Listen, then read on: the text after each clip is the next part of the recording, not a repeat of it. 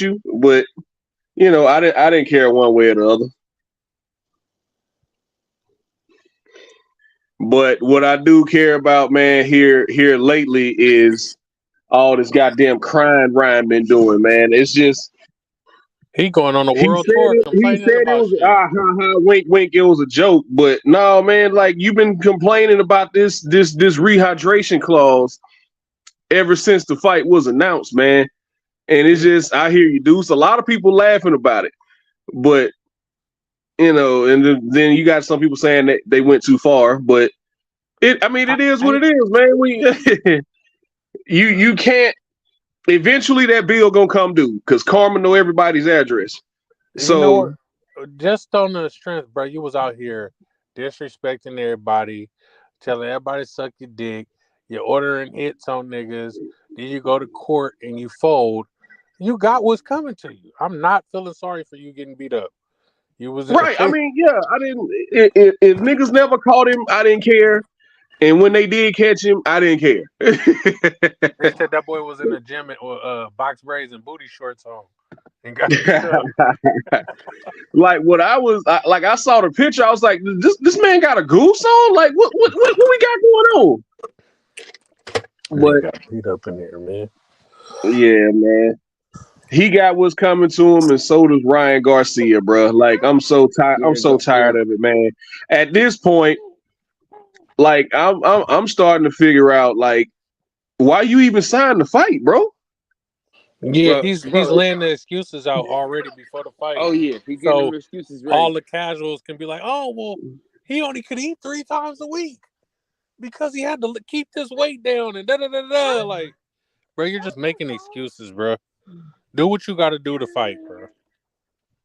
And even like I think Blue Blood brought this point up the other day, right?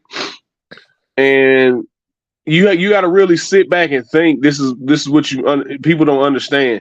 Like in non-title fights, you're allowed to be a pound over anyway. So with this, all the catch weight is allowing Ryan to be a pound over. Oh, so this ain't for the So regular belt, huh? no, which is a real championship because if you don't count Tank's belt, you can't count all them title defenses Triple G had. You got to throw them in the trash too. So if we're not gonna count Tank's belt, we're not gonna count all them years Triple G had the WBA regular belt defending it. Now everybody want to say he got more title defenses than Marvin Hagler. So if we're gonna throw Tank's belt in the trash, we're gonna throw Triple G's belt in the trash when he was defending it Nah, all them years too. I wouldn't throw the belt in the trash. I thought they was Not gonna no, fight for it. not you, Kyle. This was Yeah. I'm not talking directly to you. I'm talking to everybody who say he got a baby belt, his belt. Now he can't unify with that belt, but it's so when they get rid of the belts, right? Because I think 135, 168, and I think heavyweight and who else still carries the regular belt or the super belt? Which one they getting rid of? They getting rid of the regular belt or they getting rid of the super belt? I don't know. Good I thought they was question. gonna keep. I thought they was keeping all of them. Depends on how Shit. you look at it, right? Hey, look. Whatever bringing the money is what they keeping. That's both of them. So they gonna keep them. So where does the Nah, they winner ain't. of I this think fight they. go I think from they here? really want to get rid of them. I think they really Yeah, want to get rid of all the confusion, man, because for a long time, like there wasn't as much coverage. People they was just allowed to do whatever the hell they wanted to do. But I think now it's getting in that spot to where fans are starting to ask so many more questions. Well, how is this guy a champion and this guy's a champion? This guy's not a champion, but this guy is a champion. So how does that work? Wait, I thought Devin had all the belts. How is Tank a champion at this weight class? where does the winner of this fight go from here? Like They after gotta this, if fight. this They is gotta fight. They gotta fight Dev, man. so one of them got to line it up with Devin after this. Got If to. if Ryan somehow, by the grace of God, wins this fight, I think it'll be a rematch. And after that, we'll see what happens. But I think if Tank wins, which we all expect for him to do, I think him and Devin got to dance at the end of the year. It's Like like it's this. time now. They got to. They got This to. the biggest fight in their division, and there ain't even no belts on the line. Like No, this is not the. It's the most This ain't the popular, biggest but it's fight. not the Yeah, biggest. Yeah, for It's like not the everybody. fight. I think Tank It's a is going. big It fight. might bring in the It's most not. money, I'll say. It's all about semantics at this point. It's But I a think, big fight. It's not the big fight. but I think Devin Tank could do more numbers than Ryan and Tank. Though I think just Ah, because of the bad you blood. think Devin a bigger draw Absolutely, than Ryan? Shout out to my absolutely. dog, The Royal social Combat. media star? No, but that's not what it's always about though. Sometimes. But I'm saying you think he'd be a bigger draw than the nigga that got boxing fans and social media fans. Like people that watch him just for his social media shit and Ryan people who don't watch have boxing. box. Ryan don't. I mean, he got Kev. He do got Cam. He got Kev, man. What's up, bro? Hey, what up, boxing session panel? What's good, fellas? So Now, hey, I'm excited for this weekend though, man. One by one, tell me your excitement on a scale of 1 to 10 about this fight this weekend. DJ Combat and Coop. What are y'all scale of 1 to 10? How y'all feel about this fight? How excited? Solid 9. Just a 9, huh? Solid 9, bro. Solid 9, bro. I mean, I done already bought the fight, so like I told y'all, man, I've been waiting on this one. I actually wanted to go, but prior engagements came up and I wasn't able to make it. So, hold on, I'm about to switch devices. well, Coop, how excited are you? I'm actually excited about this because I haven't seen Benavidez much, so I want to, and I've seen the last 2 Caleb Plant fights, so I want to see how this go. I'm excited though. I'm really excited about it. We getting a fight that's a high caliber fight. So what you rate it? I'm 1 to excited. 10. Your excitement A on 7. the scale of 1 to 10. 7. Okay. A 7. Scotty, what Yeah. you got? Yeah, I have to round it off at around a 10 because boxing is starving us this year. You feel me? So this is one of the bigger fights this year. So I'm gonna go off dehydration and hunger, and I'm just gonna say 10, bro, because the winner of this fight potentially may face Canelo Alvarez, which I really want to see David Benavidez get his shot at Canelo. Truth be told, you know what I'm saying? Caleb Plant had his shot, but he started talking during the fight, and I don't know. He just pulled a Tony Harrison on us, but I want to see potentially the winner face Canelo, man. I think it's gonna be a good fight. I want to see Canelo defend his titles against a true super middleweight contender. Now, do you think that with the bread man, it makes Caleb Plant a better fighter? Shout out to my boy Steph, man. The stash is in the building. Do you think it makes him a better fighter with bread man? Can I add on to what I was saying? Absolutely. With the rematch thing, man, when I see somebody like that already got beat, I don't really be wanting to see, okay, I want to fought somebody else and now I'm coming back to the table for a rematch. I don't be wanting to see that.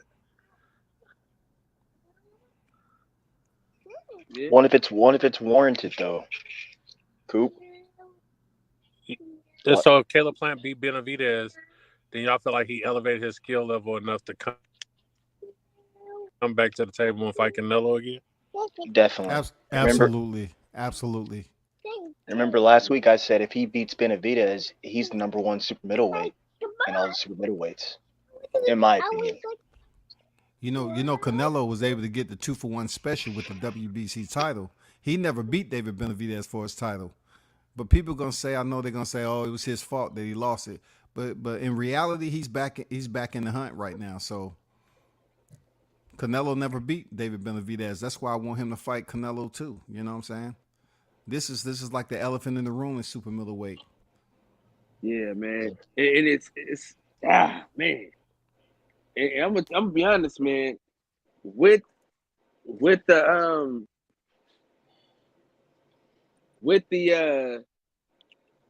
with the trainer switch, man, I just think it's 50-50, man. Yeah, I got mad respect for Bread Man. You know what I'm saying? I'm glad these fighters are switching trainers, especially Caleb. You know, I think you're right. It does boost up both sides, but still, that fighter has to go in there and prove what he learned is it's effective towards a present pressure fighter like David Benavidez, man. I just want to see how he handles the pressure of Yeah, Benavidez, really. yeah, me too. I gotta see it, man. I'm excited. I'm at a 10. Steph, So on a what would scale be of 1 to enough 10, for how him to get a excited? rematch? If he fights David Benavidez, what are y'all looking for in this fight to say, okay, you deserve that Canelo rematch? Oh, he would have to dominate the fight. If who, Caleb He would Plant? have to dominate the fight and not fade in order to get a rematch. In order for just the way I'm looking at it, in order for Cinnamon Alvarez to come back and try to spin the block, if you will, I think he would have to thoroughly dominate David Benavidez and go on to thoroughly dominate David Morrell, who I think will get the winner of this fight. I think he would have to do those things to get a rematch with Canelo, because I think Canelo got more fights behind him than he definitely does in front of him. So I just feel like the end is near for Canelo. So it would take an impressive performance in the next 2 fights for Caleb in order for him to get a rematch. Yeah. On the scale of 1 to 10, Steph, what's your excitement about this fight this weekend? Like you, man, I'm at a 10. It's a really good fight. It's a really good fight. Or undercard. It's also a really expensive fight. I mean, I looked at tickets and rooms probably in late February, and then they shot up to like $600, $700, $800 rooms, and then the tickets maybe went up like a couple hundred or maybe just $100 pricing tag. That's a little bit of March Madness stuff.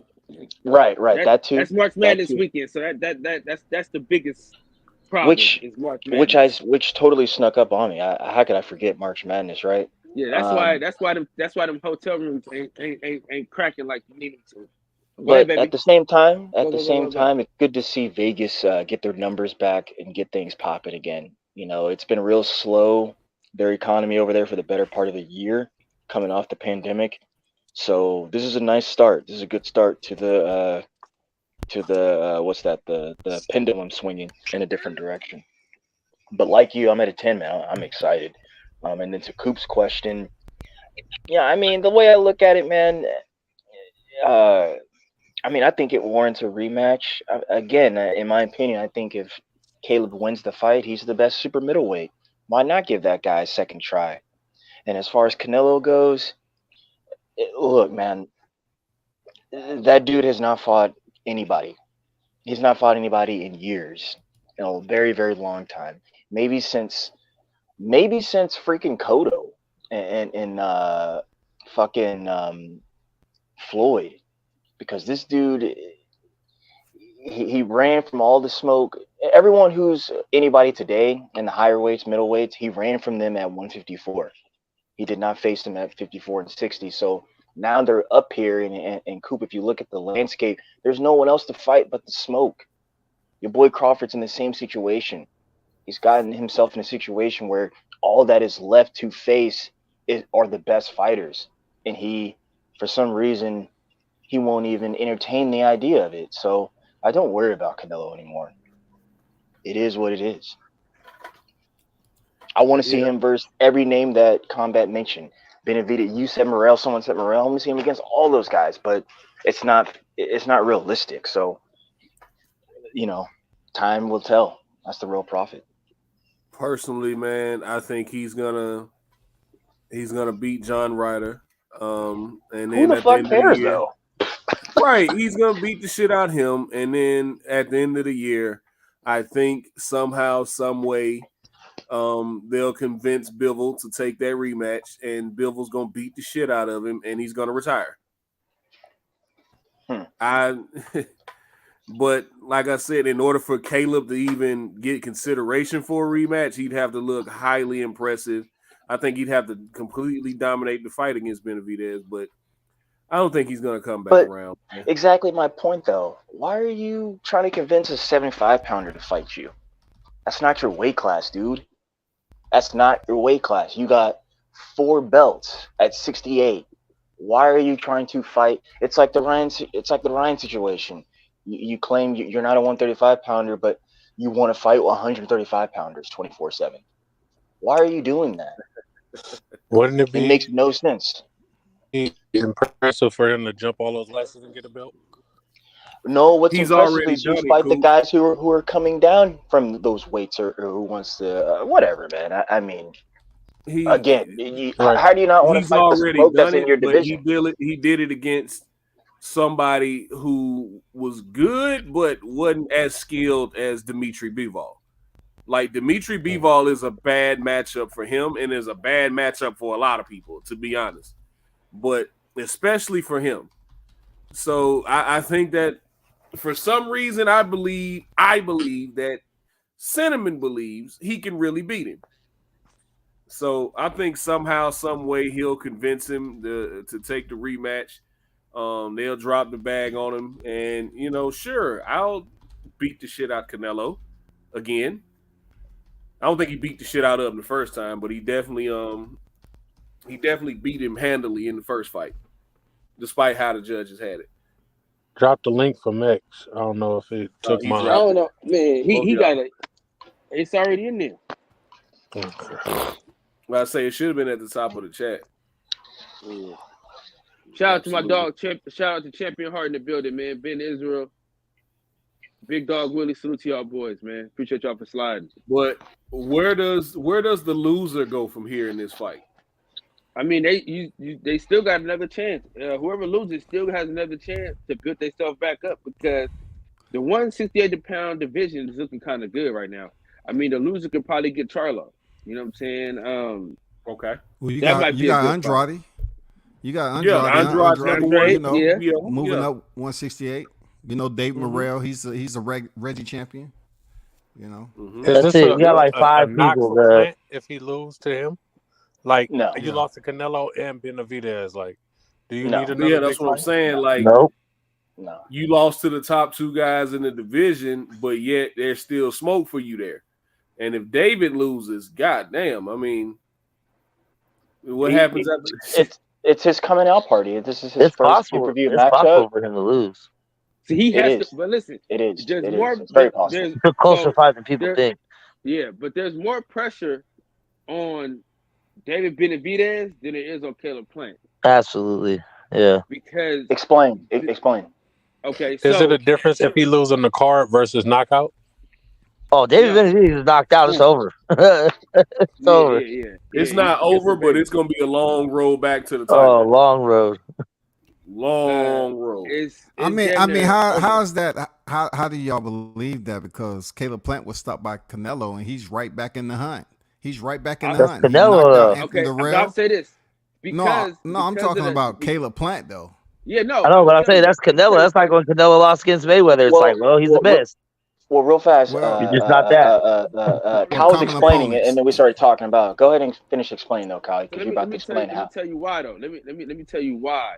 Because David Benavidez is on such a pedestal, right? We put him on a pedestal. Everybody say he can beat Canelo Alvarez, things like that. And the way he's been talking crazy. Like, I'm gonna knock this guy out. I'm gonna do this. I'm gonna do that.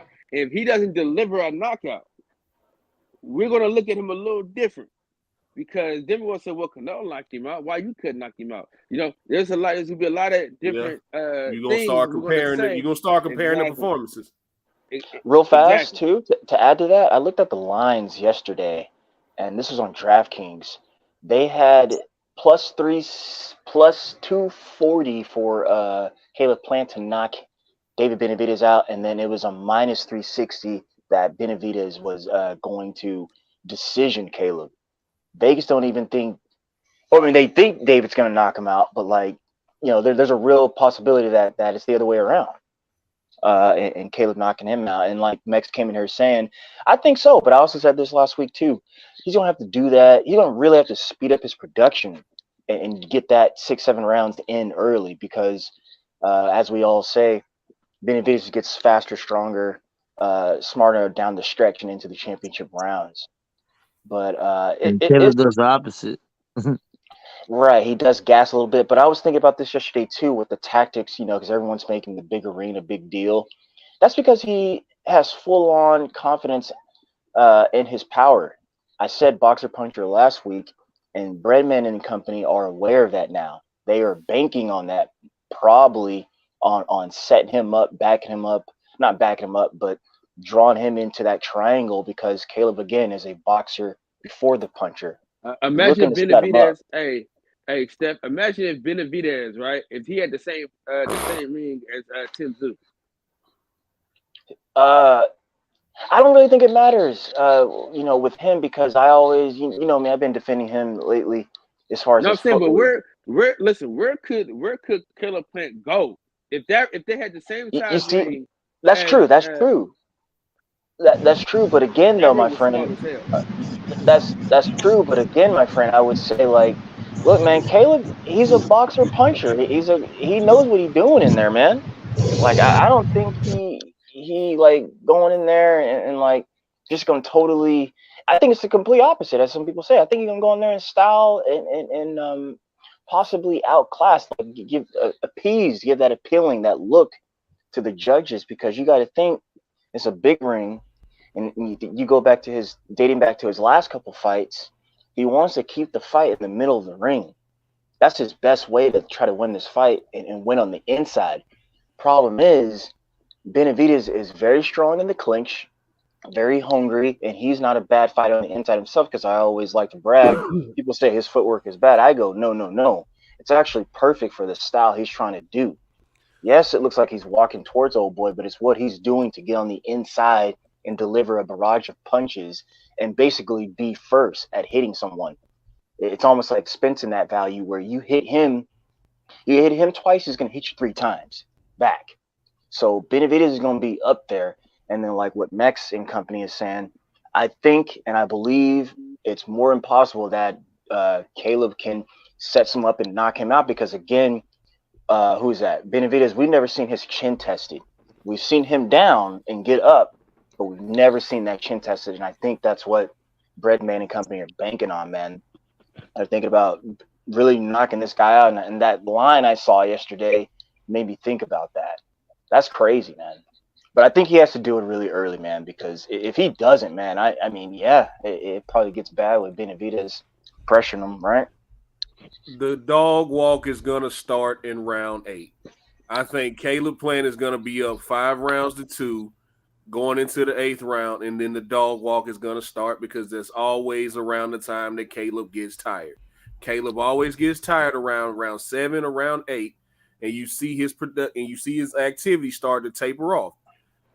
We saw it in the Truax fight. We saw it in the Canelo fight. He gets tired around round 7 or round 8, and I think that's when David's going to start the dog walk, and he's going to stop him in round 11. Just my opinion, just my assessment. Don't I wish I was clairvoyant. I'd bet a lot more, but that's just the way I see the fight going. I think it's going to be a very tough fight for those first 7 rounds. I think it's going to go back and forth. But eventually, Caleb's going to get tired.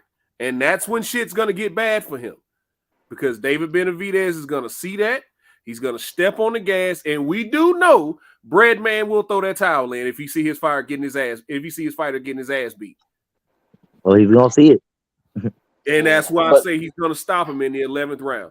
Round 8, 9, 10, and 11, Caleb is going to get a thorough. Okay, Shelton showing off the titties today or what?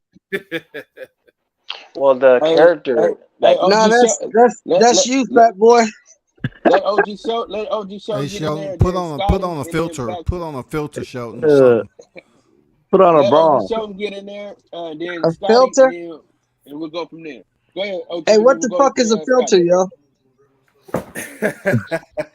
Anything to cover that up. See what y'all young Thundercats don't understand. That's what retirement WCS look like. just as old as me, nigga. Yeah, I didn't say I wasn't. I didn't say I wasn't, dog.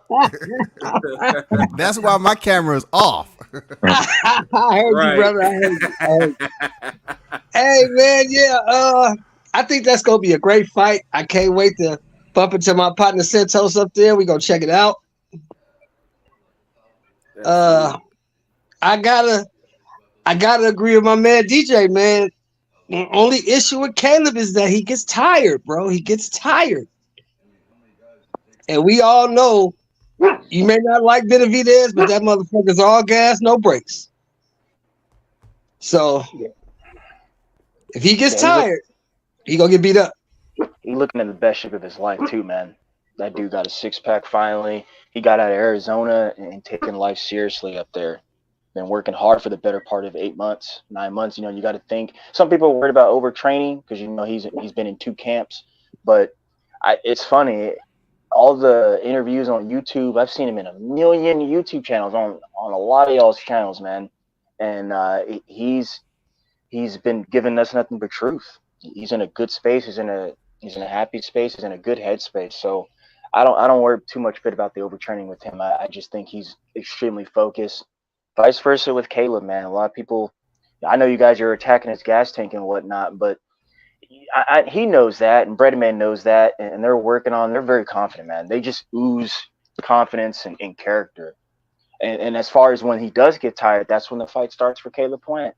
You got to think he's wearing that shirt called Revenge Tour. Something is on his mind, man.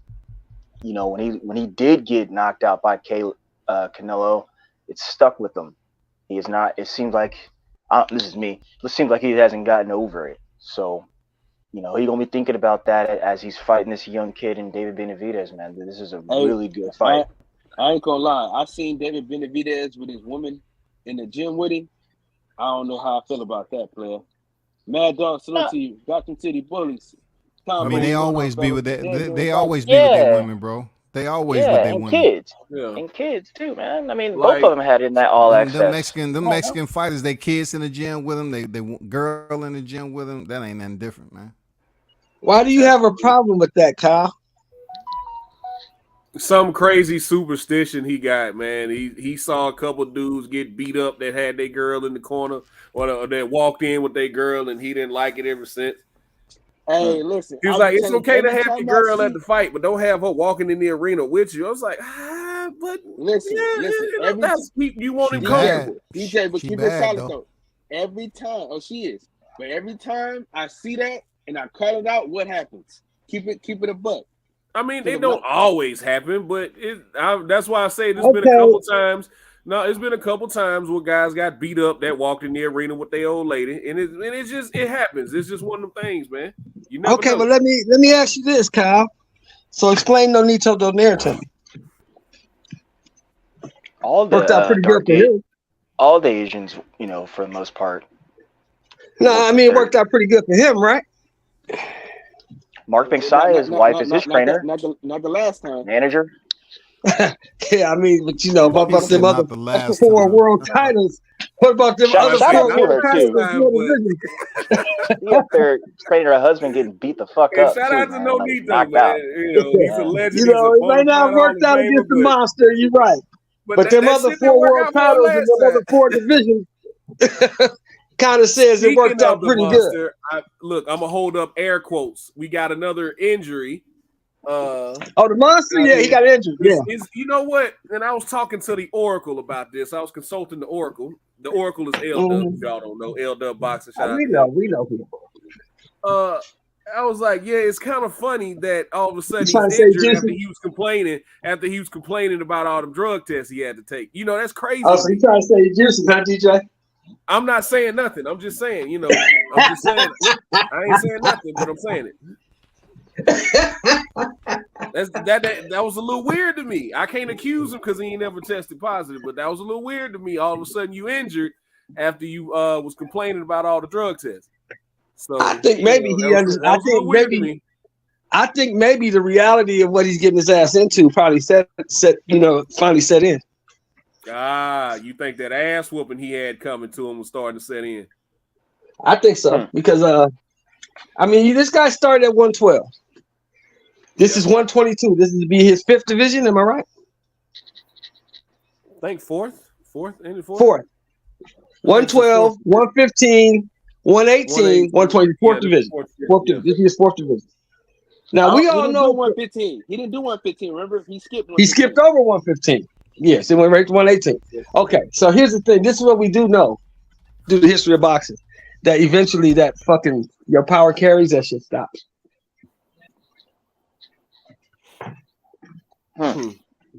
Eventually that shit stops. So who says his power going to carry to 122? We don't know that. We've never seen him fight at 122. Yeah, but that's real. We know what the fuck Stephen Fulton is at 122. I don't know what to think about this situation yet.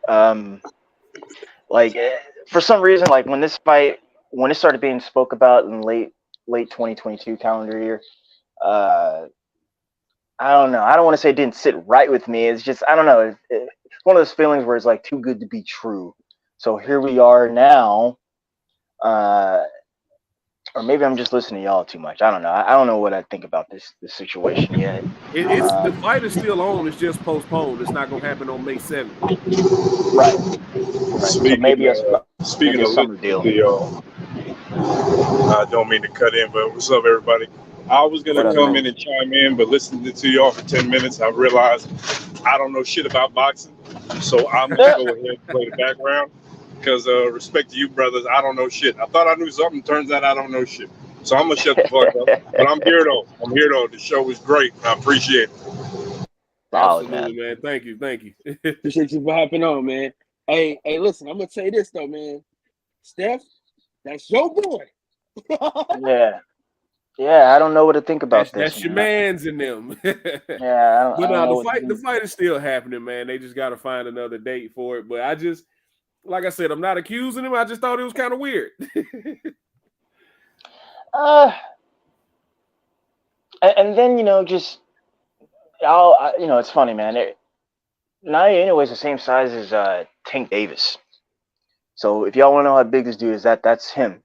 This is why I tried to way back when I was in my Twitter sphere days. They used to get real mad at me because I'd always compare those two. Like y'all realize this is the same person, but Javante is going all the way up to $140 and so on, doing what he's doing, and y'all got this dude coming up and doing what he's doing, but he's number one. I was like, how is that possible? It's to get on their nerves like that. But I'm gonna give him the benefit of the doubt, and I'm gonna just wait and see. But I am with you, DJ. It is sus that it's an undisclosed injury. If I may, because like Couch said, it's my boy. He does do. He's old fashioned. He does old fashioned workouts. So think Rocky. Think how Rocky was training in the Russian Alps and all that kind of good shit. Mm-hmm. Like his dad, his dad will tie him up to a car and make him pull it and do sprints and shit with it. Like that's the type of old fashioned training methods he is. He trains all the way out there in Osaka in Japan, like doing all that old type shit. So maybe this nigga, I don't know, and fucking shit is splaying out or something, doing something crazy. Combo said, I think it's a weight cut issue. Nah, I don't think it's the weight. You can't have a weight issue moving up in weight. It's 4 pounds. The fuck? Yeah. Plus, what's Monster walk around at? Probably like 135, $135, something like that. Yeah, probably because I'm lean. I'm $150. He's probably around there with me. $135, $140. What's he walk? Yeah. Nah, he $150, man. He like I said, I think he $150. Yeah, no, I'm telling you, he's the same person as Tank. They're the same reach, same height, same everything. Same person, bro. 5'5", with the whatever reach. I forget what reach they got, but it's the same person. Go look at that box track. It's the same person, bro. I used to always compare those two and be like, look at what Tank is doing, which is way more impressive. He's not even on that pound list. But y'all got this guy number one. How the fuck does that work? So I think he walking around $150, man. And I've seen him on the outside. I don't know. But all right, cool. I mean, I got you. This is like I say the same thing about Brandon Figueroa and Devin Haney. Brandon Figueroa and Devin Haney are the same size. But Devin just he's just a little bit thicker. No, Devin, his body mass is built differently. No, they ain't the same size, DJ. They ain't the same size. Brandon Bro, you Figueroa look. is smaller. I mean, I've been Devin's. next I mean, you look at I've been next to both of them. Huh? I've been next to both of them. They ain't They the same, size. bro. They the same height, and Brandon longer. Yeah, but like, here's the thing. Let me get. Devin might be a little more stout, but they the same size, bro.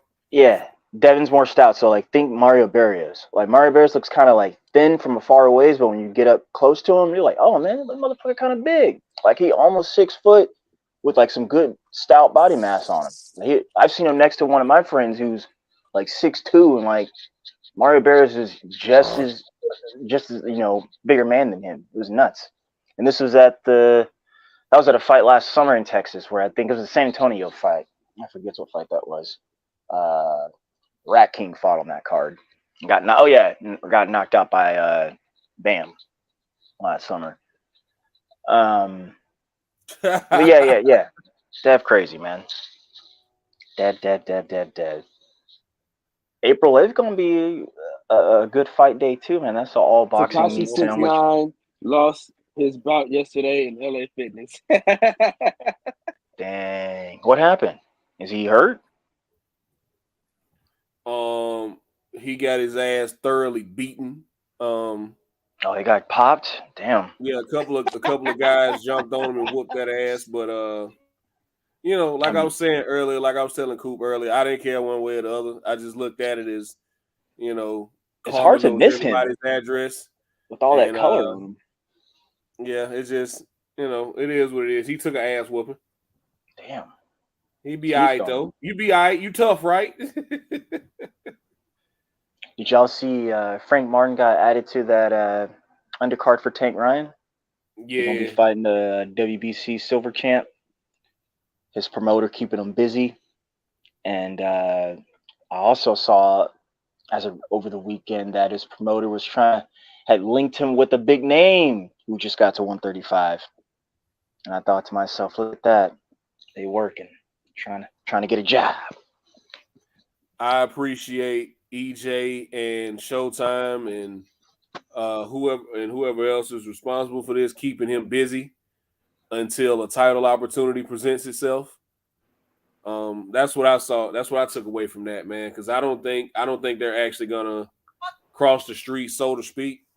But I just appreciate them keeping him busy. I'd like to see him fight Pitbull at the end of the year personally. But it just because to me it just seems like Pitbull's keeping itself warm until a title opportunity presents itself. So we'll see what happens, man. Just rebuttaling you, DJ. Like I'm gonna keep it real, man. Like, look, I ride for Frank because that's my favorite fighter's fighter. But gotcha.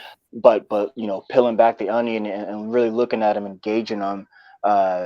He's with DJ, talking about Derek James, and I like the style that Derek James teaches his guys, which is punching for openings. I'm gonna beat your ass, but they all fight differently, of course. And having to look at Frank over the 3 or 4 fights I've seen him in 5 fights, all that kind of good stuff. Generally like the dude. He's really, really good dude and an excellent fighter. So I'm rolling with him, and I disagree. No, man, his promoter is trying to get him good fights. If you go back at his last fight, look at that All Access and look at the extra information that was coming from them. Fish was mad at him when he mentioned Rolly's name. He's like, no, we don't do that. That's trash. We looking for this. I'm gonna get you over here. Got to get you set up. Like, he's already teaching this young man the mindset of what you got to have to be the best and what it takes to do that. So I think it's more impossible for him and Shakur to get it popping. And then with this opportunity now with Artem, who he's facing this German dude, this guy's already the silver champ. I think Frank is top 5 in WBC. Top 5. He's top 5 in everything or top 2 in WBA. He's right there with the regular champion Tank. Yeah, I'm about to say, I think he's number 1 or number 2 in the WBA. I have to go back and look at the rankings, but I think that's where he's at in the WBA. So just keep him busy, man. But he's in that spot now where you can't go backwards, Steph. You can't go backwards. Well, again, he said in his fight debut last year that look, we looking forward to get a championship opportunity in calendar year 24. It'll be here before you know it. And by the time we get there, the landscape will look drastically different than what it looks like now at 135. Just think Game of Thrones. We're going to play with this shit, and someone got to go. Scotty, what you got on that, Scotty? Go ahead.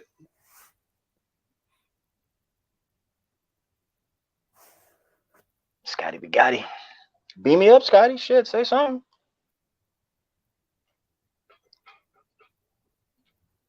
Go ahead, Steph. Go ahead. I think DJ was about to answer back to something. I was just replying to the chat. Swaz Best was like, that if that's true, it was like he had a chance to fight Prograis. I don't think he had a chance to fight Prograis, but who's that? He did. We talking about Pitbull Cruz. I said Pitbull Cruz is staying warm until a title opportunity presents itself. I don't think he's necessarily. I don't think he had a chance to fight Prograis, but at 35, he had a chance to fight Shakur and turn that down. He had a chance to fight Ryan Garcia, turn that down. So I just think he's in that spot to where he's waiting for Devin to move up, and I think he's ranked like number 1 in the WBC, either 1 or 2 in the WBC. So he's just waiting on, at this point, I just think he's staying warm until he can get a Tank rematch, which Tank has already told us he's not going to fight him again. I think he's at this point, he's just waiting on Devin to vacate. Either Devin or whoever Devin fights, or Lomachenko if Lomachenko wins. I think he's waiting to fight one of those guys. I think he's waiting on a title opportunity. And he's just staying warm until he does that. I like what you said. Yeah, kind of staying warm for a title shot. But fuck him, DJ. Seriously. Fuck Isaac. Like, why are y'all so gassed up on this dude? This nigga has done nothing. This nigga took a L to Tank. He lost to a man with one hand, and then you fought Gamboa, and all of a sudden you get to say no to like who and when you're gonna fight someone. Fuck you, dude. Like it just. It's not anything, he should be building himself up though. Fight the guys who you need. Against who? Against guys who's gonna get beat by. He's not stupid. So great. He understands. All right, now we're making excuses. Listen, he understands that he's in a position for a shot. He knows he's not gonna get in there with Shakur because Shakur gonna beat his ass. He's not trying to fight Devin because Devin gonna beat his ass. He's not trying to fight anybody who could bump him out of that spot. He might not even fight a Frank Martin. Might be scared of that. He don't want nothing but a rematch with Tank. Because I've been telling y'all for a year, this guy is famous for losing. That's the only thing he's famous for. Nobody heard of this motherfucker until he got his ass beat by Tank. Can we not dignify him anymore then? Who the fuck wants to talk about a loser?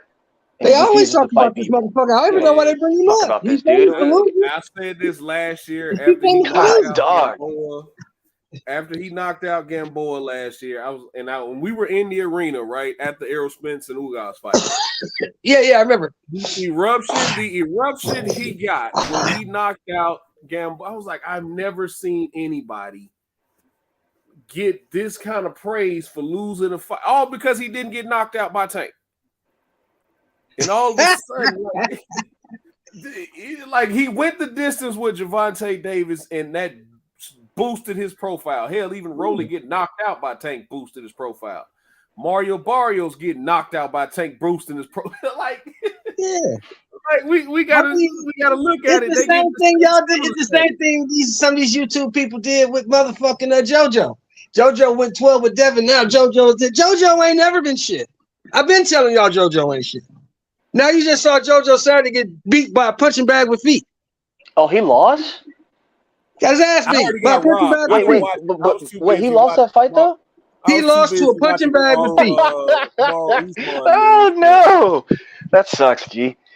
Yeah, oh no, he lost. But I didn't watch JoJo ain't never been shit. I've been trying to tell y'all that, and y'all trying to tell me I'm tripping. JoJo ain't never been shit. Yeah, he looks like Tio, who Uncle Tio, who just like lost it, just in a bad spot for a little bit right now. Sitting on the couch at the family function, talking shit. And you're like, dog, you gotta get your shit together, man. Talking about JoJo. Oh my goodness, he lost. No way. He lost to a punching bag with feet. Man, Yeah. that's Like tough. I said, I didn't see that fight. I didn't care to see that fight. So It's Yeah, I didn't watch any JoJo. boxing. JoJo ain't shit. I've I been didn't watch telling any y'all boxing that. this weekend. Y'all try to JoJo did good. JoJo didn't do shit. JoJo got his ass beat. But on the real, man, like I'm getting tired of hearing about Isaac Cruz, dog. Like I've not heard anything. I've not heard any positive news about this guy. And like people are like, I'm hearing conversations or murmurs of him like he belongs. Like what has he done? What are y'all talking about? We gotta stop that, man. We're just and we're giving people passes and just anointing them to be like this when they've done nothing. I'm not saying it's okay to like praise people. I'm just saying I'm not gonna give them credit where they don't deserve it. What the fuck are we like? No, gotta stop that, man. Really gotta stop that. But hey, I'm telling y'all what to like and what not to like, so don't listen to that. But man, Isaac Cruz, stop. Champion Heart, Champion Heart said there are many journeymen that get praised for losing and they make a career out of it. Yeah, the biggest example of that right now is two of them. It's Gabriel Rosado and Derek Chisora. Yep. So don't forget JoJo. Don't forget. I guess you could add him now. He's famous for losing too. I guess you could add that. Famous for losing. He did good. Where's the did good column? Where's the did good column in box rec? Give him a little respect, OG. Hold on. Give him a little respect. He's not. No. I want to ask you. I asked you. Where's the did good column on box rec? Where's the I did good column? Where's that column at? But JoJo is not a journeyman. He's a gatekeeper. He's been a title holder, bro. Yeah, he been behind the gate. JoJo been behind the gate, so he can keep the gate because he been behind. He's the gatekeeper. I almost forgot he got that title off Tevin Farmer. I almost forgot. He's a gatekeeper. He been behind. Yeah, see, you can't be a journeyman is a good fighter who's never been behind the gate. See, you can't be a gatekeeper if you've never been behind the gate, right? How you gonna keep the gate? You've never been behind the gate. Right. JoJo been behind the gate, so he gets to keep it. I give him that. It's like Sean Porter. Sean Porter's a good gatekeeper because he's been behind the gate. And I think that's why Sean Porter retired. He didn't want to be a gatekeeper. Yeah, but that's what he was. That's what he was about to be after he got knocked out by Bud. Oh yeah, that's what he was about to be. They was about to feed him the boots. He was about to get fed to a lot of people. Yeah, they was gonna feed him to all them kids. Nah, he ain't doing that. He ain't fighting nothing. Exactly. He making too much money talking. That's why, in my opinion, that's why he retired. Nah, he needs. Hey, what did Shannon Sharp say? Drop the belt. Still fight. What did Shannon Sharp say, DJ? You remember what Shannon Sharp said? What did he say? He said, "I can talk about football way longer than I can play it." Yeah. You can talk about boxing way longer than you can fight. Yeah. Make more money too. Make more money talking.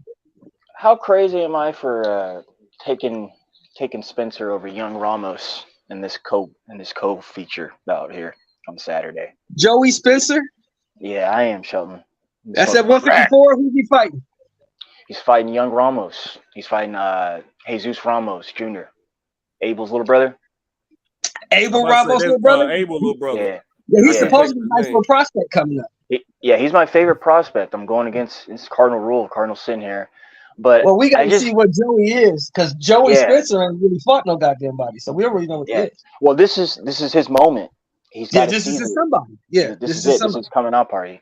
So I am rolling with him, and I'm really rolling with him because I didn't like the way Young Ramos looked in his last couple fights. He hadn't really looked good since, he hadn't really looked like eye-catching amazing to me since that fight he fought at the Expo in L.A. I think that was Santa Maria with the black ropes. Oh, that was on FS1. When he fought over there on Figueroa? Yeah. Like that was for me. That's when I was like crazy. Yeah, and he's fought, and that's the guy who beat J-Rock. So yeah, he's fought really good competition. They've been bringing him up nicely. So this is again coming out party for him to go ahead and be showcased. But I think Joey's got a lot to prove, and I think their styles are going to play into each other. Where Ramos going to stun on him, outclass him. He's very heavy-handed and probably going to be popping him.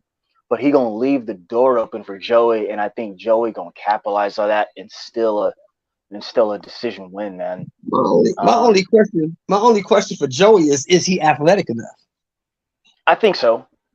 I think so. He has to be. I He just better think be. I just think like I think it's about a lot of fighters, Shelton.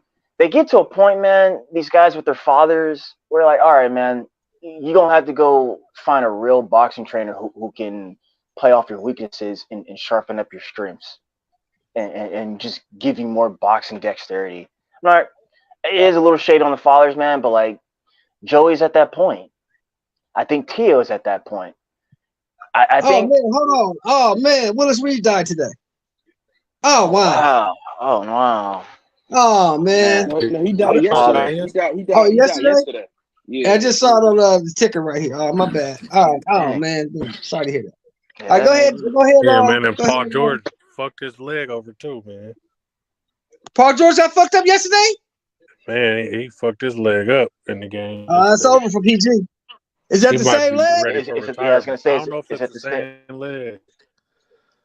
It was a bad injury though. Oh no. If it's that same leg, it might be over for PG-13, man. Off topic though, hey Coop, fucking War is kind of low key trash, dog. We've been losing all these fucking games and shit. Like, what the fuck? Like, I thought y'all were like Hey, the man, shit. What the we're going fuck? through some things. God. We're going through some things, man. I don't No, know you're what's not. going You're on. not going through some things. You're not going through some things. Just say what it is, Coop. Y'all old and y'all small. We ain't got our starting small forward. Steve Kerr's not a good coach. Let's just put that out there. No, he's not a good I've been coach. said that. Bring Mark Jackson back for sure. And he shit inherited a good team, and playoffs. He might not have one round and then go home. You guys are old and small, man. It's not. It's not a good combination in NBA. Small ball's the way to go, man. Ain't no big teams no more. But not as small as you guys. Yeah, we're Small undersized ball's like one small thing. folks. Yeah, you guys is like I think the tallest guy you got on the squad right now is about 6'5". You guys are small and old. Man, we gonna watch come playoff. I don't know what's going on Nothing. with Wiggins, but Oh, he'll he be dealing back with his for baby Miami. mama issues. I heard he got some They- baby mama issues at home. They said it ain't true, man. So hopefully, Well, we'll figure it out. Something's fucking with him because motherfucker ain't been there in Yeah. 15 games, so something's fucking with him. hopefully he get his mental together, man, to where he back ready to play some defense. Iguodala, Hey, that's Just these had young surgery. niggas. That's these young niggas go to, ain't it? Mental health. What you just say what you are? You young niggas is bitches. You niggas is hoes. Just say that. Yeah, that's true. I'm a hoe and I can't deal with real life. Yeah, just say that. I'm with you on that show. Yeah, because shit is, We this used is to call all you're that dealing with. It's we shit that call that regular people deal with every fucking day. Every I day. say this all the time. We when I was coming up, we call that a nervous breakdown. But now We call it being a bitch. it's everything else now. It's just, Being a bitch, nigga, man up. did you kind of back to Boston? Did you see Jamel Charlo on that Last Stand podcast? Oh, the weirdo? That, Yeah, I saw the weirdo. that Custer release. That was Yeah, I pretty saw cool. the I like weirdo. that. Now all of a I sudden, like that. I'll fight them both. You didn't want to What fight you mean? nobody. Now, first minute you say you'll fight both of them, and the next one, well, they gotta earn it. What the fuck you mean? What are you talking about? Wait, Jamel talking about he'll fight Bud, he'll fight Spence, but they gotta earn it. That shit, what they gotta earn? I looked at that dude. That's cap. He, That's cap, man. yeah, he was first off, he was just, when it comes to Crawford, he was responding to that question because Crawford's the one who had his name in his mouth. And fact of the matter is, Sheldon, if Crawford even wanted to fight him, he's had more than a year to do it. Apparently, he's got that little WBO thing. He has not requested to do that. He has not done that. So I don't know why he's talking like that. As far as Spence and them go, that is to me. I don't know this, but to me, yeah, that is a fight on the table, man. If Spence moves up and you're still there, I mean, regardless of what's that petitioning, that's a foregone conclusion, man. This is the best fighting the best in the division, simply. And then if you want to mix in the technical rules, he could make that happen. And yes, Well, my whole thing is my only thing is this, man. Don't say you're gonna fight a motherfucker in one breath and then the next breath put all these stipulations on it. If you want to fight, the motherfucker called you out. You say the little man is too small. He called you out talking shit. Then go beat him up. That's all you gotta do. Go beat him up. yeah, but you know, honestly, man, like that's nothing. That's boxing capery. Terrence Crawford, I don't. Why is he talking about Jamel Charlo? Because Jamel Charlo was talking about him. And he said first no, when he was on there on Spencer's head, but Jamel let's Charlo jumped in. Hold on, he jumped in. So he said, okay, well, first I'm gonna whoop your ass, and then I'm gonna go up to 54, beat up the cheerleader. Beat him up too. Yeah, right. Whatever. And I say that because like that has not transpired, and he said that, but his actions prove differently. He did other things. So whatever, man. I mean, Steph, why do you hate Terrence Crawford so much? what? Why do you hate Terrence Crawford so much? I don't hate Terrence Crawford. Because he's from Texas. I don't hate Terrence Crawford. I just I don't fuck with him. I don't think he's as advertised. And then when I start doing my boxing take on him, like I do every other fighter, it doesn't add up with him. So that's I don't think that's hate. What was that? I said he the illest nigga in Nebraska. You can't be like that. Terrence Crawford has peaked. I don't hear many people bragging about Nebraska. Many Americans, that is. Terrence Crawford has peaked. This is the best that we're going to see out of him. He doesn't have the power or the durability to go up and withstand that type of damage he will have to against someone in 150, against anyone up there at 154. Terrence is just talking. He's throwing smoke and mirrors. He didn't eat his main course. How can he go to the dessert? I really hope they make this fight, man, so y'all can get off Bud heels, man. I'm a Bud fan, and it seems like there's no way you can make this fight. It's no way you can make this fight. Errol is killing himself stand down. He's actually probably he ain't took no fight legacy. His legacy has taken a hit regardless, because this was his opportunity to unify or to have his legacy building fight, but it didn't happen. So now he goes up, which has to force his other entities to move around or to stand and fight. And he won't be able to have, like, if things would have went the way it's supposed to went, he would have been able to be a 2-division champ, or at least competed in 2 divisions at a high level with the opportunity to be a unified champion. So what's going on with Earl? Why he ain't took no fight yet? Like, he ain't fought nobody? He ain't fighting nobody? I think the biggest thing was Earl was sitting waiting for that Bud situation. Like, he waited. Like, he literally kept himself down at fighting weight.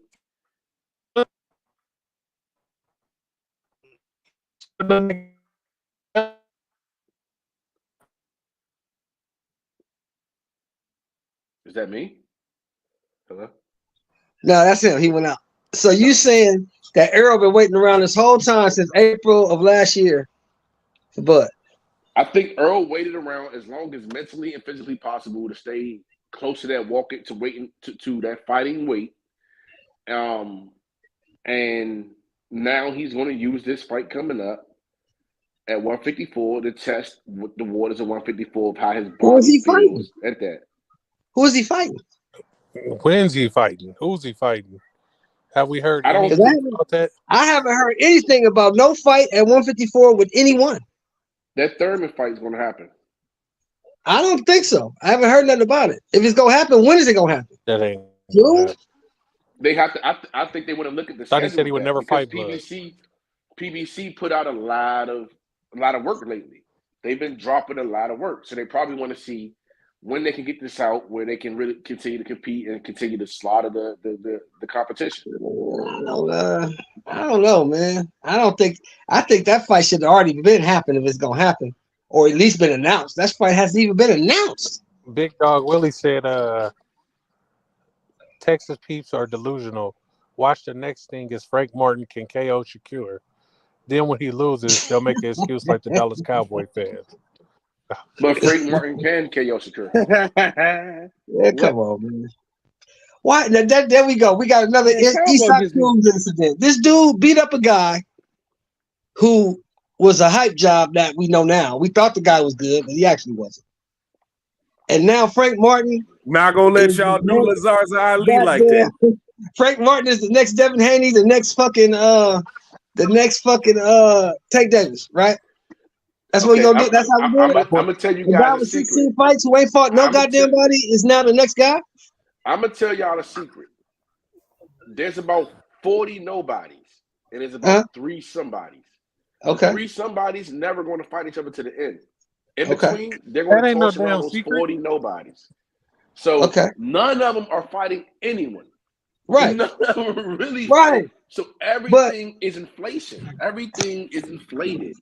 And until they really bump heads against each other or people of their same caliber, right, you don't really know what they're made of. But so do you agree that Shakur Stevenson is a level above Frank Martin right now? Would you agree with that? Yes. Okay. That's all I want. Yes. That's all I want. I can't. One thing I can't. In my boxing mind, if I look at boxing and study it, if I put everything together from I've studied from a lifetime of studying boxing, right? Shakur Stevenson, biggest enemy is himself. Exactly. I don't really see a ceiling. It's hard to see a solid ceiling for that young man. The way that he fought Josh Warrington, not just the style that he fought him, but the beating he put onto him, the way he dug in, the ruthlessness, that's not normal. That's not normal. And Josh is not he's not a walking apart. Right. So seeing what he did when he was pushed and put, like, he made it, you was able to see that there's a difference in him and the others. The only thing, and you guys are gonna hate that I'm about to say this, the only thing that I think that would have truly solidified him was if he would have went up against Gary and did Gary that way. Then it'd be undoubtedly who the fuck he is and what the fuck he is. I was waiting on the Gary Russell Jr. Reference. I was waiting on it. I knew Gary Russell was gonna make his way in there somewhere, and here we are. Listen, you know, Combo is gonna bring his funky ass in here and talk about Gary Russell ass. No. But hold on. He got a point. He got a point.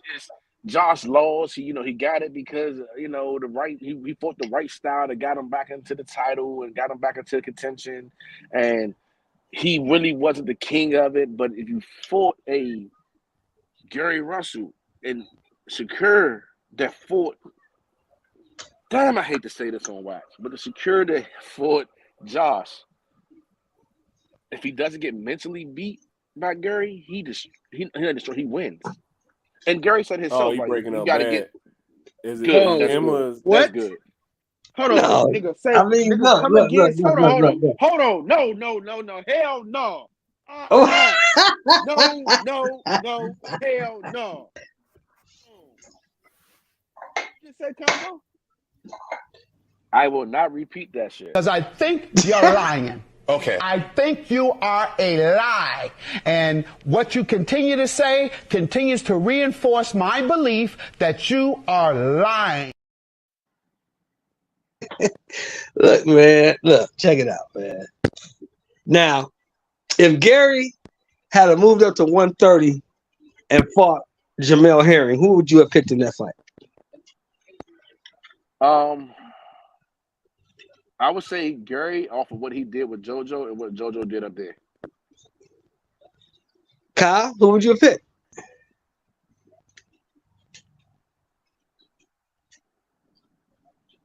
Kyle ain't answering. DJ, who you would have picked?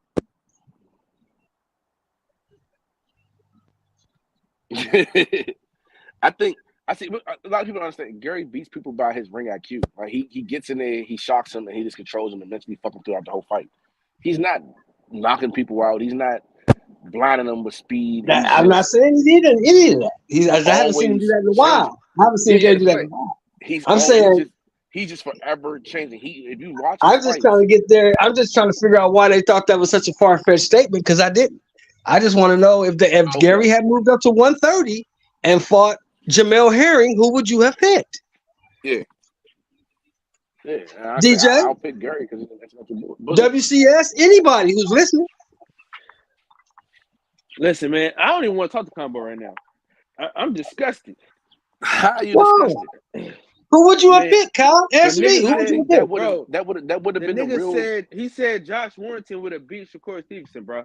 Come on, man. No, he didn't say that. He never said that. That's what he said. That's what he said. He said if Gary Russell didn't beat that man mentally, he would have beat Shakur Stevenson. That's exactly what he said, bro. He just said that.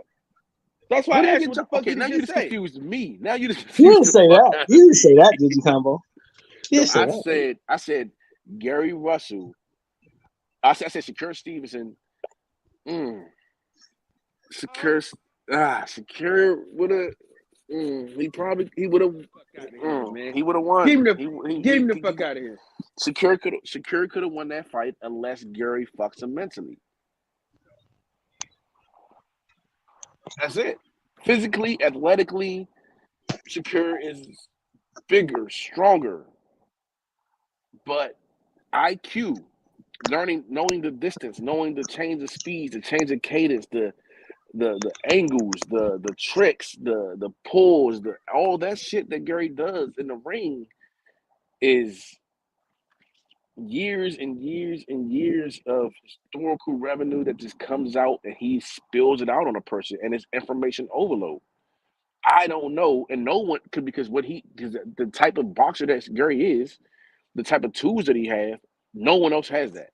So we don't know if Shakur can handle that type of information overload. The same thing I think was going to happen with Devin and I'm not Devin, with Ryan and Tank. There's going to be information overload for Ryan.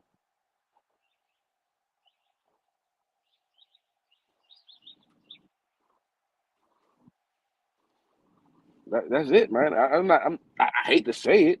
Now, if Gary gets in there and he would have got in there and charged the way that he can and kept him off his toes, then yes, it's a possibility he win. The same way that Caleb Plant could come in there and win 6 rounds and then get on his bicycle and keep Benavidez off his toes, then he can win. But the difference is Caleb has a little umph on him. Gary doesn't have an umph on him. I was just saying that would have been a true test of Shakur's skills, Shakur's IQ. The people he beat don't have that same level of IQ.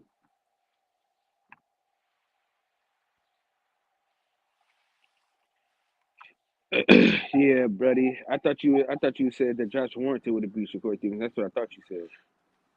He beat him already. Josh Warrington never beat Shakur Stevenson. Shakur beat him. Yeah. Nobody's beating Shakur. Shakur right now is probably. I was going against Shakur in that fight, to be honest. He didn't fight Josh Warrington. No, he didn't fight Warrington. He fought I'm thinking about Oscar Valdez. Oscar Valdez. No. He fought Warrington. If I'm not, he fought Warrington. No, buddy. You're misinformed. Dude, you're I'm misinformed. Fight. Hold on, watch. You're misinformed, big fella. Watch, hold on. Let me look it up. I don't know how to spell it. All right, we ain't got to hold on. We ain't got to hold on to nothing. Who was Shakur's last fight? Who was Shakur's last fight? The dude from Brazil, the Brazilian cat. Before that, Oscar Valdez. Oscar Valdez. At 130, Oscar Valdez. Hold on, I'm going now.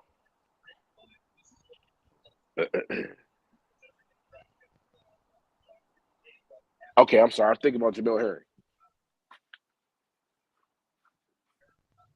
I'm thinking of Jamel Herring and how he did Jamel Herring. I was going to ask if you meant Jamel Herring, but I thought you was talking about somebody else, not Shakur Stevenson. When you brought up Josh Warrington, I was like, does he mean Jamel Herring? Okay, I meant Jamel Herring. Now, DJ, you back. So answer this. if Gary Russell had moved up a couple years back and fought Jamel Herring, who would you have picked in that fight? Gary Russell. Okay. That's all I'm trying to say. That's why I'm saying that if Shakur and Gary had fought at 26 or 30, he would have more faith in Shakur. That's not really a far-fetched statement because nobody really thought Shakur was really what he was until he beat the shit out of Jamel Herring. And then once he beat Jamel Herring, everybody knew that what they thought was the truth. I would have picked Gary because at that point, Shakur was still wet behind the ears, breath still smelling like Similac, didn't know enough. Right. He didn't know enough. That experience and hand speed alone and that IQ would have beat Shakur if he fought Gary at 26. Yeah. But at 30, shit. Yeah. Unlike I Devin, think you would have did the same thing to Gary that he did to Jamel Herring. But I don't disagree with that. But like unlike Devin, who we wonder if his power goes up or does he gain power when he goes up. The way Shakur looks against I don't want to say Josh fucking the way he looked against Jamel Herring, he Grandma, he knows and you see that he got some fuck you. He knows that he has some power that's just being taken off of him. He knows it. Devin, you're not sure. And I hate to say it, Gary literally did an interview where he spoke about Tank. He said, look, Tank has out of the three has the higher boxing IQ and he has power, but he hasn't been in the ring with anybody to really bring anything out of him. He can get Devin because of that. Get Tank because of that. He was like Devin, he can box, but he doesn't have the power. He was pretty much, if you read between the lines, what he said was, to fight Shakur, you better get him now if you want to beat him. He was like, Shakur is a dog. He got the skills and he got the fuck you on there. It's just that he don't have the basically the time in the ring. So if you want to get him, you got to get him fresh, young, like you said, Similac still on his breath. Combo, go ahead and read that real quick. It ain't no the cabin for DMV has begun. Gary and Tank show. No. Because I'm literally saying that these guys actually, you know what I'm saying? I'm saying he's cherry picking, which everybody keeps screaming about Gary is doing this and that. Like he's telling you, like, hey, this is the fight. He gotta have him now, or he's not gonna get him at all. You know what I'm saying? Tank is fucking Tank. He's a great fighter. There's no cherry picking or nothing like that. I was just saying that Shakur. Yeah, he had the belts down there. He's moving up, but it would have held a lot more weight if he would have had it. If he would have fought Gary. How is that wrong? So let me ask you this: what would you say to people that say Tank is cherry picking as long as he stays at 35? It's obvious he is. He doesn't have to fight at mandatory, so he gets to fight perfect skills. Perfect styles that matches his style. No, what they saying is, what they mean by that, they say as long as he in that division, he cherry picking no matter who it is. Yeah, so like I said, he doesn't have to fight a mandatory. Even I got what you saying. Like even if he had the title, he had mandatories. There's no one there. No, that's not what I'm saying. You're saying? I'm saying people are saying that he is too good for anybody at 135. He should be fighting at 140. That's where his challenges are. He has no challenges at 135. Do you agree with that?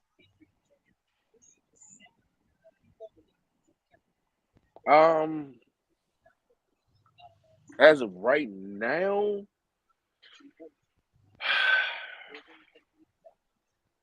I would say at 135, nah. No. He could easily run that. He could easily run that division. It'll be chance. He gotta take chances. Like it might be a couple fights that's closer than what he won. But he could easily run that division. Yeah, that's what they said. They said the only way he gonna get a challenge is if he move up to 40. But is that his fault that he's that much better than the people in that division? The division is what it is. I'm not saying it's his fault. I'm saying that I mean, things have changed in the last 20 years.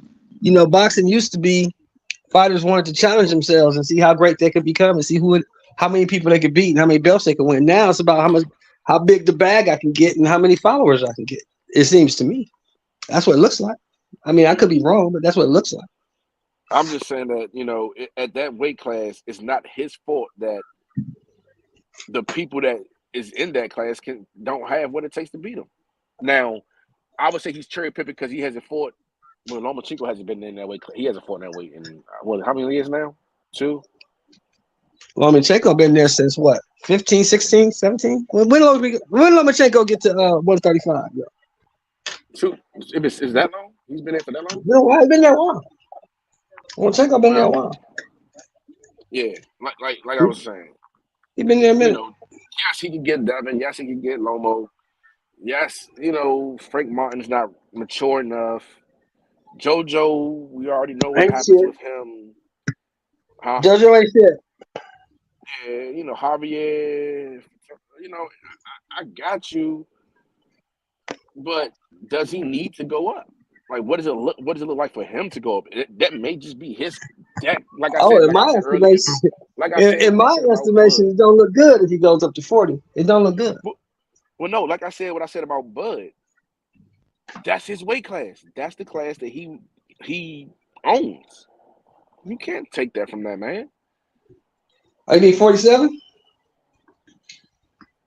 Who at 47? You said Bud. You said Bud. Yeah. Tank should. I think the only person that gives him a challenge there is the guy that he's. I don't know who's not making the fight, but the guy that he needs to fight that he ain't been fighting. I don't know.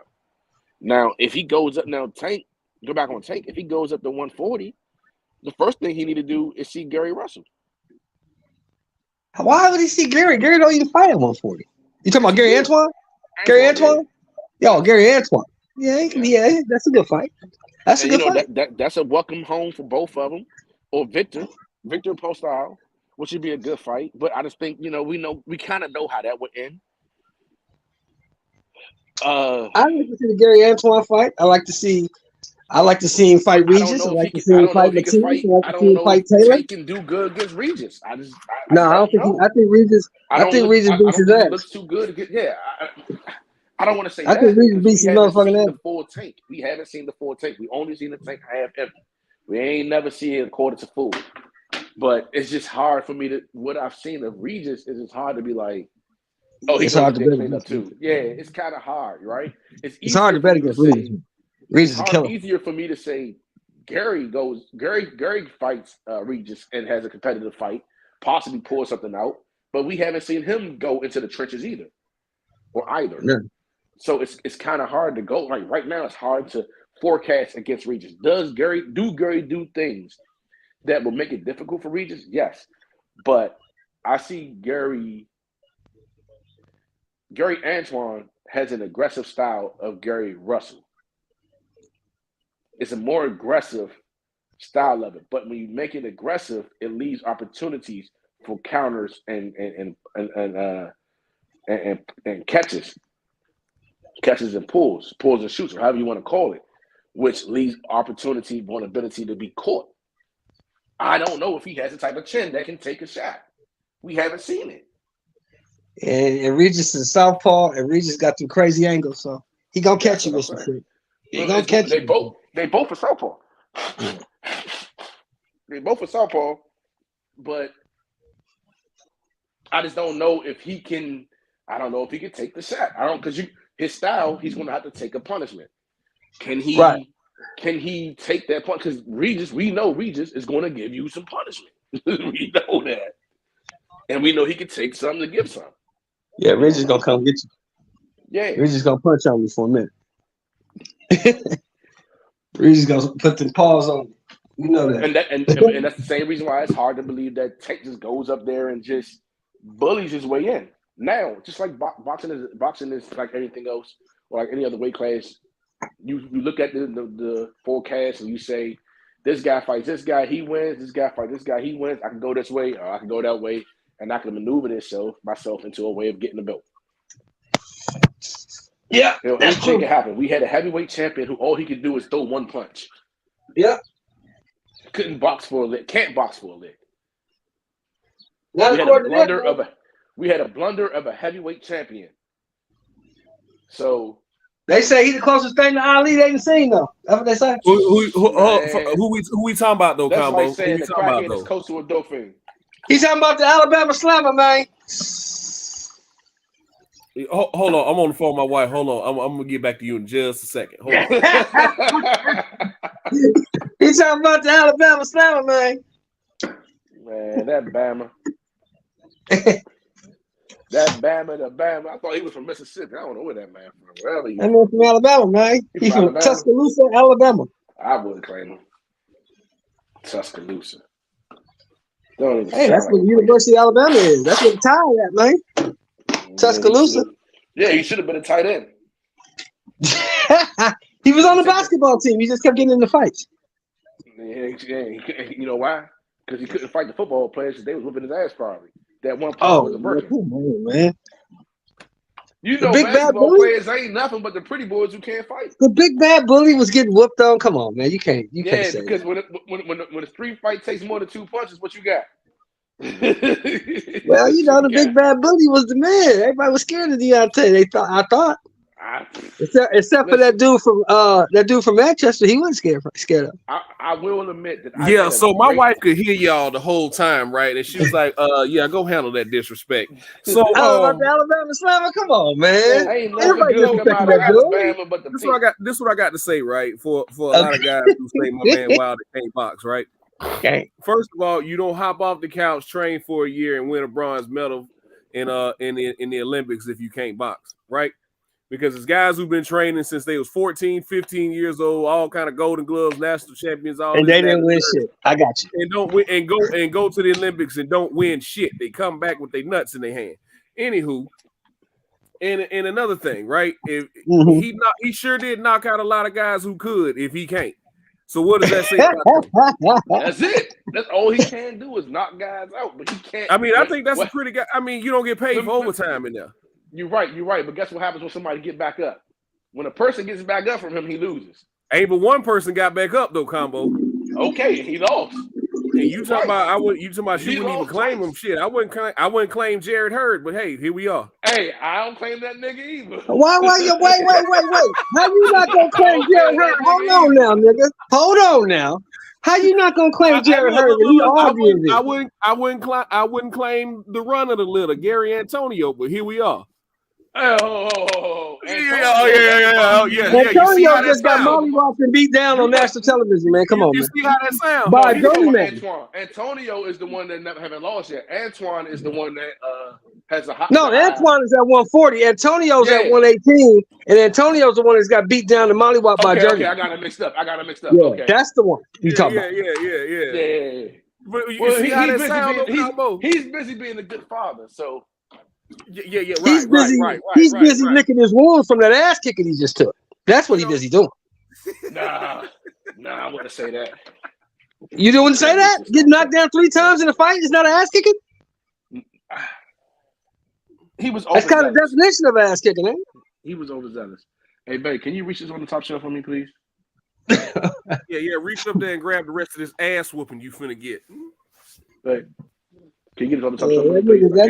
you can't explain away Gary Antonio Russell. He got mollywopped and got his ass kicked. He got mollywopped and got his ass kicked. That's what happened. Yeah, little Gary Russell, man. The 118 Gary Russell. Yeah, he ain't nothing but an oversized one-hit wonder. That's what the hell he is. That's a good goddamn hit, son. One-hit wonder. That's boom. The fuck. That's a good hit though. It keep working, don't it? Let me tell you. See, that's the thing right there, right? Let me tell you something about our military. You know why? You know what makes our nuclear, our bombing system so well? We don't just have an ability to deliver it.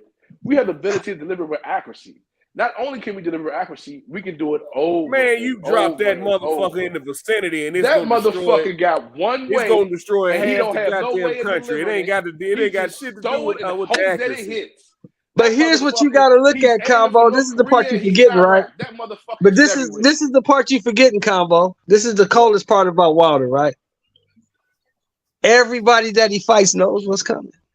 They know that exactly. That was about to be my next point. And ain't shit they can do about it. Shit coming, and they still ain't shit they can do about it. Ain't shit they can do about it. So you saying that these guys can't be so anxious that they can't that they so anxious that it's coming that they just over exaggerate when it comes. If you that I'm saying if you that motherfucker scared, if you that motherfucker scared of the nigga's right hand, you shouldn't have took the fight. That's what I'm saying. Like the Mike Tyson effect. If you that goddamn scared, why did you even sign the fucking contract? The Mike Tyson, Mike Tyson effect. I don't know. That'll be a good fight. That'll be a good fight. Gary Russell would destroy Deontay Wilder. That's not even. That ain't even make sense. They even make sense because they're not even in the same anyway. But anyway, I get what you're trying to say. It just don't make sense. But yeah, that's the thing with Wilder. That's the intrigue of Wilder because it's not like you going into a fight with Wilder thinking he gonna do something different. So listen, this is at some point I was away from boxing for so long. I'm gonna get clocked. At some point you're gonna get clocked. You know what I mean? And it all only question I have going into the fight is: can I take the shot or can I avoid the shot? That's the only two things I'm trying to do: either take it or avoid it. You better avoid it because you can't take it.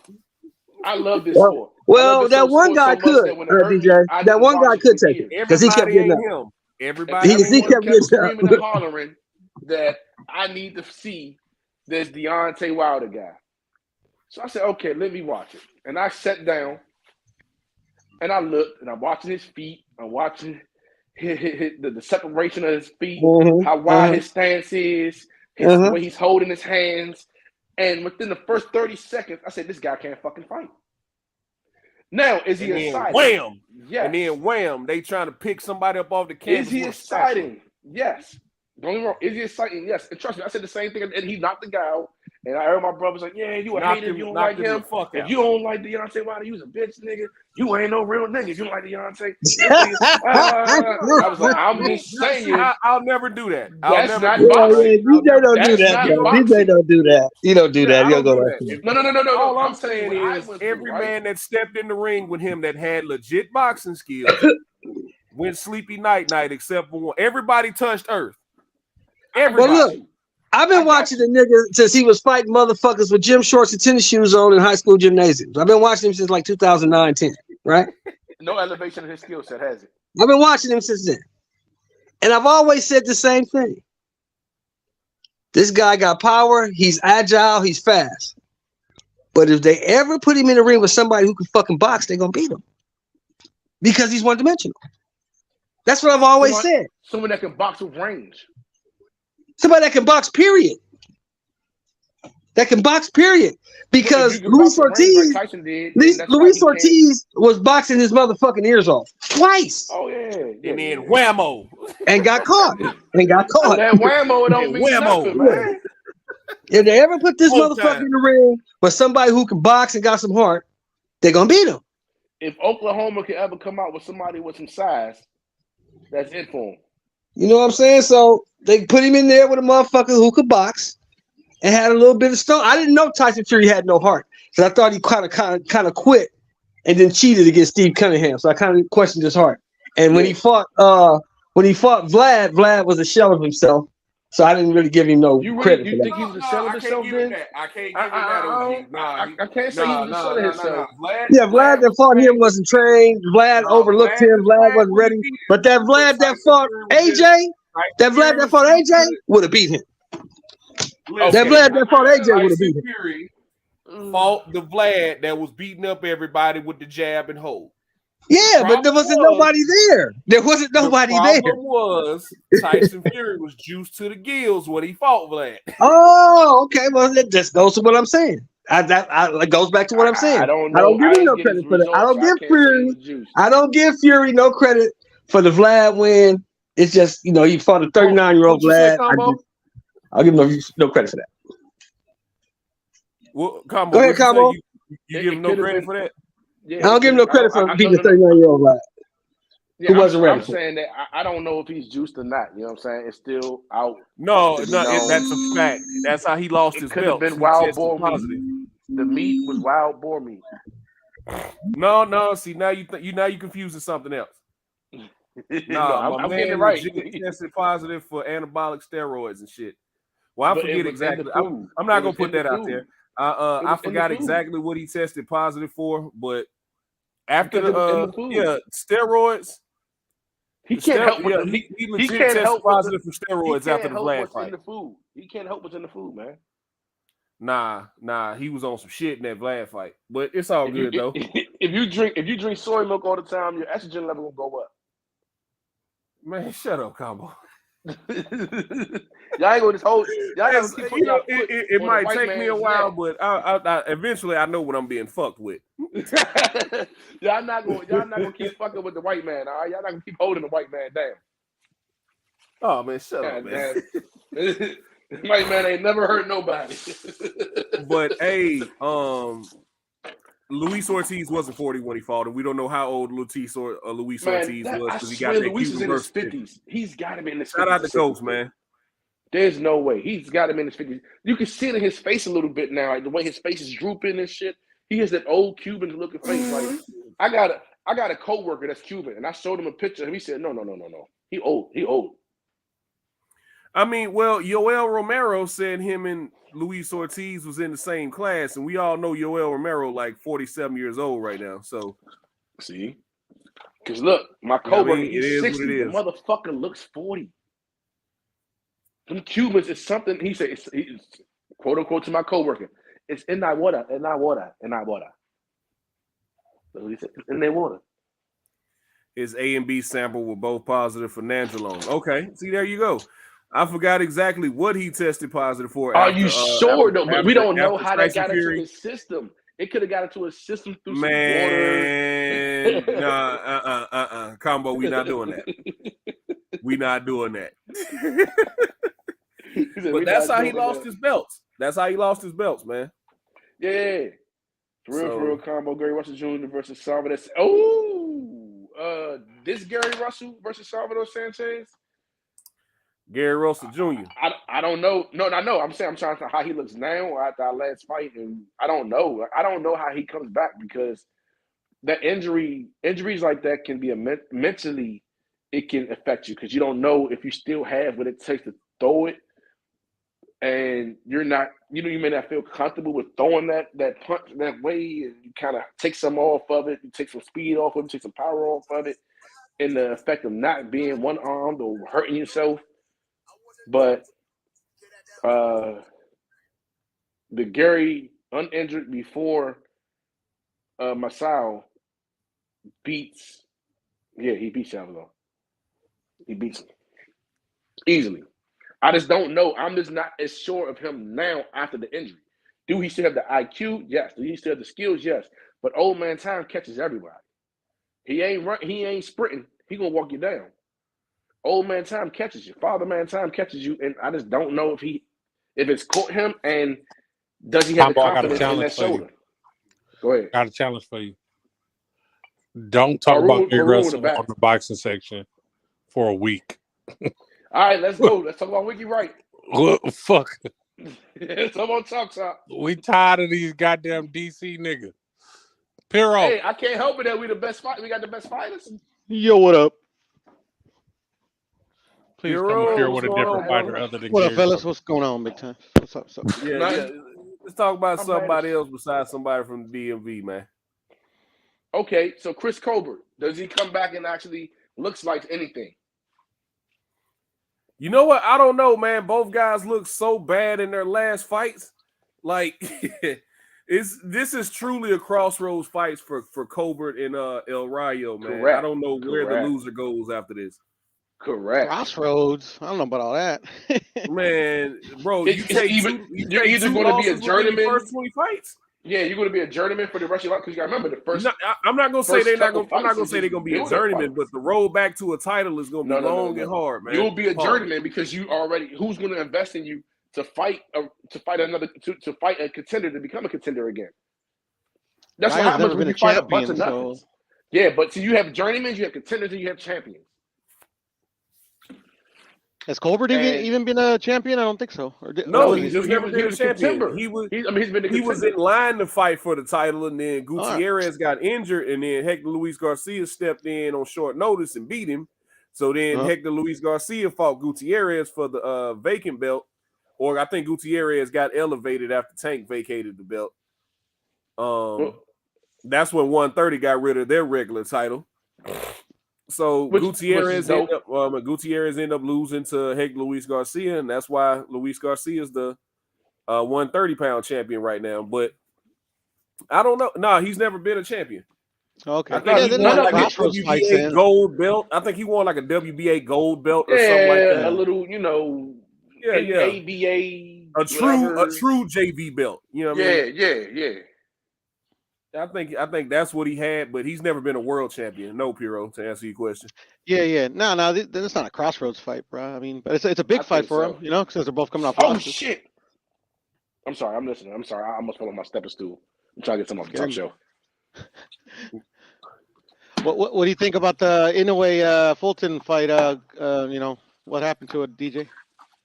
Yeah, well, I was speaking about that earlier. I said this, right? I'm disappointed. Number one, I'm disappointed that it got postponed because I was looking forward to that. It's still happening, but I just thought it was kind of weird that the I'm using air quotes, the injury news came out like a few days after Inoue was complaining about drug tests. Yeah, I felt like that was kind of weird. I'm not going to accuse him of anything because he's never tested positive, right? But I just thought that was kind of funny. It's like, oh, okay, now he's injured. Okay, but just a few days ago, he was just saying how he's taking too many drug tests. It was like, just take that next step, DJ, and just accuse him. I mean, no, I can't do that. I can't do that. I just said the situation kind of weird. But if Cool Boy Steph and his team cool with it, you know what I mean? What can I say? The fight is still on. The fight ain't canceled. So, we're still going to get the fight, but I think I just thought that was kind of weird, man. I'm happy we're still getting the fight. I stand on what I said. That's what they always say. My bad, brother. Go ahead. Oh, I'm sorry. I'm just saying, like I said earlier, man. I think it's a little bit more than I think it's like the way I think he's doing something to cut to his weight. That he cuts his weight that helps him not lose his power, and they're testing for that. So what happens is when drugs and stuff sit in your system longer, when you have fat cells, the more fat cells, the longer it sits in your system. With that being said, now that he's going up in weight, whatever he's been taking to help him cut his weight where he can still maintain his strength and power, he's worried about that being seen. That's what I think it is. I don't think it's a performance enhancement thing. I think it's like, hey, somebody somewhere got popped for this. I've been taking this. This is what helps me cut my weight. We push this out. I can still cut the weight slowly in increments, 5 pounds here and there, and still build strength and get where I need to go to actually win this fight, because this is going to be a real fight for him.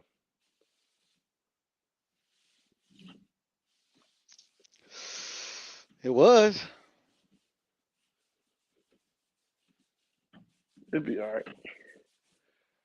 It'd be all right. He listen, he has enough push behind him that his career is good. That man has enough push behind him. Which man? Monster, in a way. Oh, no. Yeah, no, he got nothing to worry about. He got enough push behind him. Now, I think if they don't fight, it hurts Steph more than it hurts him. It hurts Fulton more than it hurts in a way. Just because he has a whole nation behind him. Yeah. And then, for him, he could go back home and, do whatever. But with Fulton, it leaves a question mark. Well, it ain't on Fulton, though, Anyway, got injured, so. I know, but it still leaves a question that what if? Well, he didn't really beat him. That bull crap that people go through. No, I believe since they postponed the fight and we know about the injury now, so now it's whenever Top Rank has another date, I say probably July or something. I think it'll get pushed back to July, August. Yeah, I can see a fall. I can see a fall. Whenever they reschedule it, whenever they reschedule it, man, I expect him to be fully healed. So I think Cool Boy Steph is going to get his full credit when he beats Inoue. I think he's going to box Inoue's nose off. I don't care when the fight is. I can see a fall winter fight just because what's been going on so far. The fights we've been getting a lot of competitive fights. They're all competing for the same dollars. So you kind of got to let that. It's like you got an engine running at full rev. You got to let it cool down. We know you got it, baby, but now let's let it cool down and then we can run it again. Nah, keep them coming. Keep them coming. Yeah, we love that. Especially that fight's not gonna be on pay-per-view, man. Only problem I ever had with that fight, right, was that it's in Japan. And it's only because that was the only because I don't feel like waking up at 5 a.m. to watch that fight. My local time. The time. That was the only issue. The time is the only issue. That was my only issue with this fight. Other than that, let's get it. We got the fight we wanted. Yeah, no. You're right. I loved it. I love the fact that was coming. Like that one, and then I think Devin's fight isn't pay-per-view. Him and Lomo, if I'm not mistaken, isn't pay-per-view. They haven't even announced that fight. Nah, they haven't officially announced it, but I think everybody's kind of at the point now to where, all right, we know when the date is. Hey, somebody at the Mexican cross the border. I think now they just trying to. I think they got a date. I just think they're trying to find a venue. Somebody at the Mexican across the border, y'all. Say what? Somebody at that Mexican across the border. Mexican across the border. What you talking about? Yeah, Mexican backstage. We got it. Oh, Max. He's not a Mexican. I'm American, motherfucker. He's an American. Hey, these colors don't run. Shit. He ain't American, bro. He's Canadian, bro. He's a Canadian Mexican. Yeah, I just got off the phone. What start saying when Mexicans in the back. Hey, we got a Mexican trying to cross the border. You got your job back? Hell no, I just called the labor boy right now though, so I'm waiting on them to get back to me for the other department. Oh, so you snitching? If you ain't gonna go up there and go postal, we don't want to hear about it. Hold on. But you so you tell it. So you telling on your job? He's snitching. Man. He's Mexican. No, not Mex. Gotta go do a life sentence. Not Mex 6'9". Gotta go do a life sentence. Not Mex would never snitch. No. Hey, it's not snitching. It's called telling the truth. How were you raised? You fucking truth teller. Oh, okay. I'm done. I'm completely done. Hell no, man. I need my money. Them motherfuckers owe me money, bro. Like. That's their money now. They've been giving me $1 less on the hour since probably at least October, possibly further back than that. And that's 40 hours a week, $1. Nah, I'm not working 40 a week. I'm working probably 50 every 2 though. Okay, but so they pay you $50 for how many weeks? About. So they probably owe me like almost 1,000. 1,000. That ain't. So $1,000 worth telling on them about. No, but they got to multiply because they ain't pay you. So every day that they don't pay you, they're gonna get a fine too. So yeah, but it ain't worth it, man. It ain't worth telling for. Nah, I know, sir. You are a sworn-in oath officer, and I lied under oath, and it was fired. So you can take a nigga out the hood, but you can't. Okay. Before we get somebody indicted, let's get back to this boxing. So man. So yeah, but no, I don't think. I think that fight, like I said, I think it's looking like you said. I think they're looking for the venue, and I think they're trying to. I think now all the best fights we're looking at coming up, they're trying to time it out. I hope so, man. I think that Charlo seen something in Tenzou, and I think he thinks that he could still beat him, but I don't think his body can do what it's supposed to do. I think he's going to have a Tony Hurst moment where in his mind. Listen, I remember the first time I got back in the ring. I want to say 4 years ago.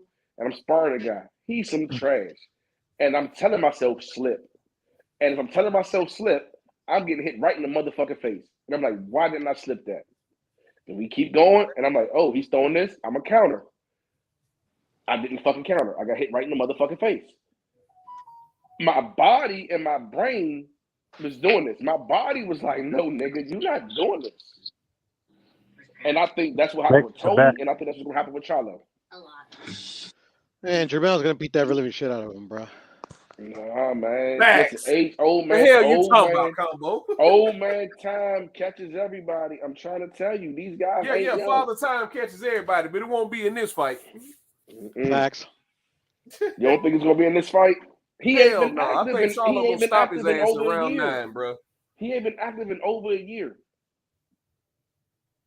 So you got to keep that engine running. You got to get them. You got to get yourself to those high RPMs.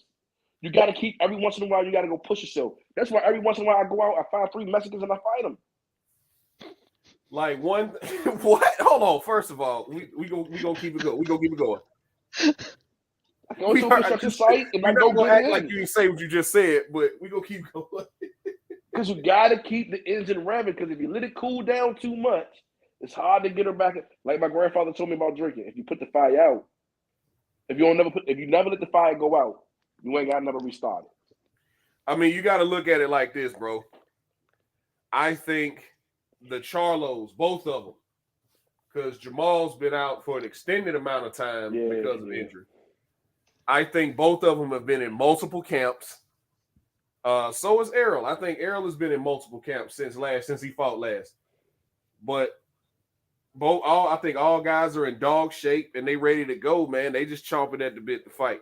I don't think we're gonna see any type. I mean, that's why I say to be round 9. Because if Jamel was actually coming off of a fight, like I thought he should have fought his IBF mandatory back in October. I figured he could have got that guy out of there in like 5 rounds. Easy work. Mm-hmm. Hell, I still think he should come fight him and, kind of like see where he at, test and hand out. But unfortunately, or fortunately, depending on how you look at it, he's gonna come right back into the Tim Tszyu fight. The only reason why I say round 9 is because it's gonna take him about 4 rounds to warm up, just to knock the rust off. But once he realizes that Tim Tszyu ain't got shit for him, as good as Tim Tszyu looked against Tony Harrison, like, I'm not gonna lie, I felt Tony Harrison could beat him going into the fight. But what I saw in the fight changed my opinion. Mm-hmm. No, Tony Harrison's punch resistance and his legs are completely gone. Completely, dude. He's like a deer. He's like a baby deer. Like every time he got hit, it hurt him, and he had to recover. And I was like, I don't like this from Tony. I personally want to see Tony retire. Doing his neck Personally, I do want to see Tony retire because he has no punch resistance and his legs. You can see it looked like he stopped doing his that Tony saw the punches coming. Neck snap. Tony saw the punches coming. He knew what to do. His mind is there, but his body just wasn't reacting, man. And I think Charlo's body is going to react because I think, contrary to popular belief, man, the Charlos in the prime of their career. They're only 32 years old. I think they just turned 32. So that's we'll see, man. So look, we'll see. That's but what I personally I got to get get Tim out of there at 9. But that's the same thing I was just saying. Like, you gotta get that engine revved up. Is that my internet or his? What happened? That's you.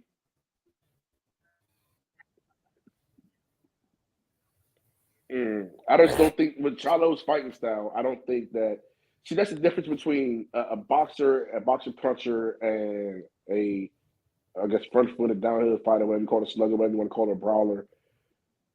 The way that you age and you progress through your career.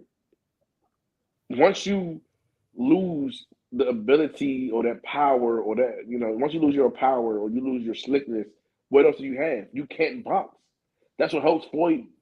That's what helped Floyd last for so long. He can actually still fucking box. I don't think Charlo has the skills, purely the skills, to just last. Even if he beats Tim Tszyu. I'm sorry. Yeah, even if he beats Tim Tszyu, I don't think he has the skills if he fought another boxer. That's why I think him and the Tony Harrison fight was so competitive, because Tony Harrison, he doesn't have the Hey, Kyle, Max is in the back again. Get him across the border. You never seen Jermell fight then, bro. Build more walls. No, I've seen him fight, but I just said I don't think he doesn't rely solely on boxing ability, right? Tony Harrison relies solely on his boxing ability. Charlo has. They all rely on their boxing ability. No, but Charlo has power to him to make up for his lack of boxing ability or for his mistakes. It's easier to make a mistake and the individual say, okay, I'm still not gonna take that chance. Like you in the ring and you going at it, you're like, oh shit, it's opening, and you don't pull it because this guy still got some shit on him that if he hits you, it might ring you. So you proceed with caution. Now, when you got a guy who ain't got no shit on him, you don't proceed with no caution because whatever the fuck you got don't matter. Everything turns into a Tank Davis fight. I don't give a fuck what you hit me with.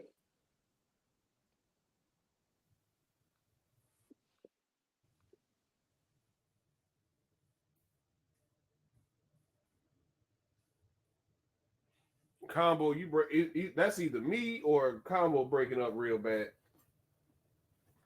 I think it might be me. Yeah. I just heard a bunch of white noise myself. Okay. Yeah, he roboting real bad.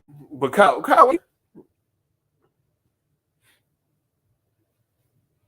what's going on, Puro? How you feeling about this John Ryder bullshit, man? What about it? Well, it's a fight. How you feeling about the fight, bro? I wish it was fighting Bivol, but that wasn't gonna happen. Me personally, I wish it was fighting Bivol, but that wasn't gonna happen. His first fight back from surgery. Okay. So do you think he rematches Bivol at the end? Do you think he fights or do you think he stays at 168 and the end of the year? No, he's gonna rematch Bivol. That's what he said he's gonna do. Okay. You know. But he opened up the possibility to fight David. If he goes back up to 175 and gets, go ahead. No, I'm saying that they asked him about fighting David, and he said, well, you know, I have a fight, he has a fight. You know, if he wins and I win my fight and then my fight against Bivol, then, you know, we'll see what's up.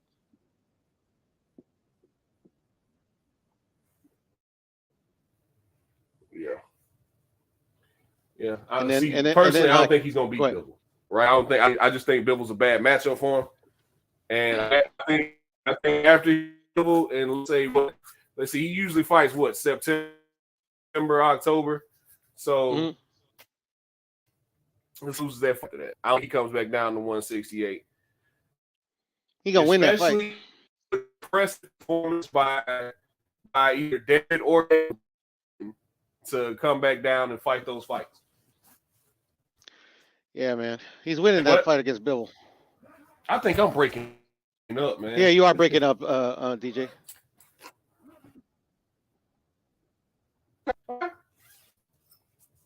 Yeah, you're breaking up pretty good. We gonna agree to this now? But I'm gonna do this whole thing.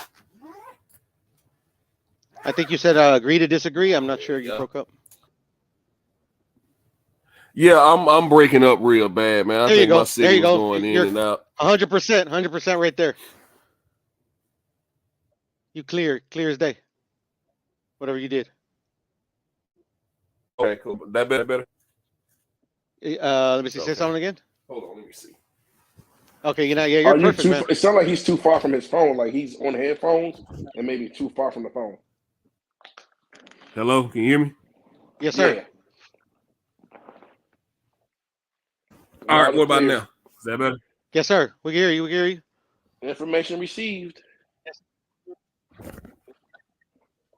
Okay, cool. Yeah, I just like I was saying, man. I don't see him winning that fight if he rematches Bivol. Like I said, I just think Bivol's got his number. I think that's a bad match.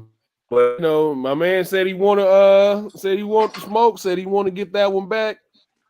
More power to him. I just personally, I don't see him. I see John Ryder as you saw and him going back into the Bivol fight.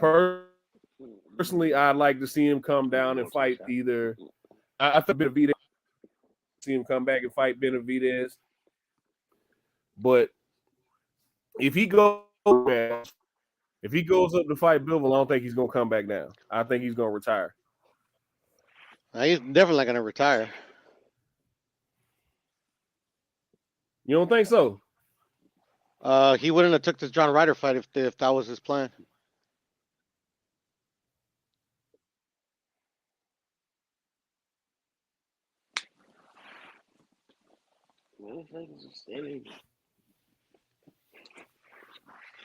So Peru.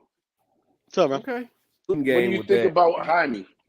What do you think he's gonna What I think about Jaime? I do? think he's ready for a fucking big fight, bro. But Oscar's fucking up, bro.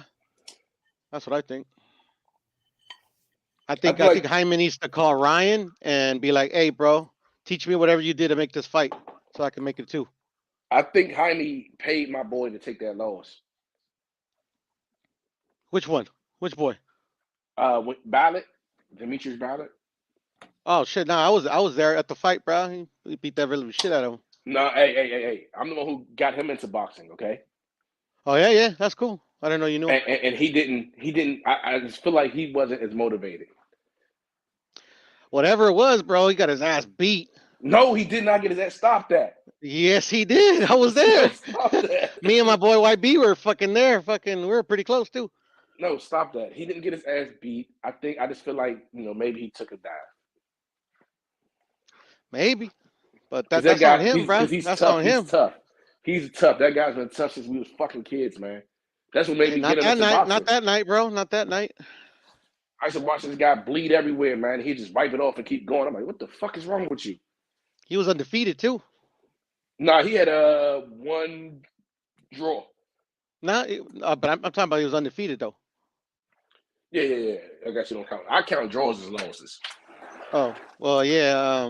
It's either you won or you over lost. Over here in the real world, we call it. We don't call draws as losses, bro. You call it a draw. You call it a tie. I'm fucking with you, but no. Yeah, I did go to that fight, bro, and shit, we never heard from Demetrius Ballard ever since. He has a fight coming up. His wife just posted something that he'll be back soon. Dude, he used to bang the shit out of Jared. He used to fuck Jared up in the gym. He used to fuck Jared the fuck up. I believe you. Everybody fucks up Jared Hurt. I think he needs to get back with the Roaches, even though Lamont Roach's father is passed. He needs to get back over there with Boogaloo and be a little bit different. His issue's always been defense, bro. Like he's like in the top 10 of fighters that opponent punch connect percentage. Like he has zero defense, bro. But he can hit hard as a fucking ox, and he can box real well, bro. But you burn out really quickly when you fight like that. Yeah, but it's just he's really fucking. He's a tough ass dude. Yeah, he's tough. But Lil Michi is tough. But like the old adage says, tough ain't enough. Yeah. He had that problem in the amateurs, but his problem in the amateurs was that he was a bleeder. Oh shit. Yeah, he's a bleeder. I do not know how it hasn't affected him in his professional career, which is weird because he's been a bleeder his whole fucking life. You can blow in his nose and it fucking busts open and bleed. I don't know how the fuck that hasn't happened. So that's how I know his deep. But that's probably why he keeps it high guard. He keeps it straight. He says he comes in behind a high guard. He does everything. I think that's a lack of iron, bro. I think that's a lack of iron. Nah. I think that's what they say. Like if you have like an iron deficiency, like you're like a bleeder. I think. I'm not sure. I'm no doctor. Yeah, I heard something about that. Yeah. Like your blood don't clot or maybe sickle cell or something like that. I have no idea. I've only been busted up probably a few times in the ring. Busted lip, if that. I never had a busted nose. Never in my life. Not even a street fight. I can't. I wouldn't do it. What about when all the Mexicans kick your ass? No. In Texas, they did try. Listen, in Texas, the Mexicans jumped the fuck out of me. They used to jump the fuck out of me. Nope. Just bust my lip, never my nose. Haven't been in a fight in forever. Man, you got to get the bloods going, man. Go back out there and find something, man. Welcome to you're Latino, so you got to go into a construction site and find a white guy and beat him up. Nah, man, I don't fight no more, bro. I'm fucking 41 years old, bro. It's okay. That's the hierarchy. Black guys beat up Mexicans, Mexicans beat up white guguys. It all works out. Shit, man. Nobody ever beat up this Mexican. I'll tell you what. Shit. I know. You did, bro. You're a racist, bro. I know, right? But no, man, Jaime, man, I want to see Jaime lose. I want to see him get destroyed. I want him to get a fucking fight, bro. I'm tired of all these fucking little like soft touches, bro. But you know what's weird? And this is why I said what I said. And I don't. Hopefully, Big Meech or Lil Meech don't call me and be like I'm on some weird shit or whatever. I love y'all. Y'all always gonna be family.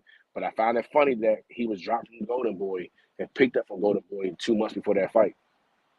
Who? Ballard. Ballard. He was dropped from Golden Boy. Hey man, he must know something I know I don't.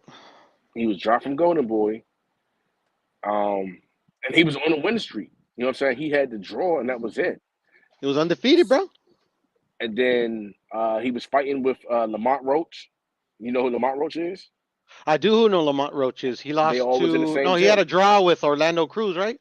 After his father died. They all was in the same gym. It's Lamont, and then there's another one, his brother, and then it's it was Michi, and they was running this shit. And he had the draw, and then he had which I think could have went either way. That was I'd say it's fair. That's fair. It was fair judging, but he had that draw, and then he sat on a shelf for a while. They didn't give him another fight. Sat. Then he was dropped, and then all of a sudden he's back signed to Golden Boy and back in the ring. That leads me to believe that they're spoon feeding Jaime. No, I mean because at some point he was supposed to fight Boo Boo. They've been spoon feeding him. Remember, he was supposed to fight. Boo Boo's a YouTube boxer, bro. Boo Boo's a YouTube boxer. Michi was Ballard was supposed to fight Boo Boo. Boo Boo and Boo Boo was like, "Who is this guy? I don't know who he is. This not. Boo Boo I'm not ducked fighting him, bro. him. Boo Boo I'm ducked fighting." him. That would have been a good fight. I think that fight he shows up for. I think that fight he's more motivated for. It's hard to get a beat guy. The shit out of him, bro. It's hard to get a guy to, not to put too much business out there, but he working at the car wash washing cars. You know what I'm saying? Like, hey, you got to make money, bro. No. I'm saying it's hard to get a guy motivated to get in there and be in the gym 24/7 when you got a wife, kids. You got a whole life. Hey man, if you want to be successful, you got to make some sacrifices. Well, that goes back to what they were talking about earlier. That's why I believe that women and children, when it's time for war, they go away. Women and children make you domesticated. The old combo was far from, I know me. The old me was far from domesticated. But it took me to get married to have guaranteed pussy and something to protect. It ain't always guaranteed either. No, I know. I learned it the hard way, right? But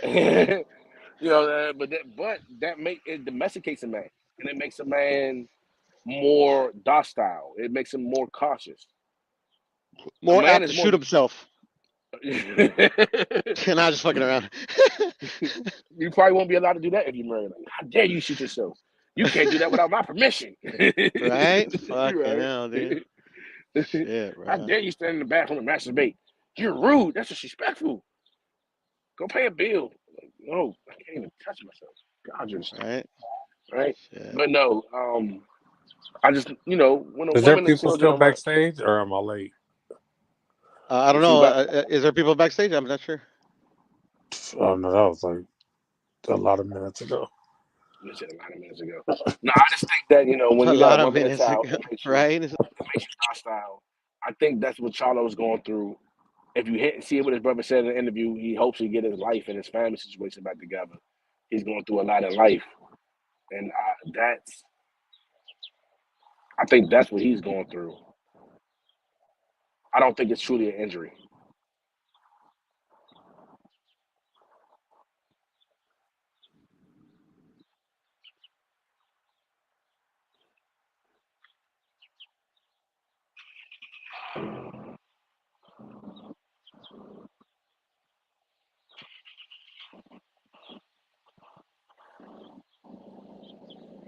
His girlfriend is cute. I'm gonna try to fuck her. I'm gonna try to get her. Wait till I catch her one day.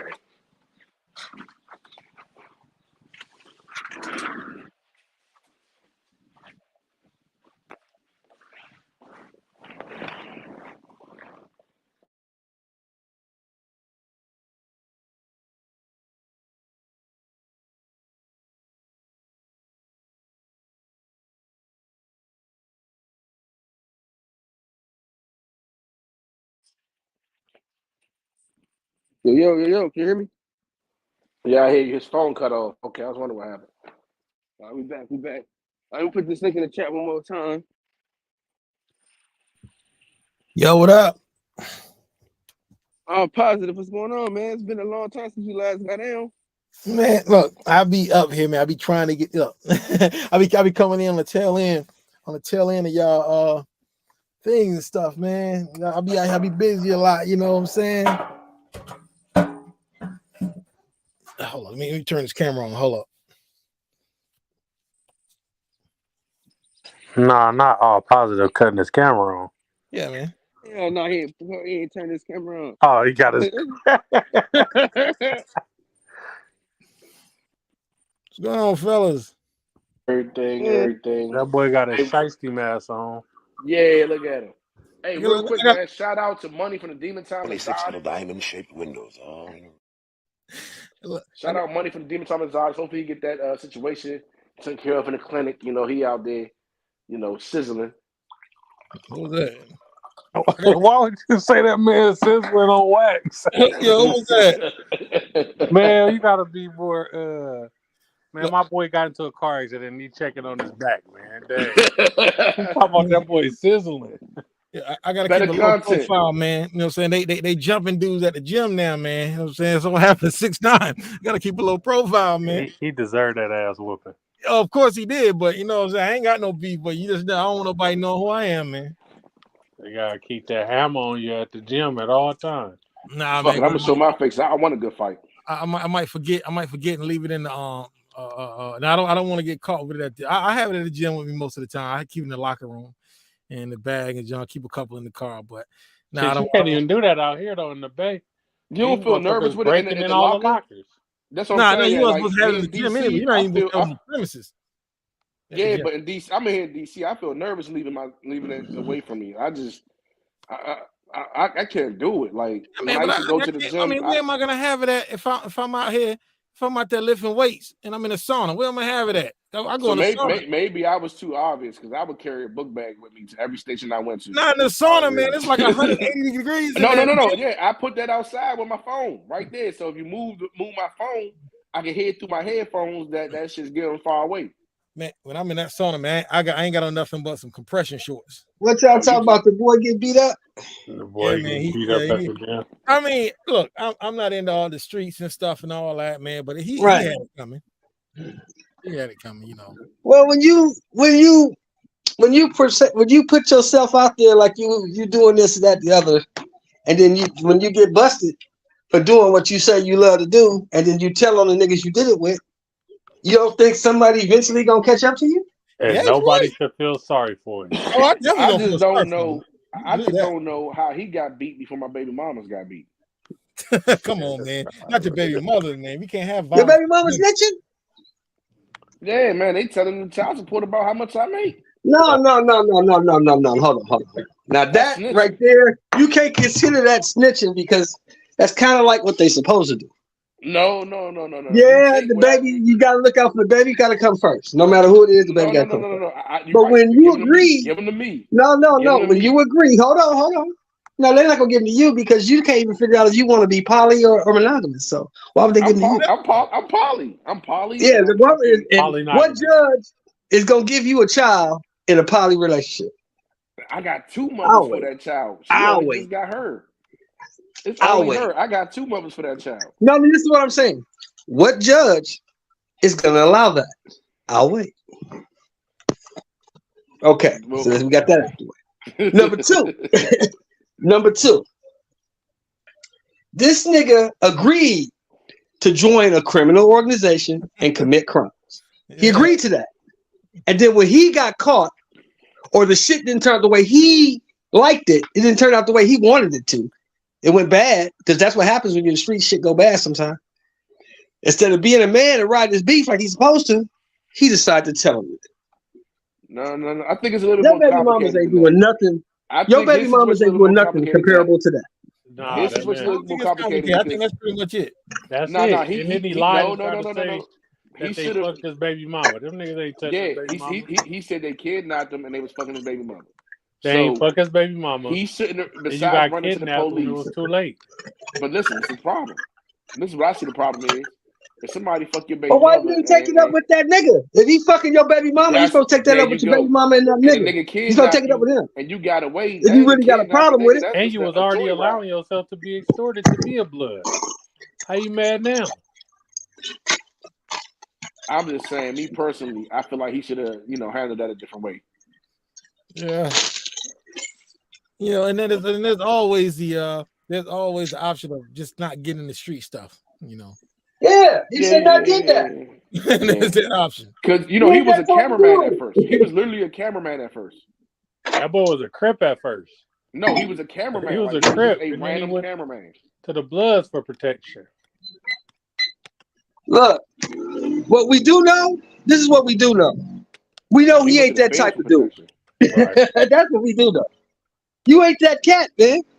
Well, did you see? I don't understand why niggas don't understand that you don't have to be that type of dude. Hey, you ain't cut like that.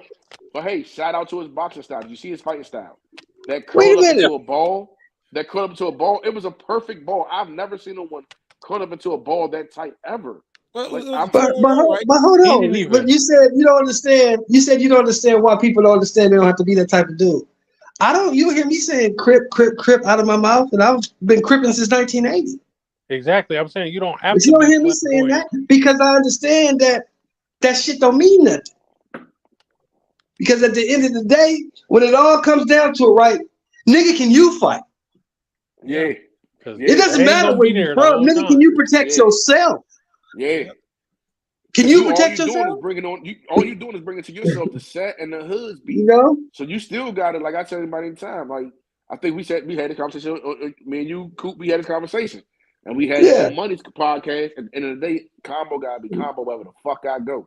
So I'm gonna have to hold it down by my motherfucking self without the set, with the set, by the set, but whatever. At the end of the day, it's gonna have to be combo. So fuck that. You gotta be a man and stand on business. Hey, look, I remember when we used to tell them niggas come sliding through the hood, tell them, oh yeah, I know Big So and So, I know Bear, I know Big Iceman. Like, well, that nigga ain't here now, is he? You know what we do? You know what we do? He can't help you now. You know what we do around my look, this is what we do in my hood. We check you in, but you ain't checking out. Yeah, them shoes, I need that. Them jewelry, I need that. Let's go ahead, just walk home naked. So you can be down with this one and that one and whoever. Nigga, eventually, like my man was saying, eventually, can you defend yourself? Can you fight? Have him come get your shit for you then. I could definitely fight, man, but at this age, I ain't fighting in the streets no more. That's why I carry guns. Legally carry guns. Oh, I don't carry guns legally. Yeah. But I will put a hole in your ass so big that they can't sew it up. But no, I don't have any. I'm 56 years old. You think I'm fighting somebody? I definitely don't fight. I ain't 56. I ain't fighting nobody about nothing. Man, but I can't be fighting. I'm too old for that. But if you run up on me, nigga, sidebar. I'm gonna put a hole in you so big, they're not even gonna be able to sew that motherfucker up.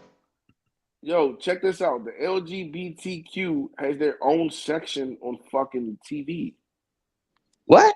They ain't got nothing to do. Yeah. You said they pay their what? That's not they true. Got That's like their own genre. Dude, I'm looking at it right now. So I'm looking, I'm on Prime. I'm trying to find something to watch, right? And right. Like Louise. And I'm like, oh, okay, Louise. It might be about. They got an LGBTQ channel? Talking like a genre for the genre. Yeah. Oh, no. So I read, you know how you read what the movie about to be about? Yeah. It says Ruben and Carlos are cellmates when Ruben struggles to learn the ropes of daily prison life. I stopped right there and said, hold on, what the fuck is this? Hold on. Hold on. Right? So I was like, I'm looking at my remote, like, what did I hit? Like, what the fuck did I hit? And I see it says drama. I see it says drama, LGBTQ, and then the next one says romance. Oh, man, I need to protest this. Romance? Oh, my God. My TV. This guy get the fuck off you my gotta TV. Be fucking kidding me, bro. How did this even get in my shit? You know what? This is what happens when you scroll too far down in Prime. I need to stay in the first two bars. Yeah. This type of shit I watch. Now, can we admit after hearing that? Can we all now admit that it's an agenda that they pushing, bro? Yo, that went too far. That went way too far. That was man. Yo, it really ain't getting on Prime lately. Prime been hurting lately, man. They ain't got. But you ain't gotta hurt that bad that you gotta have a whole. Come on, man. Watch this shit, man. Come on, man. You gonna tell me that it's not an agenda that they pushing, bro? Oh no, they pushing the agenda. They pushing that agenda. Shit, remember? No, they put. You can't have a show. When is that cool, though? How is that fucking cool to be on TV, bro? How's There's that no fucking show without cool? representation of homosexuality. But meanwhile, they don't put polyamorous relationships on the TV. You'd be Yeah, cause that's surprised what why I you stopped find on watching. TV. That's why I stopped watching Ghost. Ghost was cool with Tyreek. That shit was cool Yeah.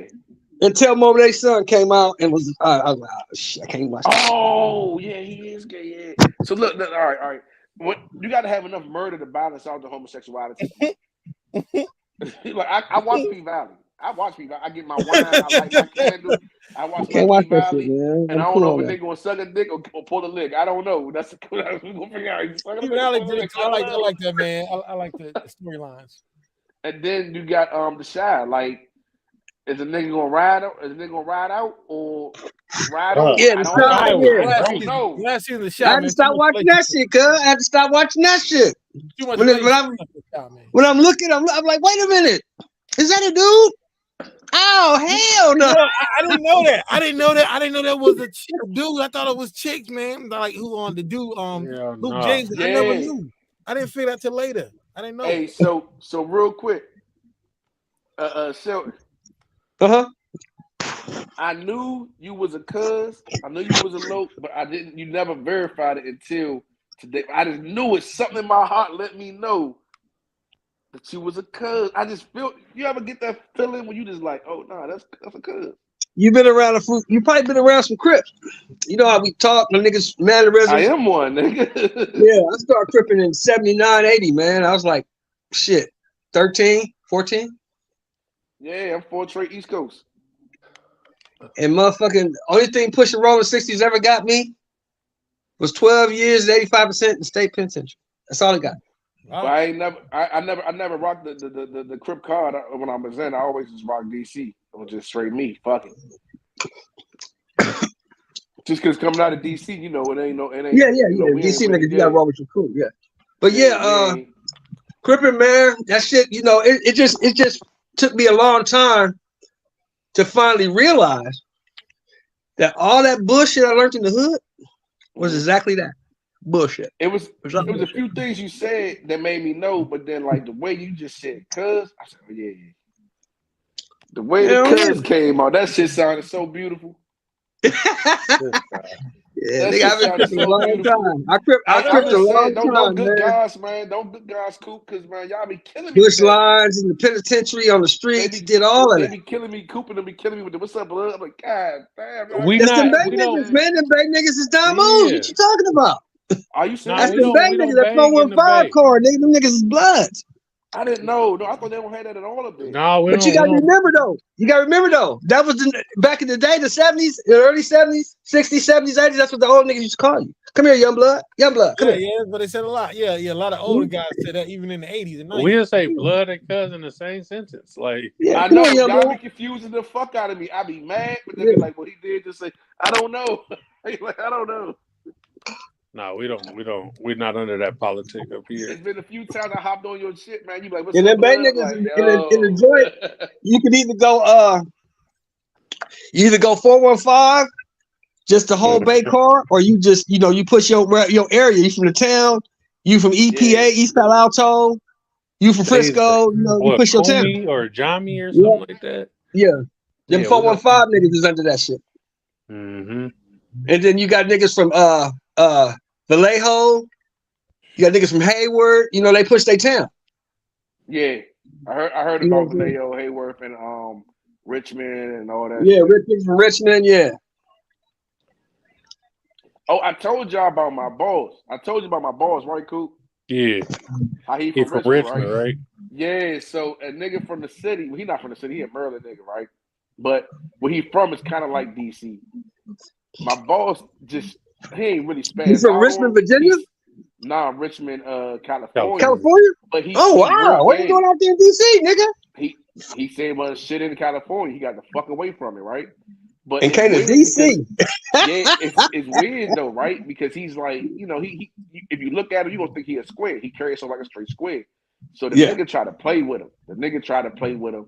And from what I heard, so I wasn't in the room. From what I heard, the way my boss pressed him, like maxed out on him, I start laughing because they all came. He's like, yeah, he said this and that, and he just looked at him and said, man, don't. He's like, they say my boss looked at him and say, man, don't let that motherfucker happen. He said, don't let that shit happen again, motherfucker. I was like, y'all better stop playing with him. The nigga from Richmond. The nigga, when I heard about Richmond niggas, they don't play. Y'all better stop playing with him. No, them Richmond niggas ruthless. And then he came to me. He was like, man, I kind of feel like I messed up, man. Can you talk to him? See how he feeling? I didn't really mean to do it like that. It's just the way he looked at me when I was talking to him. He gave me a look like, fuck you, and it kind of slipped up. And I was like, oh, yeah, he still got it in him. He still got it in him. Hey, so look, because I tell niggas this all the time, right? I say this shit all the time. A lot of times when motherfucker walk away from some shit, you think the nigga walking away because he's scared because he want to save himself. And that usually don't be the case. A lot of times nigga walk away because he's saving you from him. Yeah, I don't want to do what I've had that conversation with people so many times. I'm saving you from me, nigga. You really don't know who you fucking with. Yeah, let me just go away because what's about to happen is not good for nobody. And it's just walk away. What's about to happen? I'll be the bitch right now. Yeah, I'll be the bitch right now because what I'm about to lose is ain't worth it. But I was just I know what the white folks gonna do to me. I don't know what's gonna happen to you. But I know what the fuck they're gonna do to me. Look, but funny thing about my boss, he walks around there all day. He just he quiet, he chill, he stay to himself, tall nigga, you know what I'm saying? Light skin. Yeah. He mixed breed, mother white, father black. And he he be goofy. He's not goofy, he don't pull off the image of a street dude. He wear little khakis and a button up. You know what I'm saying? He stay to himself, but I peep, he always looking at pussy. He always looking at ass. 24/7 looking at ass. The niggas on ass like it ain't no tomorrow. So basically, don't let the smooth taste fool you, nigga. Yeah, I was surprised. You know what I'm saying? Because me and him had an issue before when he said something. I guess I caught him at the wrong time. He looked irritated. He looked at me like, "Get the fuck out of my face." I just looked at him and laughed. Like, yeah, all right, man, I'm gonna catch you. But it ain't phased me because I kind of understand, you understand that. But the nigga who he did this to, he walks around all day like he's some big gangster. He about this, about that. And he was scared as shit. How dare he talk to me like that? Who does motherfucker think he is? I'm a grown ass man. I'm like, you ain't do shit, nigga. Why you ain't tell him that? You ain't do shit. Hey, look. You know what them old people used to say back in the day, bro? What? They used to say the empty wagon makes the most noise. You ever heard that? Yeah. Yeah. Empty wagon makes the most noise. Man, I was so surprised, man. But no, I thought Cuz was gonna do something. I thought he was really about that shit. Oh, because he talk a good one. He sound real good. There's another saying: the quietest person in the room, the most dangerous person in the room. Man, and that nigga is extremely quiet, and apparently the way he turned up, I wish I'd have been in the six. I'd have been busting my ass. I'd have been laughing. I'd have been laughing my ass off. Because what happens is, you're not really close with your boss, right? Nah, he keeps a distance. Like he keeps so he probably not really telling you really why he left Richmond. Oh yeah, it could be.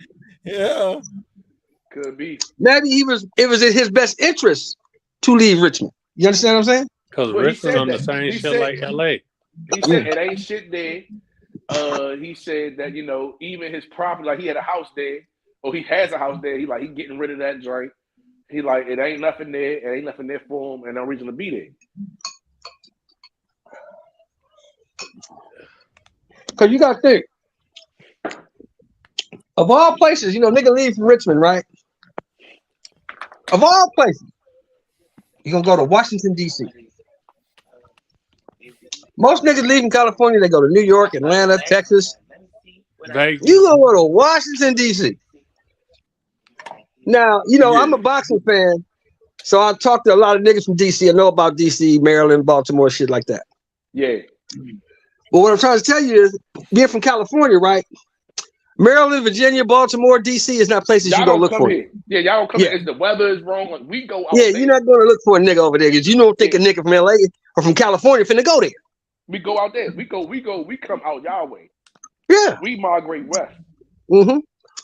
So, if he picked D.C. Y'all would go to Florida. Yeah, we go to Florida. Yeah, just like L.A. Yeah. The weather's the same. But the thing is, what I'm saying is, if this nigga went from Richmond, California to Washington, D.C., more than likely, there's a reason why he left Richmond. Yeah, ran out of town. Oh, that's what you're saying. Hell More often than not, there's a reason why he left. He didn't just wake up one morning and say, "You know what? I want to live in DC." It didn't happen like that. Okay, I can read read it. I can tell he reads between the lines. Like it's the way he deals with me is not the way he deals with everybody else. I'm not saying to stroke no egos or no weird shit, but I can tell the way he be dealing with me and the way he just get along to go along. You know what I'm saying? Like he don't really be. He's not even logged in. Like he just his mind. He's your boss, right? Yeah, he my director. So he's obviously a pretty intelligent dude, and he's probably just peeped your style. He's watching you. He's watching everybody. And he's seeing who he can fuck with and who he can't. It could be. But that's what I do. When I was still working, when I go to any job, I fill it out. See who's there, watch their personalities, see who I can deal with and who I can't. That way I know how to maneuver. You see what I'm saying? Because some motherfuckers, you can just read them off the bat. Okay, I can't fuck with you. All right, can't fuck with you. Or big loudmouth nigga right there, damn sure can't fuck with you. But I can fuck with you though. You cool. So far, I'm gonna keep watching you though. I'm gonna watch you and see how you act. Because I've always was taught, right? Yeah, you might be on something. You might be on, but it's crazy. It's the same thing I do, but I don't expect other people to do that. And it's weird because I'm not gonna say it's weird, but my older brother told me this shit he just told me this all the time, like, Combo, stop thinking that you different. Everybody is just like you. Start treating niggas the way you think. Like I would do some shit to I ain't gonna lie. You know what I'm saying? I would do some shit to a nigga and be like, man, fuck that nigga. He ain't gonna do nothing to me. Fuck that nigga. I'm rolling out. I'm gonna do what I'm gonna do. They ain't gonna do shit to me. That nigga a bitch. And my brother like, cuz, what would you do if a nigga did that to you? I'm like, yeah, I'm gonna go like that. So why the fuck you think this man gonna go like that? I'm like, man, that nigga's a bitch. I was watching until the nigga walked up on me, was like a nigga I did something too, walked up on me, him in the back. I was like, bounce. Oh shit, hold on, he not a bitch. Oh shit. I was watching the Bruce Banks video last night, right? He had a video on the channel when fanboying goes wrong. So this nigga's in the bar, right? And they arguing about the Spencer Crawford thing. They going back and forth. The one nigga getting loud. This other nigga just sitting there at the bar drinking his drink. He tells the one nigga, I don't give a fuck about what you talking about. I don't give a fuck about you. I don't give a fuck about this nigga. And he pointed at the nigga sitting at the bar. Why did the nigga sitting at the bar get up, stand up, and slap the shit out that nigga? Slap him down. But that's what you're supposed to do. That's like a nigga saying slap him down. Because like your brother's telling you, you don't know everybody. You don't know everybody. You can't. Yeah, because you gonna fuck around and run into a nigga. Slap him right there because you ain't gonna play with me. That's because you gonna fuck around and run into a nigga that's having a bad day. Well, not even that. That's penitentiary. And here you come. I gotta demonstrate. Okay, I've been waiting for somebody to get off on. Here you come talking that. Okay, nigga, you win the booby prize. That's what happened. You win. This is what you did that exposed you. You asked me a couple questions, and I was like, okay, hold on.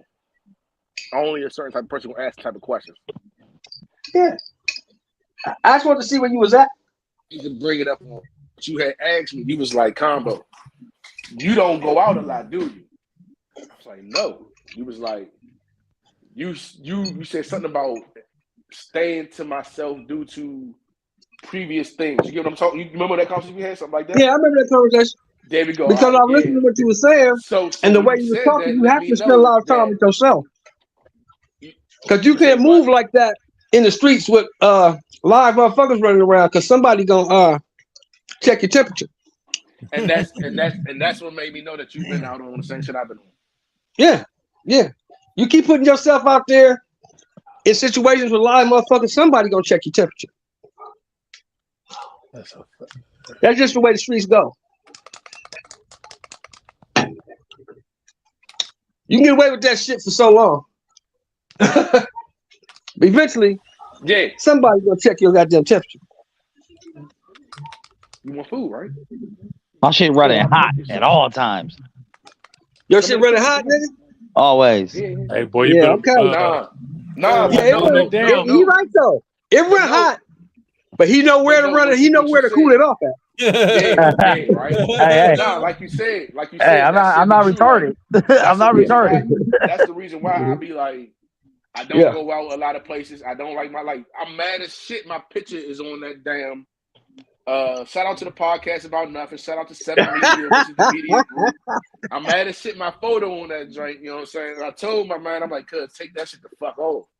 Like, you know what I'm saying? I don't need a nigga that, like I asked my big bro, like, bro, can he come on to the channel, to the podcast about nothing? He's like, I want to talk about a couple things. Somebody was asking some questions before. It was actually the message, so somebody was asking some questions before that I have an intimate knowledge in, but I don't feel comfortable talking about.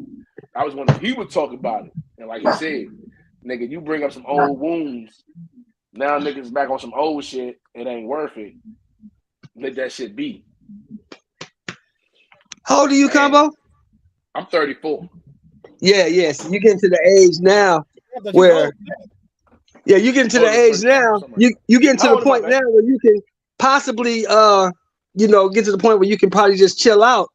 As far as what I mean is, Like, a lot of the niggas that was really at your neck is probably gonna grow out of that shit and start doing something different.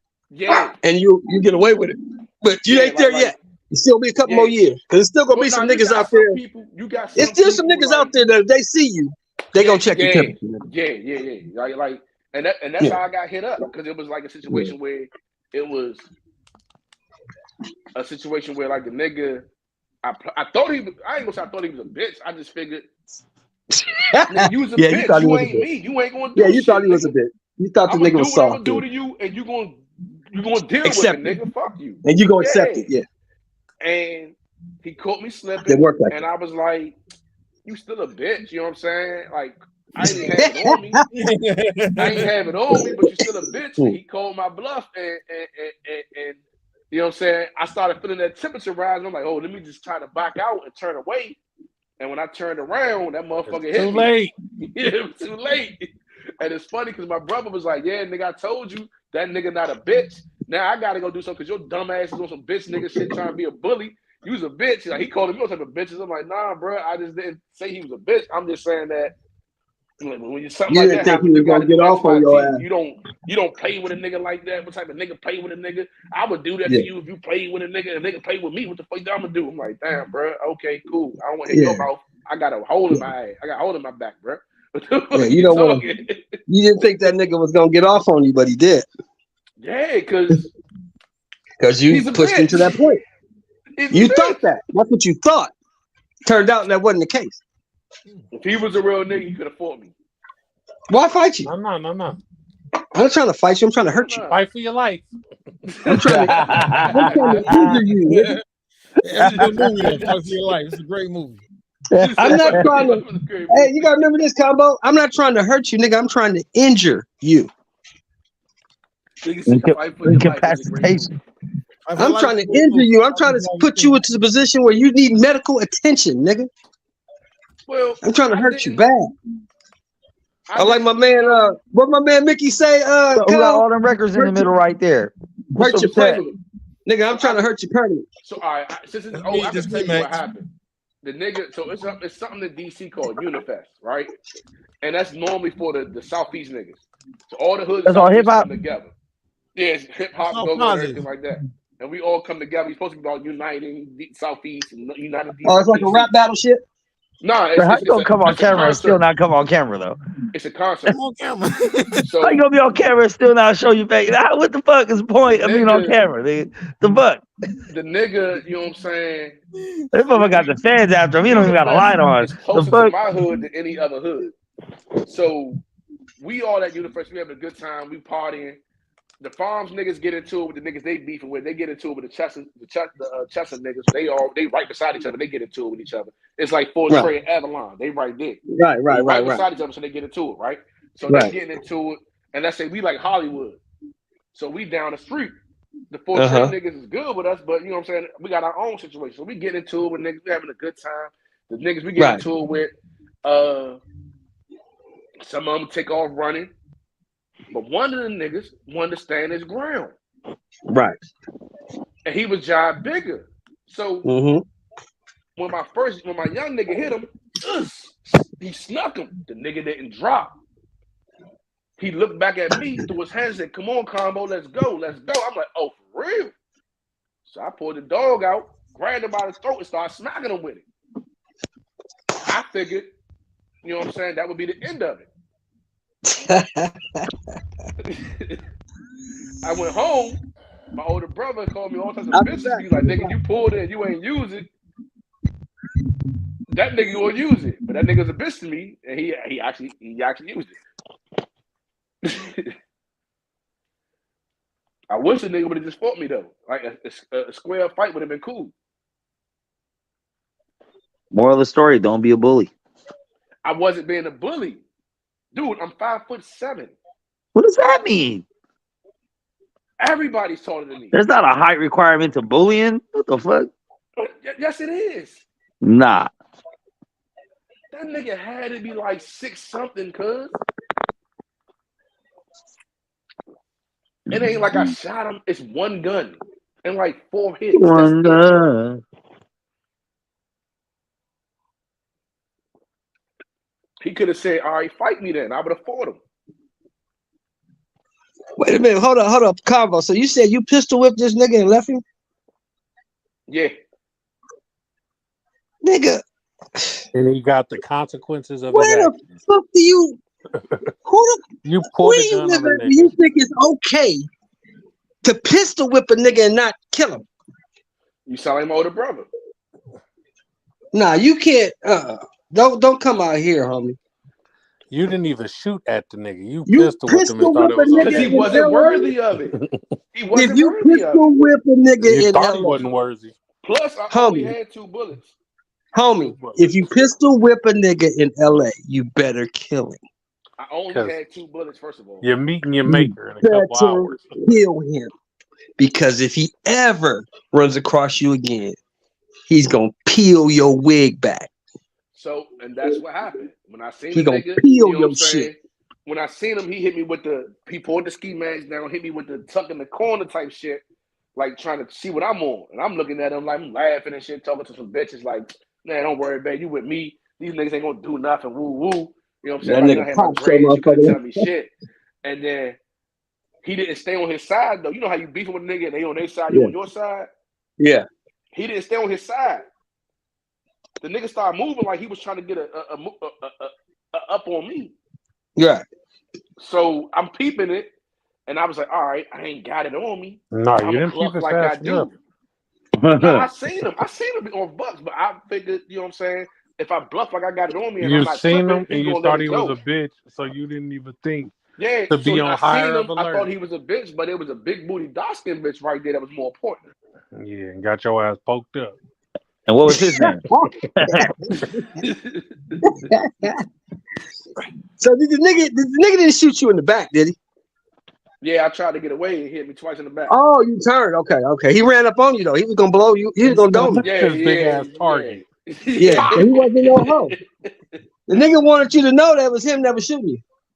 Yeah, Yeah. So he wasn't no hoe. Okay. Yeah. That's not some hoe shit. Cause that's what you do. I say the whole shit to me is getting in the car driving past a nigga and shooting out Oh the window. no. That's the hoe That's shit. so niggas do. I will say niggas do that in DC, but in my hood, Yeah, that's if some you hoe do shit. that shit, you gotta get the fuck off the block. You Yeah, gotta that's some get hoe out shit. the car, walk Yeah. down. It's about to Go walk shoot down. the If you nigga you don't want walk to shoot. down, don't come Don't shoot around. the kids out there. Don't shoot the grandma. Shoot the nigga that you want to shoot. Go shoot Oh him. no. So back in the day, and this is what put the conversation up. Back in the day, I Yeah. didn't believe in those rules. Grab whatever. If you out there, you getting it. I don't give a fuck. Yeah, you can't do that. But Cause your that's what kids people might be told me. I out was there like, right now. nah. Now I got kids. I got a Yeah, wife. your I kids might got. be out there. You know, so I got kids, I got a wife, I got shit. Yeah. I can't. That's why I live in the suburbs. Far the fuck away from niggas. Far the fuck away from niggas. That's why I can't drive without a rearview mirror. Yeah. You know those big ass Yeah. passenger vans, but you ain't got no rearview mirror. Yeah, I can't fuck with that. I can't even drive in them motherfuckers. 'Cause I can't see if I can't see what's in my rearview. I don't want to be in this damn vehicle. I make random lefts and right turns. Well, actually, lefts. I do everything to the left. So I make random left turns. I might not make it home for 2 days. I done made a bunch of lefts. You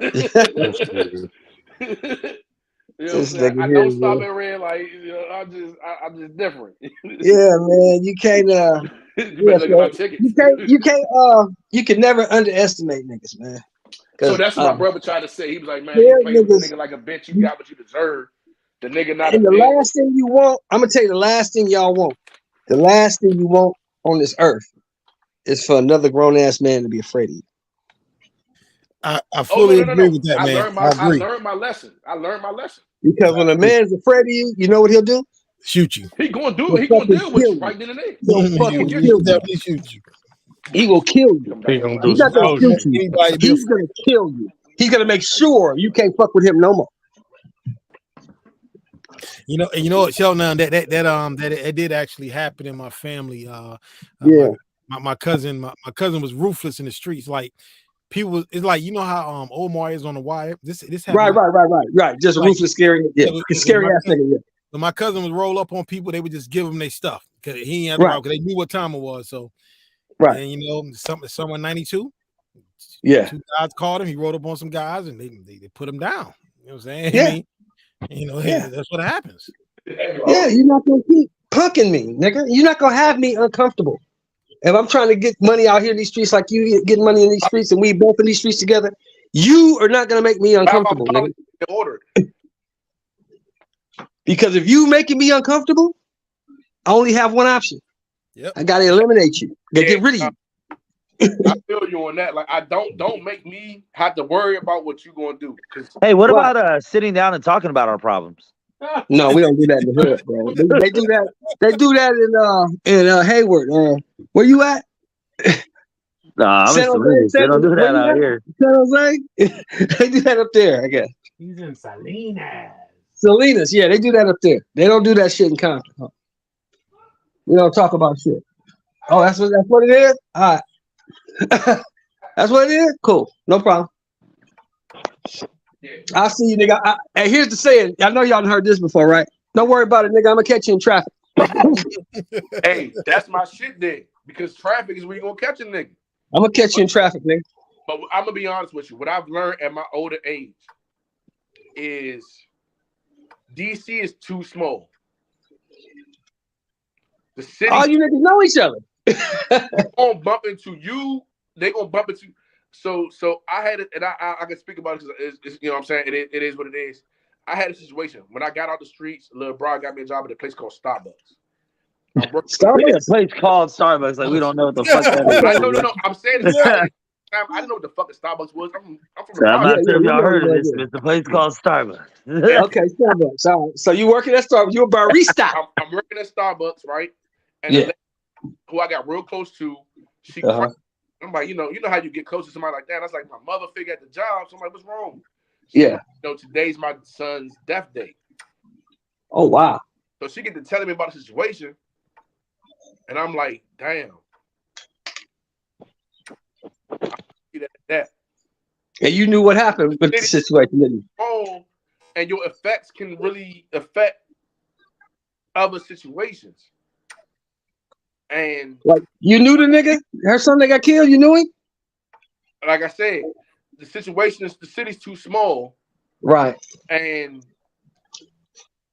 that shit, man. Taught you a lesson, didn't it? And I really love this woman. And check this. My biological mother Mm-hmm. had the same name as her. Oh wow. Wow. And you did, and you know who did something to her peoples and couldn't even tell them. Crying in my arms. She's like, son, my son's birthday. This is death date. I'm like, tell me what happened. Who is he? Where he from? She like, yeah, we lived on the south side around here. And I'm like, and she's telling me, and I'm like, oh. Mm-hmm. How can I hold you? And if you knew what how would you let me hold you? If you knew what I knew. If you knew what I knew, what happened to that kid. Yeah. I know what happened to him. Like that shit there ain't I know the niggas that did it. I know why they did it. Taking a life ain't cool. Like I can't look at one picture and see one nigga that's in that picture that ain't dead or in jail for a body right now.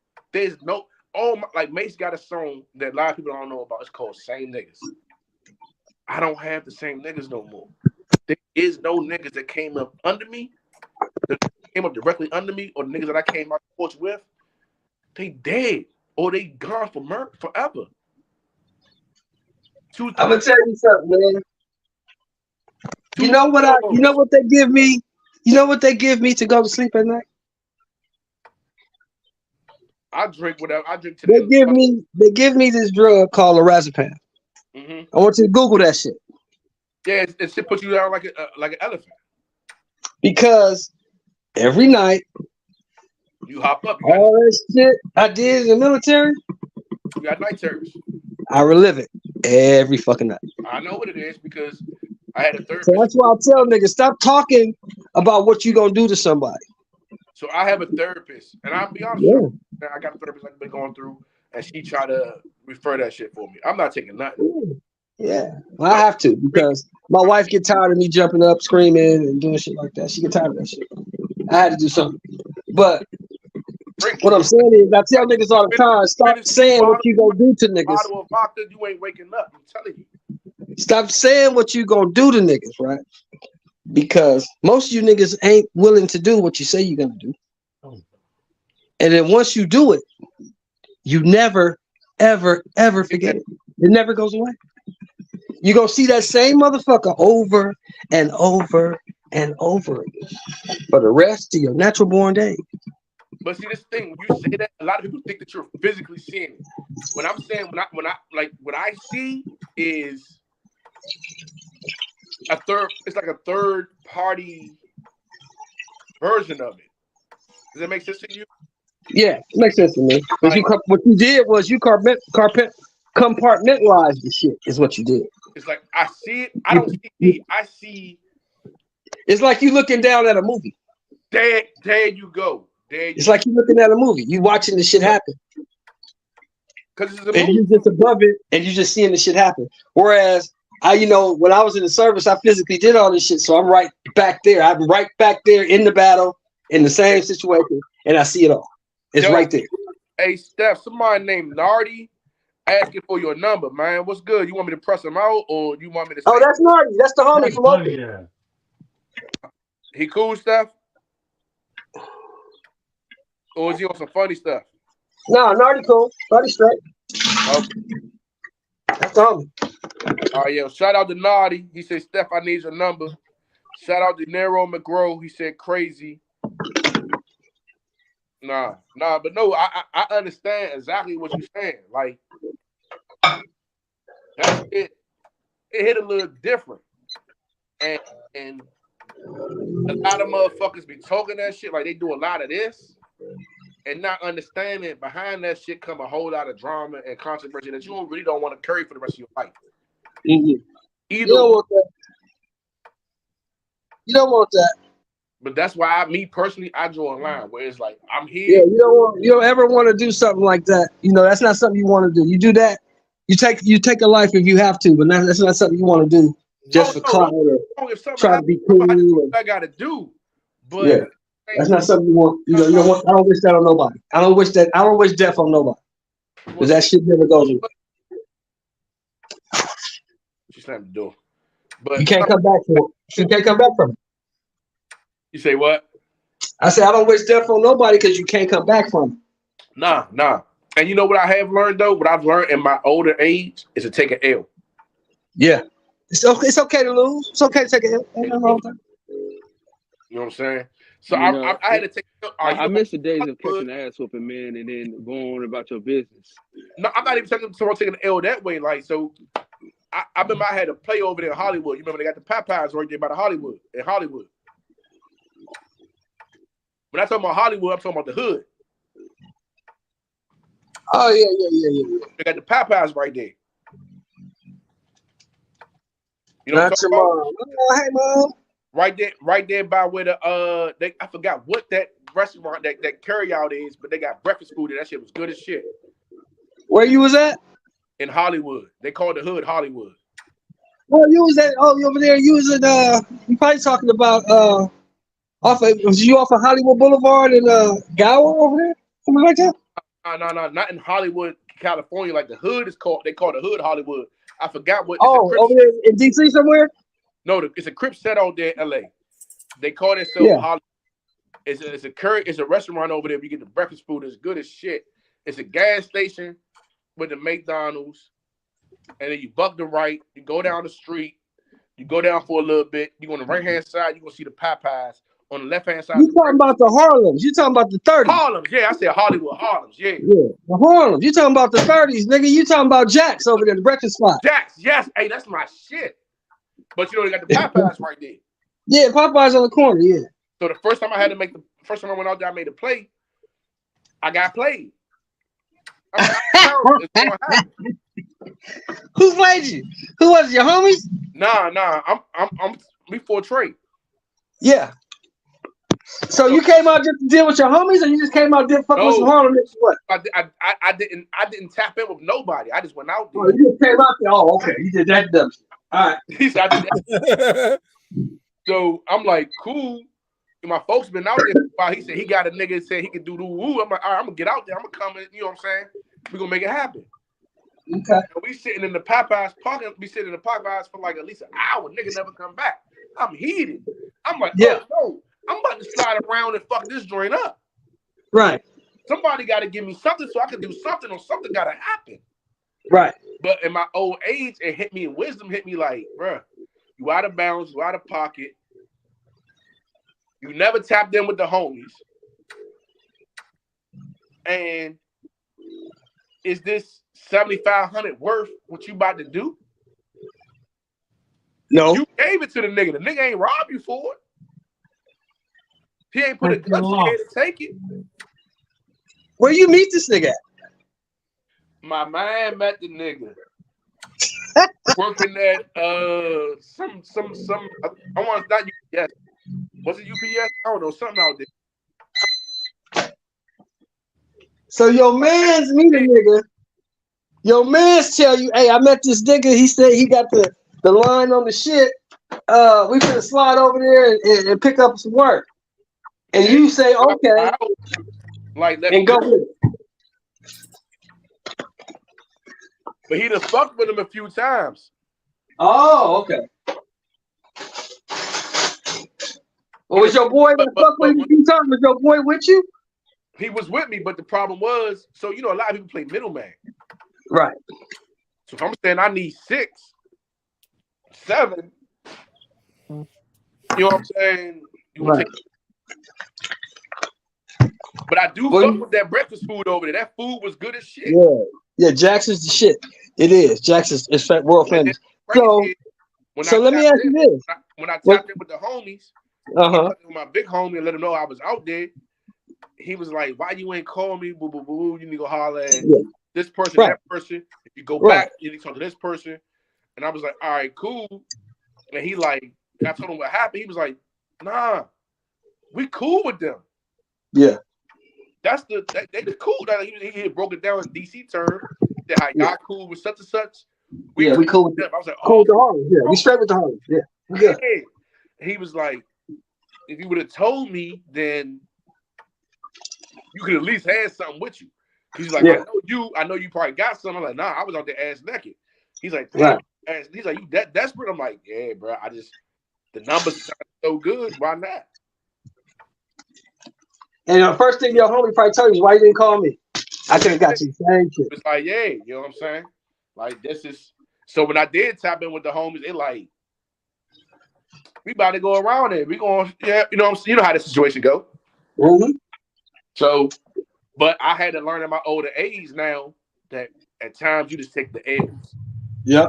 Because the L's comes with wins and learns. When L's don't mean loss, L's mean learn. Right. So basically, you talked to the homies, they went around there talking to some other people, and something got worked out, correct? Nah. So it could have. I could have got everything back.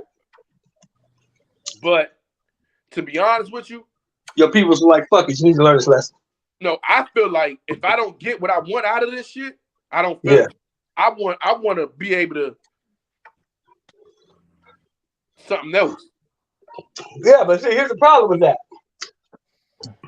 You can't really be mad at the nigga because, like you said, the nigga didn't put no pistol on you. He didn't rob you. That's what everybody kept trying to tell You got it to him. He just came on you. Yeah, everybody trying to tell me, but I'm like, still, like, I'm, you know what I'm saying? Okay, we can shoot the 6. We can shoot the 6. No, because he came up with out of town niggas and was doing too much. He's out of town. He didn't know who I was. I never, you know what I'm saying? Okay, let me ask you this. If the roles was reversed and he was in DC, what would you have done to him? Okay, there we go. Me personally? Yeah. Now? Same thing. No, If man. No, man. If he came at me like a loke, I would have made sure he was good. I would have took him to the big homies. I would have made sure he was tapped in, tapped out. You come in, you come out, you with us. I don't give a fuck what's going on, you with us. Right. But he didn't do that. He just saw you on the street, say, hey, you know where it's at? You dog food. You know, I really don't feel like even if you tap in with somebody when you go somewhere, you still good enough to be loose like that. So where you think? Well, see, that's the whole thing. That's the whole thing. See, you're not gonna be loose like that because when you tap in with the homies, they're gonna take you somewhere. What you need? What else are you looking for? Oh, okay, I'm looking for this, that, and the other. Okay, the homie over here got that. Let's ride over here. When I got and they'll take you somewhere and get you set up and get you squared away. But what I did learn in LA, don't fuck with niggas. Only fuck with the Indians and the Mexicans. Believe it or not, them the ones that's why I love the IE. The IE held me down good. Yeah, because the Mexicans got the sack. Yeah, the IE held me down good. If you want the weight, you got to go to an essay. Yeah, you can't. They got it. You got to go to them. The second run, my man took me to an essay. Yeah, you got to go to them. I'm talking about the nigga who did the editing. Yeah. That's what I'm talking about, the nigga who did the editing. Okay. Yeah. So he took me to an essay. He like, man, I'm not fucking with no more niggas.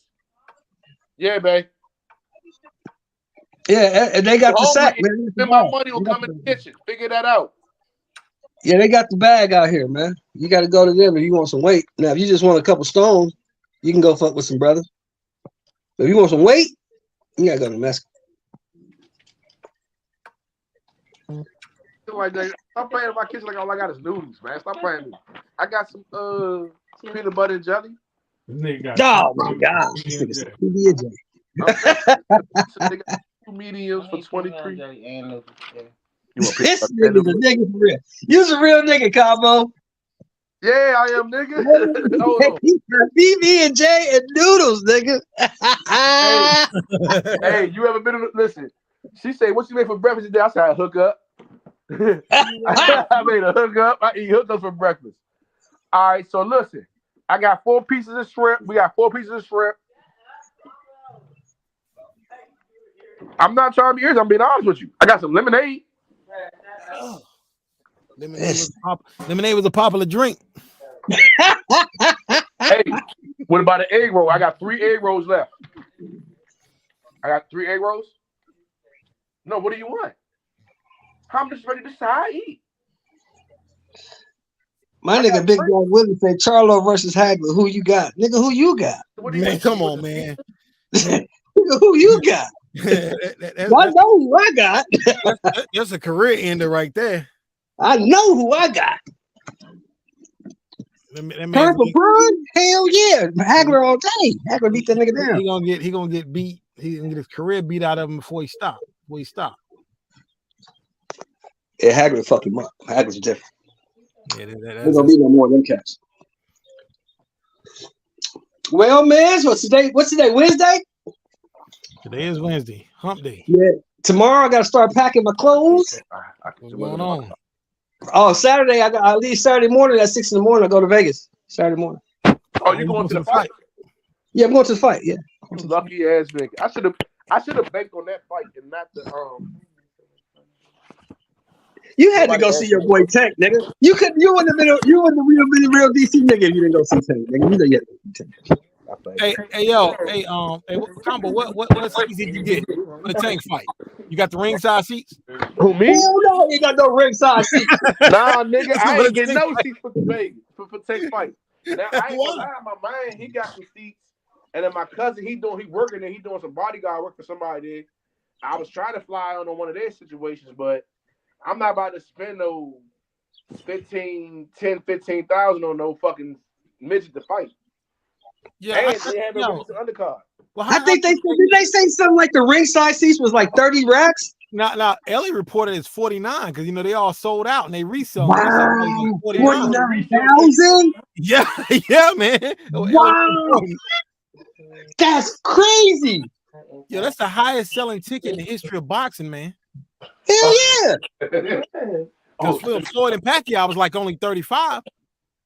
I said only. And that was too much for that shit. That was a lot too. So that was too much for that shit. yeah, 35. That's a lot, And man. just think back in the day when we was getting great fights, Hagler Hearns, the motherfucking ringside seats was like $2,000. Yeah, man. $2,000.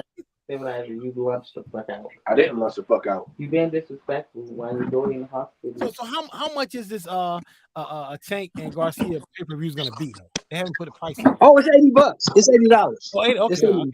I ain't see it. All right, that's not bad though. So if it's 80, so how they gonna okay, yeah, for the ticket price, that's how that's how they gonna pay their salary. All right.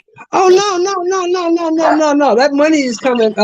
They purse money is coming from the respective promoters and the fucking sponsors.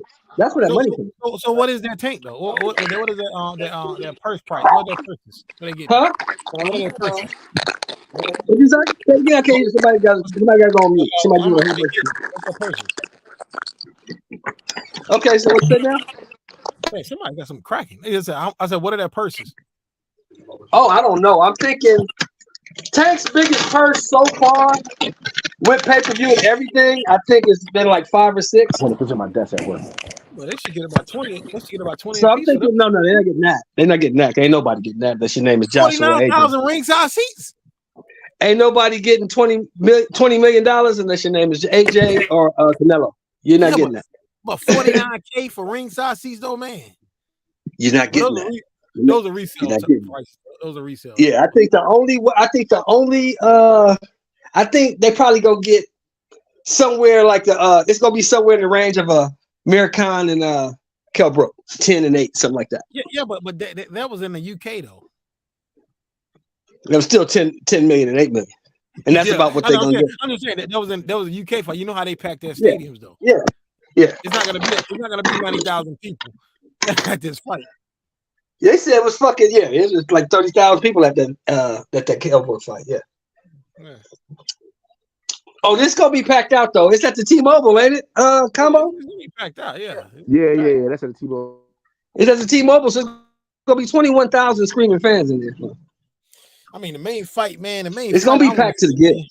Main fight, I want to see the main 2 fights. I want to see got canceled, man. I mean, because Oh, in a way, Fulton.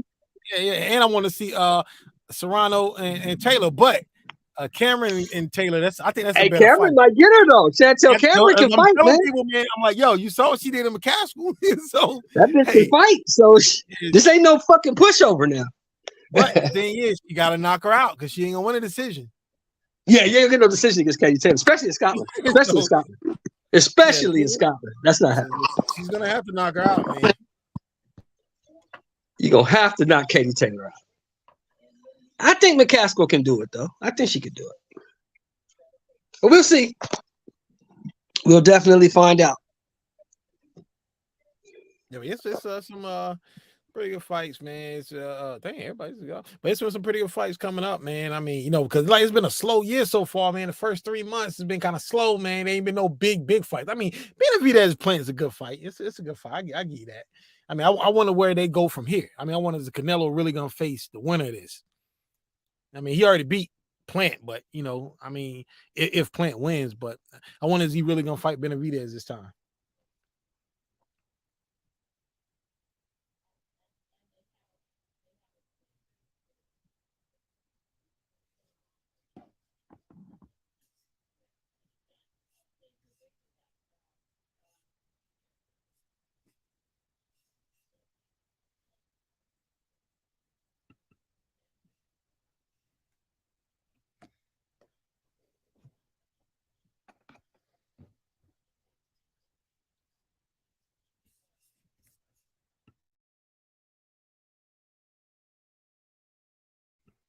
Dang, what happened? Everything stopped.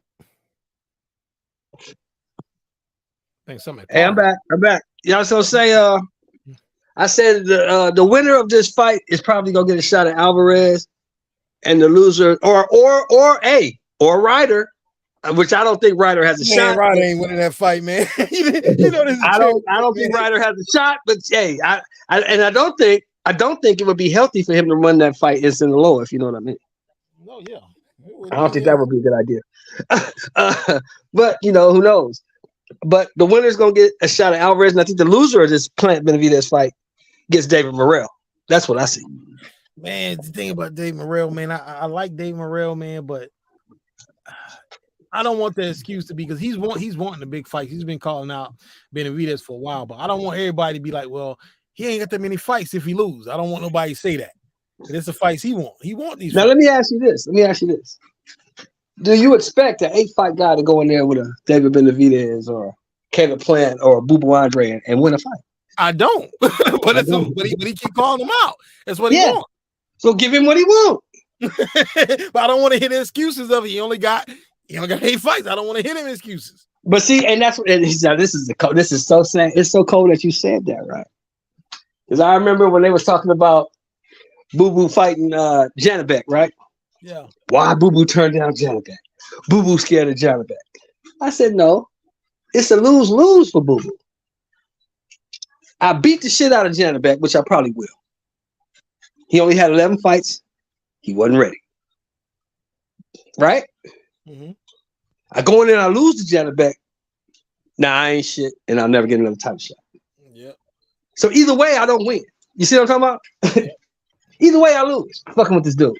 And now you gonna tell me you ain't gonna pay me $350,000 to fight this dude? Fuck you and this belt and that dude. I'm gonna go 68. See what I'm saying?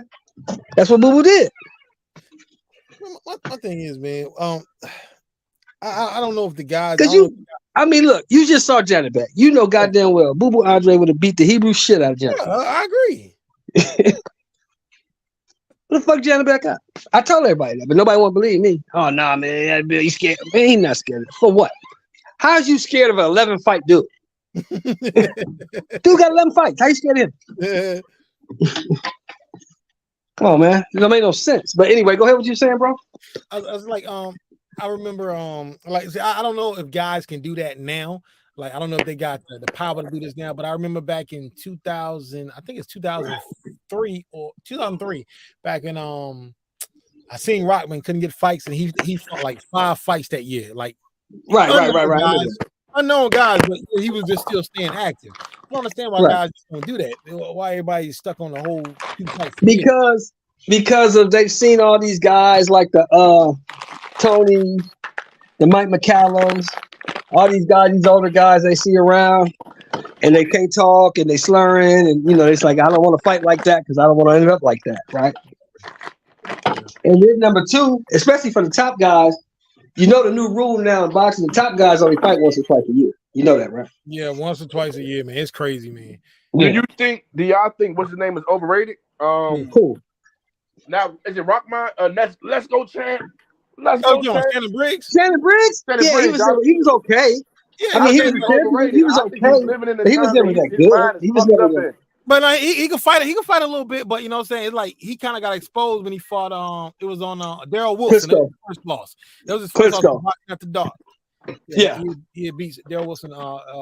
First guy to beat him. But he had some skill. He just didn't have a good gas team. Yeah, because he gave Lennox all he could handle.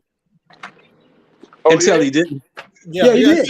Until he didn't. Yeah, but he gave Lennox all he could handle. But he just didn't have a good gas tank. That was a problem. Yeah. Problem with Briggs. And now we know why.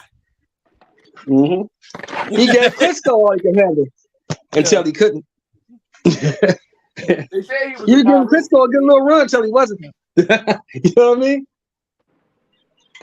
But I still think George Foreman beat Briggs. Though. I thought it was a bad decision. Oh, Shannon Briggs? Yeah, I think George Foreman won that fight. But George Foreman was tired of George. George was 46. Yeah. George was 46 years old. Like George was asking for $10 to $12 million a fight. They was tired of George. Yeah, get him up out of there. And George was getting $10 to $12 million a fight. So, but George had something to fall back on though, so he was good. Oh yeah, George had that grill. Hey, look, I'm looking at one of them George Foremans right now. On top of mine was pretty good. Yo, I use the joint for years, man. Yo, yo, easy cleanup. Yours is worth $450 million. You know that, right? Yeah, Are you man. serious? Yeah, They bought his name. They bought They his bought name that for the grill, grill, man. Like you know, what I'm saying, they bought his name. How the fuck can he sell his name when he named all his kids after him? That's some weird ass shit. No, because of the grill thing. Because like, I guess it was one of those things. Like, okay, if you don't sell us your name, we gonna get it from somebody else either way. We gonna take your name off. Put I Sparks' know, name on it. but he literally made sure all his kids had his name. Yeah, well, Yeah. no, but he's pretty good. He's sitting good. They got nothing to do with his kids. His kids wasn't in the boxing ring. He was. No, it was his daughter. His daughter did turn pro though. Shit, speaking about kids in the boxing ring, who do you think is the best lineage? Or not lineage, but yeah. What fighter that's fighting now has the best? Is the closest to their father? To their whoever it is, grandfather, father, whatever it is. None of them really. None of them. None of them. So you don't think Who? Evan is as good as Evander? No. He has Hell no. No. Hell no. Not even close. You don't think Zoo has the same spark as his father?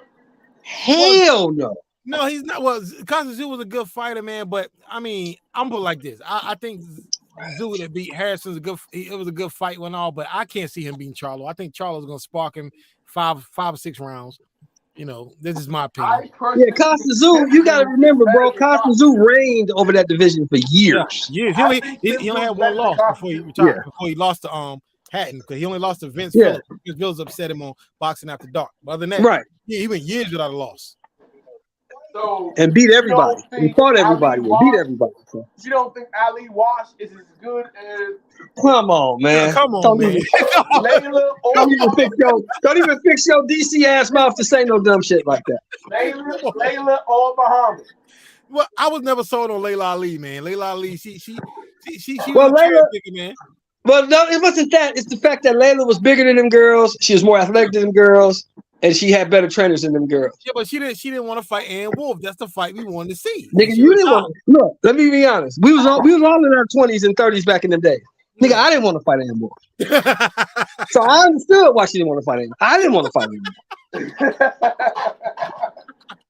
I don't fight that bitch, nigga. Oh, man. Shit. When she I retired, ain't mad at Layla for staying away from that bitch. Would have been no pretty girls beating you up. You'd have got beat up. I think Ann Wolf would have got him. Lineage fighter like that's coming from. You know, at one time, I thought Shane Mosley Jr., but Oh no, yeah, I forgot about him. You don't like no, Rockman. no, he ain't that good, man. he's nothing nowhere close to Shane Mosley Sr. No, no way.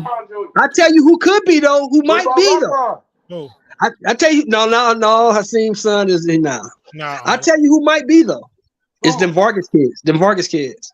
Yeah, he's got to bring him along probably because the thing about Vargas, I think Vargas was brought along. Like we often criticize Boots for not fighting anybody. You know, it's been 7 years. Boots been a pro and he ain't fought nobody yet. But I think Vargas was brought along too slow, too quick. Well, they put him in there with them killers too quick. They put him in there with them killers too fast. Too fast. Yeah, And the thing yeah, is, they did. if Vargas would have fought Tito a few years later, he'd have beat him because he gave Tito all he could handle. Yeah, matter of fact, he had Tito out of there. And then Tito hit him with a low blow. He had him out of there. Hit him with a low blow. They put him in there with Tito. They put him in there with Mayorga. They put him in there with Oscar, and he wasn't ready for none of them dudes. Put him in there with Shane. He wasn't ready for them dudes. Yeah, but yeah, that was the problem. I like Vargas, man, but yeah, he just moved up too fast, man. Too fast. I mean, your 4th year as a pro, you fighting Hall of Famers, man. So out of all of them, who do you think is the most? Who do you think is the best fighter?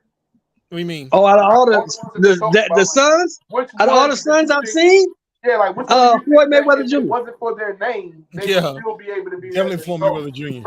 Floyd Mayweather Jr. Easily. Easily. Floyd Mayweather Jr. Shit for that one. That's a cheat code. Nah. Don't cheat code your way out of this. Nah, that's it. I mean, his dad was a good fighter. No, his daddy wasn't a bad fighter. I mean, you know, shit, he better than his father.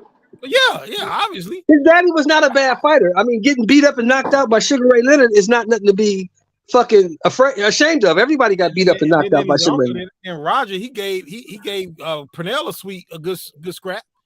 Shit, he gave We're not motherfucker. gonna count He him. We gave talking about fighters now. he gave Right now. Julio Cesar Chavez like a handle for a minute. We talking about right now. Yeah. Right now? Ain't nobody. Nobody. Out of that match, though, so who do you think comes to the top? I think Ali Walsh, even though I don't like a light-skinned Ali, he look good. I think out of all of them, he's going through the proper skills. He's going through the proper channels. The Top Rank is doing a great job at building him up. I think he does good. Now here's the question. Here's the question. Do you think, to both of y'all, anybody think that dude is ever going to win a belt at 160? Well, 160. Hey, look, Sean, 160 is pretty bad right now. You got to look at who fight. I'm saying it's not out Look at who fight for the vacant IBF. We watch a lot of boxing, and I ain't never heard of them dudes that's fighting for the vacant IBF. I ain't never heard of them. Them motherfuckers. Who's fighting for IBF? Who's fighting for IBF? I don't know them. I look at their names. What is the fight? What is the fight, yo? What is the fight? It's supposed to be coming up, but I don't know these guys. Let me look it up. Hold on. Y'all stay right there. Don't move. Let me look it up right quick. I mean, I watch a lot of boxing every week, and I don't even know these dudes, man. Let me look that shit up right quick. Hold on. Man, the number 1 and 2 in the IBF right now, the middleweight. That division is deep. What, 160? No, it's not. Yes, it is, man. There's nothing there. There's nothing there, man. Dude, you got Jamel, you got Andre, Jamel ain't fought in 2 years though. Jamel about to get not Jamal. It's Jamal there. Jamal. You got Jaime. Jamal about to get stripped, man. He ain't fought in like 2 years. I'm sorry. I don't think they're gonna strip him, man. He ain't fought in 2 years. I don't think they're gonna strip him. If they were gonna strip, I feel like they were stripping, they would have been did it. If they didn't let him go a whole year without it, then what the fuck is another one? That's just the way I look at it. Like, yeah, obviously y'all don't give a fuck. Yeah, it's like you cheat on your bitch when you cheat on your bitch for the first time and she don't say nothing. You're like, oh well, bitch, you ain't saying nothing the first time. What the fuck? Like, not cheating the second time. Like, bitch, you with this shit. But I personally think that Ali Walsh is going to have the biggest career, but I think Evan Holyfield is going to get a title. I think this dude's going to fall short. Yeah, okay. I looked up the two guys that's fighting for the middleweight title. Esquiva Falco versus number 6 or 7. Michael Zerafa. I don't even know who these guys are. I think he's like number 4, and the other one like number 6 or 7. What you talking about? Kiva and Michael. I mean, I don't even know who these guys are, man. I've heard of them, but they're Dude, middleweight division is hurting. Like I said, I think Ali Walsh is going to have the best career at the end, and I think Evan is going to be the first one out of that batch to get a belt. I don't think that Tim Tszyu is going to get a belt. I just don't see it happening. I think he's going to fall short. So, man, you got the Brazilian dude and the German dude fighting for the. Come on, man. Yeah. I don't even know who those guys are. Never heard of them dudes. I heard of Falco. I seen Falco fight. He fought on Showtime before. He fought on the undercard. I've seen him fight. I've never heard of the German cat. I've never heard of him. Middleweight division's hurting right now, man. They're hurting. Yeah. So that's what I was saying. So, hey, I hate to say it, bro, but Combo might be on to something. Yeah, he might be. Motherfucker Ali Walsh, if they're moving the right way, he might get to fight a Falco or a German Nico guy. Ali Walsh. Hey, listen to me, y'all. Nico Ali Walsh will be world champion. I promise. I guarantee it. I like. Hey, Kyle, I'm not shitting on that, Kyle. Yeah, I'm not shitting on that. I like the guy, man. I like the kid. I mean, he's definitely. I just like looking at Rashida, bro. I ain't gonna lie to you. He's improving, man. From I watch him every time he fights because I know Rashida gonna be there. That's the only reason why I want to see him. So Brandon White said no such thing as Ali Walsh. That's the only reason why I want to see him, B. Because every time he show up, his mama show up. That's all I want to see. God damn, you trying to see the boy mama. Hey, yo, I just want to see Rashida, man. That's all I want to see, man. What kind of relationship does the Ali family have with Flavor Flav, man? Oh, he knows. He been knowing the kid since he was young. Because you know Rashida Ali You know, she was out. She was kind of like what's them bitches? The daughters of Russell Simmons. Oh, Angela and Simmons. Yeah, back in the 80s and 90s, she was like that because she was Ali's daughter. You know what I'm saying? Well, And actually, she fine as hell. one of Ali's daughters was a rapper too. I remember that. She was a rapper. Yeah, she was fine as hell. So, you know, Rashida fine as a motherfucker. So she knew all them dudes back there. Flavor her Flav was tight. White boy. Yeah, he been knowing Flav since he was a little kid. It's like his uncle. You know what I'm saying? Okay, I see. Yeah. My uncle fucked my mama. That's incest. No, that dude, but that white man is not letting Rashida go nowhere. No, he ain't gonna win. He got her on lock. Especially with that $5 million payoff that she got. Yeah. Huh? The way he be sitting right there. Yeah. Oh no, I mean shit, you know, it ain't like Rashida hurting for money. You know, Ali left them straight. They was good. They was straight. But it's just that, you know, that white man got money. And he sent that boy to college. That boy came out of college and started boxing. You think they straight? Who? I don't think they popped. Oh my God! Hold on. No, he left them all $5 million apiece. I'm out of alcohol. This show about to end. Yeah, Ali left them motherfuckers cool, man. Ali was worth like $500 million when he died. Yeah, he left all his kids money, man. Are you serious? He left all his kids money apiece. Yeah. Ali sold his name, image, and likeness. Yeah, and on top of that, what his son did, he took the money and left his wife. Yeah. That's crazy. Yeah, Ali left that what's her name? Lonnie? Yeah. Lonnie's like $400-some million strong. He left Lonnie straight. Lonnie is good. No, that was Lonnie's fourth wife, too. Yeah, that's his fourth wife, Lonnie, yeah. Mm-hmm. Yeah, he left her good. He left all his other wives money. He left them all money. He left everybody money. Now, you still ain't giving me your answer though. What? Which one do you think is going to be the one that lives up to the hype? What are you talking about? Which son is going to live up to the hype? Yeah. None of them. Yeah, I'm saying none of them, man. None of them. You don't think It's rare. It's rare that you find any, not just boxing, any athlete that was great and then had a great son of the same sport. Now, Ken Norton's son was good. So what? I don't like basketball, but I know Steph Curry. Well, Del Curry wasn't great. He was a good player. He wasn't great. Shout out to the Henry. He wasn't a great player, but he was a great 3-point shooter, but he wasn't a great player. You know. Yeah. Del Curry was a sharpshooter. He was cool. He had a good career, but he wasn't like no perennial all-star. He might have made one all-star game if that.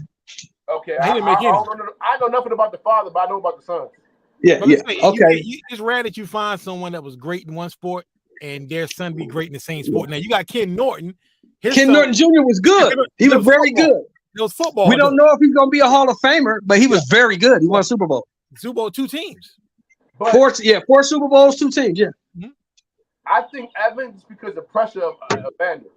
Like you see how he said he told him Evander told Evan not to box because he was a kickboxer. He was like ranked kickboxer. And he was like, "Don't box because you're not going out there and embarrass my name." And this is coming from a guy who has a son who was cut from the fucking Jacksonville Jaguars. Yeah, but you gotta understand, you know, because Evander Holyfield knows what it takes to be on that level as a fighter. I remember there was one fight that Evan had, and then Evander, they found Evander, and they said, "How do you think about the fight?" And Evan had knocked the guy out like maybe 3rd, 4th round. He's like, Evander was like, "It's trash. He shouldn't have been in the ring that long. It's embarrassing." I was like, "Yo, that type of pressure, he gonna make that boy good." Well, you got to think, Evander Holyfield came from the dirt, though. Yeah. Well, from what he said, his mama was a tough motherfucker. Yeah. He said he couldn't quit boxing because his mother, he was scared. He said he was boxing, he got his ass beat, but he was scared to get his ass beat by his mama, so he went back to the gym. Yeah, because he told him that whatever you do, don't quit. Yeah, so I figured I ain't raised no quitters. Don't quit. I think Rockman. I think like Sean said, I think that he's just not dedicated enough. Mosley Jr., as you see, his father's not even in his corner. But see, that's the thing. See, Imagine how much that but that's another thing you got to look at too, Combo. If I'm a great fighter, it's hard for me to be in your corner because I'm going to expect certain things out of you, Exactly. and you may not be able to give me what I expected from you, and I don't understand that. Being that you my son, you should be just like me. Yo, This, so And it's this is why it's great crazy. athletes don't make good good coaches and trainers. Yeah. Check Why this. you think Michael Jordan's son was trash? It's crazy you say that, right? Because whatever he did playing basketball, he wasn't Michael Jordan. But look, check this. It's crazy you say that. Because I'm not saying I'm a great fighter, right? But I remember Right. my son got into the gym. My Right. oldest, he got the boxing. And I Right. was coming down hard as hell on him. And it, like, if you can do better, we got some people coming in the phone Wednesday. Come on in here. Right. I said, cool. I showed up Wednesday. I came in there. He said, you get your registration? I said, yeah, I'm registered. Okay. I get in the ring. I do what I do. Now, this is what makes it even funnier. My grandfather was there. I was mad about my son's performance. My grandfather was mad about my performance. Right. My grandfather was like, man, that was horrible. I'm like, I ain't been in the ring about 14 years. He's like, that's horrible. Why was you getting hit? What was you doing? That he was tearing me apart. I was tearing it apart the same way. And I was like, yo, my fathers can't train sons.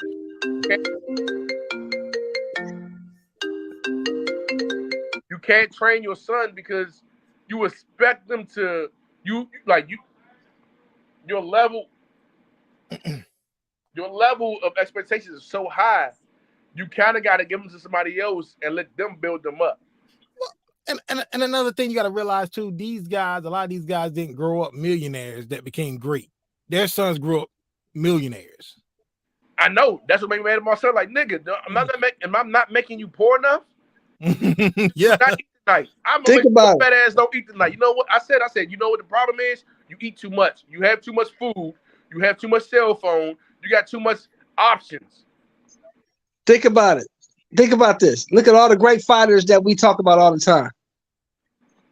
Which one of them motherfuckers came from money? Yeah, even Floyd Mayweather, he tells you when Floyd Mayweather the story, he was in a hotel with no food, nothing to eat, nothing, and Bob Arum gave him a deal. He took it. Yeah. Yeah. Because his father was in jail. Like everybody told me, his father was a boxer. His father was, but his father laid the fuck down. Hey, but here's the thing though. And this is one of the issues I have with Floyd throughout his whole career. Nigga, so what? Get over that shit. Everybody's daddy went to jail, nigga. Fuck is you bitching out? My daddy wasn't there for me. So what, nigga? Nigga, you had. I never met my father. Look, I never met my father ever. And my mother wouldn't tell me who he was. What he had? So miss me with that daddy shit. The nigga wasn't there, so what? Nigga, do what you need to do for you, nigga. Man up. Stop being a bitch. The nigga had Jeff and Roger. Yeah, you acting like a hoe, nigga. That's the thing I hate about Floyd. He act like a bitch. My daddy was fucking. Shut that bitch ass shit up, man. Nobody want to hear that whole ass shit, nigga. You got money. Shut up. You did fine without your daddy, nigga. Yeah, man. Nobody want to hear that crying ass, bitch ass. My daddy wasn't there for me, faggot ass shit. Nobody want to hear that. Real quick sidebar. Do you think I'm gonna ask you a quick question, man. I never wanted to ask none of the big homies. I was gonna ask you real quick. Is it wild that I got a real admiration for the GDs? The Gangster Disciples? Yeah. Even though we got our situations and shit. Like No. They an organization that been around for 50 plus years doing their thing. You should admire that. I got big respect for them. Yeah. Okay. Now. Yeah, because they push their line wherever they at. I've been in the pen in California with some Gangster Disciples. Yeah. And them niggas is on the yard by themselves pushing Gangster Disciples. It'd be 6 of them motherfuckers and they gonna push that shit. I didn't know the Gangster Disciples were still around though. Hell yeah, they still around. Yeah, they're not allowed to flag. They're not allowed to even speak on it. Like folk and Gate to the Disciple, like they got a whole No, they're not allowed. task force to take them out. Yeah, But they all over. They in LA, they in New York, they in Texas, they all over the place. In Oklahoma, they in Nebraska. The GDs are everywhere, bro. They in Michigan, they everywhere. Honestly, I didn't even know, man. I swear I didn't know. Yeah. Yeah, no, they're just highly secretive because of the restrictions put on them. Like as a Crip, I can flag. The GD, you can't flag. There's an echo coming from somewhere. All right, next question. Who's going to be the biggest bust this year? The biggest bust this year in boxing or in sports? Boxing. The biggest bust? Yeah. Who's going to walk away this year exposed?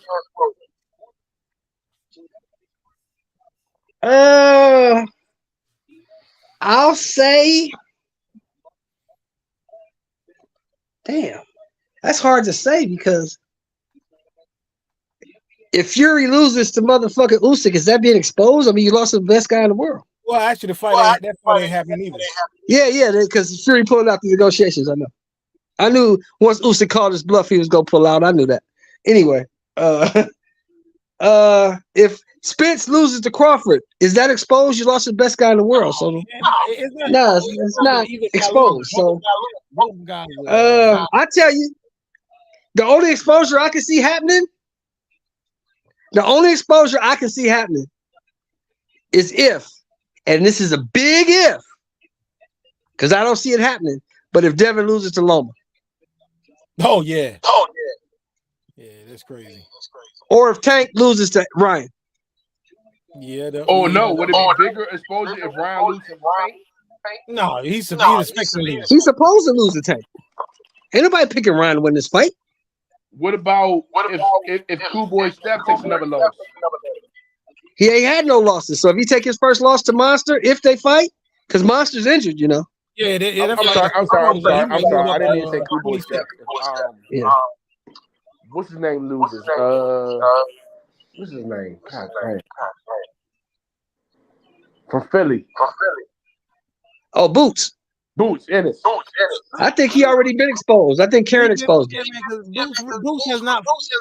I like Boots, but he hasn't fought another top 10 fighter in the division yet. He's been a pro for 7 years. And he hasn't, and he doesn't know how to cut off the ring, as we saw this last fight. Big problem with that. Or you don't know how to cut the ring off. He doesn't know how to make adjustments in the ring to know that he can cut it off. I mean, shit, they talk about Karen was running. Well, what if we got a motherfucker running? You cut the ring off. So he can't run. The nigga ain't got a mile. He can box him in. But you know. What about now? They say I was a hater though. They say I'm hating on Boots. No, listen. I got the same thing. Like I told him, man. Yeah, everybody always say I'm hating on Boots too, man. Yeah, I'm hating on Boots. The nigga don't know how to cut the ring off. It's obvious. Because if he knew how to do it, he would have done it. He didn't do it. So okay, I got a serious question. All right. What would it take for people to see Wilder for what he is? Him getting beat up again by Ruiz or get knocked out by Ngannou or something like that? Nah, he'll beat Ngannou and Ruiz. He gonna hurt Ngannou. He gonna really physically hurt that man.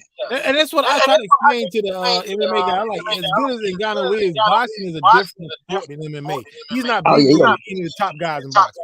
No. Even the lower level guys, he wouldn't beat them either. Yeah, he gonna get hurt. He'd get beat by like a Gerald Washington beat his ass. Yeah, he would. Yeah. But the biggest bust in sports this year, in sports period, is probably gonna be John Morant. Oh my God! Don't bring that up, man. No. That motherfucker. They just got a report just came out today. That motherfucker about to lose $40 million this year in endorsement. Oh my God! For a picture of a gun? See, this is what I don't understand. Okay. It is legal to have guns in the South, Memphis. Anybody can get a gun. Yes. So if the gun was actually his, I don't see what the problem is. Here's the problem. Here's the problem, right? And I'm explaining the problem. Here's the problem. I'm gonna give it to you so you can understand where I'm coming from. I'm a billionaire, right? Yeah. You work for me, Yeah. right? To work for me, I'm gonna pay you X amount of millions of dollars, right? Yep. Before I make that wire transfer to your account, I'm gonna get you to sign a contract, right? Yeah. You know what's inside that contract? What? It's gonna be a clause that says you have to act a certain way because you represent me and my company and my brand. And if you do anything outside these parameters, these are gonna be the penalties. Look, Having the gun was not the issue. Yeah. Having the gun was not the issue. Having the gun in the club probably was not the issue. Yeah. Having the gun in the club and putting it on social media, that was the issue. Mm-hmm. Because the thing you can do what you want. You just can't embarrass me doing it. Exactly. Because I remember, and I brought this up. Like I said, I'm not defending Ja Morant or his actions. I'm not defending him. I'm just saying I brought it up that Karl Malone used to always take pictures of him hunting with guns back in the 90s. And this was like a regular thing, and nobody thought anything of it. You know what I'm saying?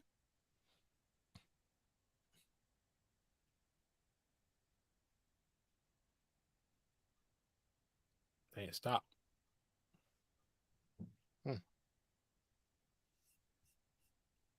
Testing 1 2, but they ain't stop. Yeah, what I'm saying, Karl Malone had he'd always took pictures of himself like hunting, and you can still find these pictures online, and that was crazy.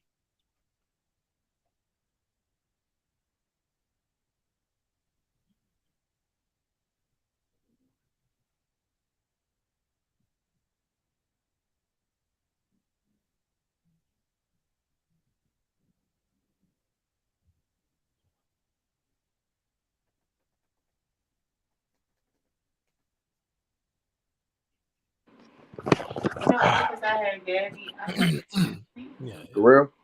Yeah. Why you don't let me eat your my ass? feet pause. It pause and stuff. Why can't I eat your ass? Stop being a horn dog. I want you to put them on your ass. Let me grab your ball. Nah, you can't grab my balls. That's gay. Hey, Shelton, he paused, didn't he?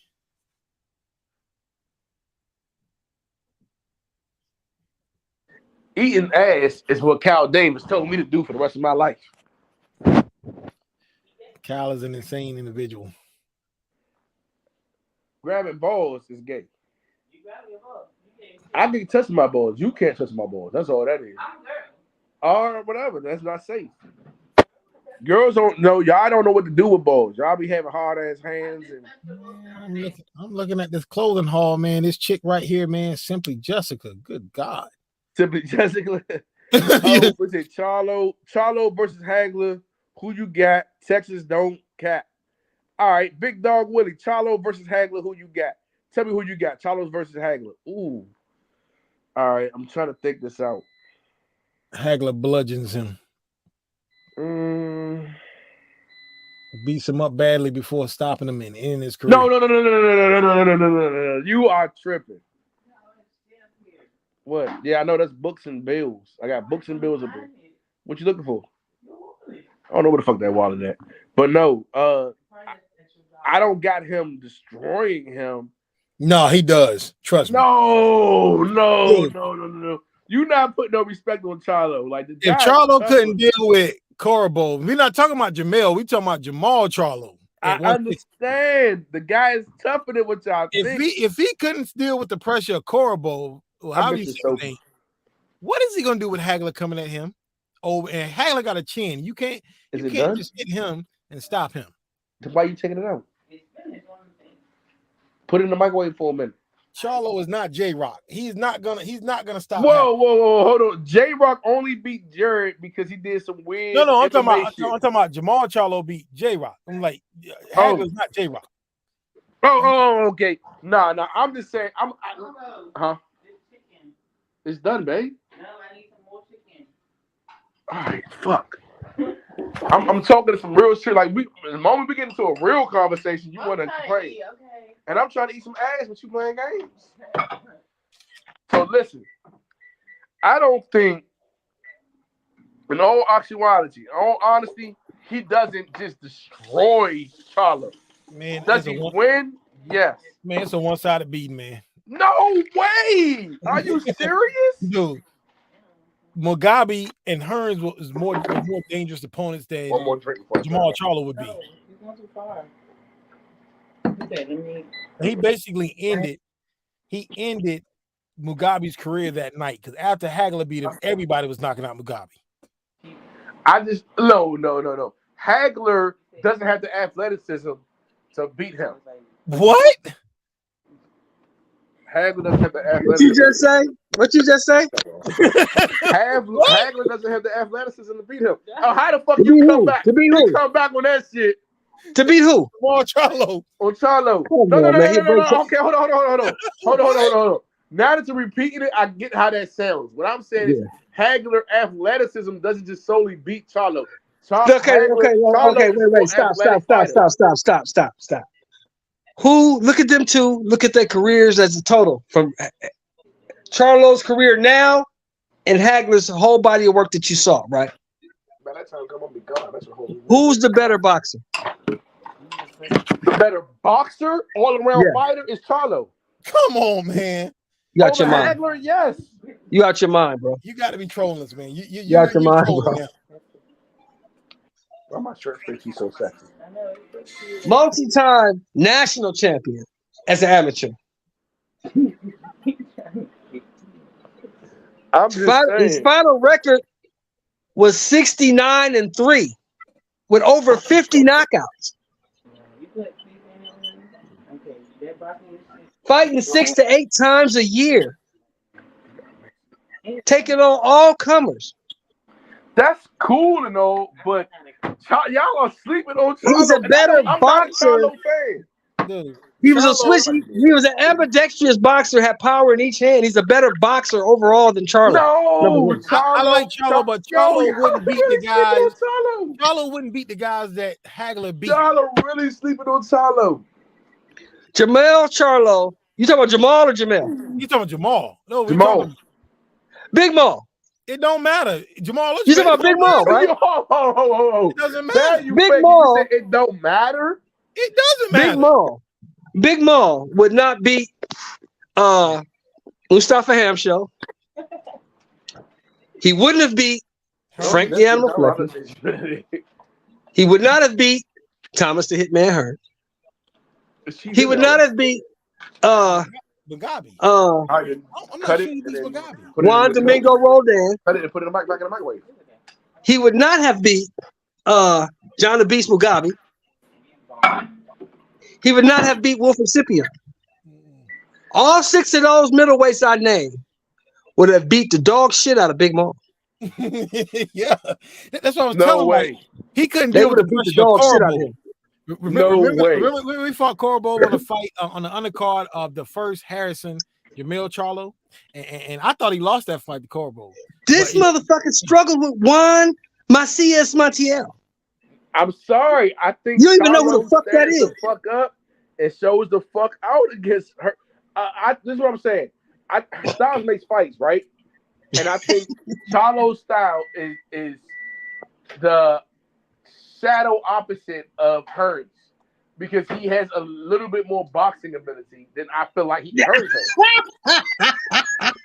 Yo, y'all are tripping. All right, whatever. Y'all are tripping. Hey, you gotta let the young niggas have it sometimes. They gotta pick up their guys, man. I'm gonna You drink can't my be mad at drink. that. No, man. I can't stand the Charlos. I like Charlo, man, but you talking about I Marlon don't, Hagler. but I'm saying like her. Okay. Let me ask you this: does Big Maul beat Carlos Monzon? Prime for prime. No. He knocks him out.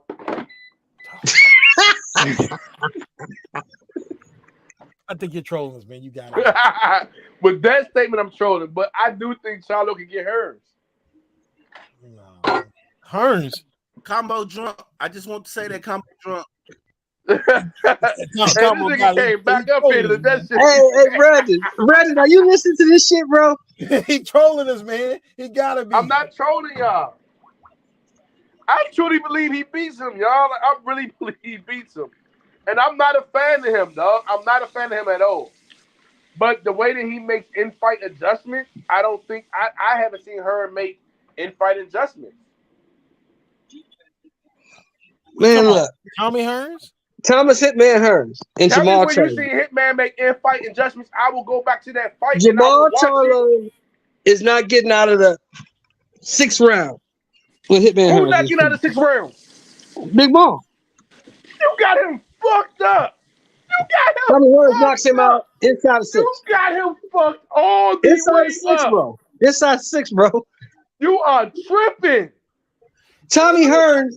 Okay. Let me ask you this. Is Big Ball a better boxer than Sugar Ray Leonard? No. Tommy Hearns outboxed Sugar Ray Leonard. No, the fuck he did not. yes, he did. He was outboxing. He was up at the time of the stoppage. Are you serious? Yes, he was up. Beating the shit out. How you think Leonard got his retina detached? No. Because he was hitting him hard as shit. Not because No, beating the because he shit was out of him. outboxing him. I He couldn't seen get past that the fight. jab. I watched that Go fight. back and watch Sugar the was fight. boxing Leonard, his asshole. go back and watch the fight. Leonard could not get past the jab. At the time He of the couldn't get Okay, past the jab. listen. The boxing match was more competitive than what people would have expected because you would expect the No, Sugar Ray was losing. No, you would He was expect losing. Sugar Ray to outbox him. Yes, but Sugar No, Ray. he was losing the fight.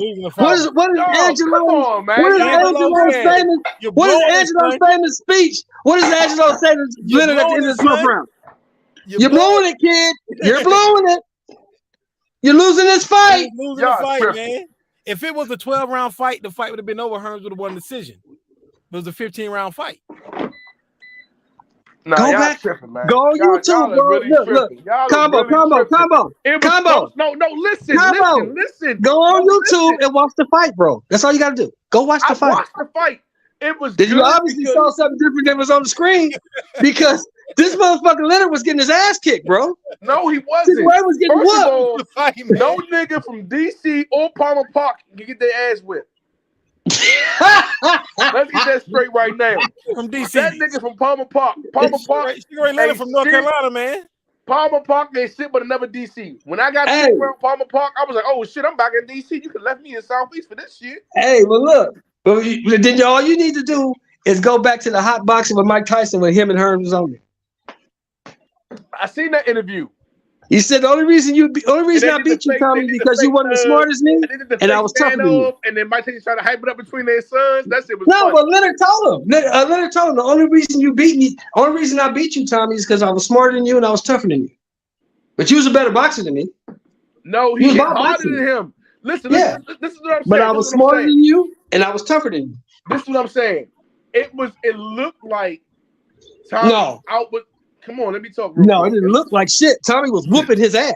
No, it looked like that because you expected Tommy to not look that good against a great boxer. I expect Tommy to knock him out. I had Hearns in that fight.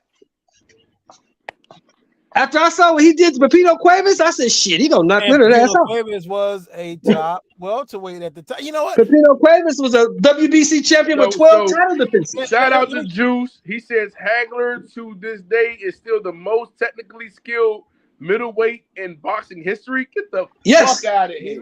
Yes. Yes. Get the Yes. fuck out of here, Juice. You Yes. bullshit. You Michelle, don't know. it's funny you brought up Pepino Cuevas. Do you know that Pepino Cuevas has more title defenses than Errol Spence? Of course. Hold on. Let me get this all He real got quick. 12. Hold on, let me get this all real quick. But he's not in the Hold Hall of Fame though. He's not going. Hold to the on, Hall let of me get Fame. this all real quick, y'all. Shout out to Go ahead. Pittsburgh T. You know, the money section. That's the money guy right there. He says Charlo going to be out of here faster than $2 gas combo. Oh, never mind. Fuck what you said, Pittsburgh. Fuck what you said. He knows what he's talking about. Y'all old motherfuckers don't know what y'all talking about. I got YouTube. I got fucking replay TV. Combo, you my guy, man. You the homie, bro. You the homie, man. You my guy. I'm telling you. I just think y'all are Thomas more. Hearns, No, listen. Marvin I think Hagler I think would because he beat looked the so good Hebrew boxing, shit people were out of Big surprised. Ball, man. Yeah, he would beat him up bad, man. They beat him up bad, man. They fucked Big Ball up. Y'all tripping. Dude, we ain't even gotta go. We ain't even gotta go to Hagler, and I think What a the fuck, better. Big Dog Willie? You too?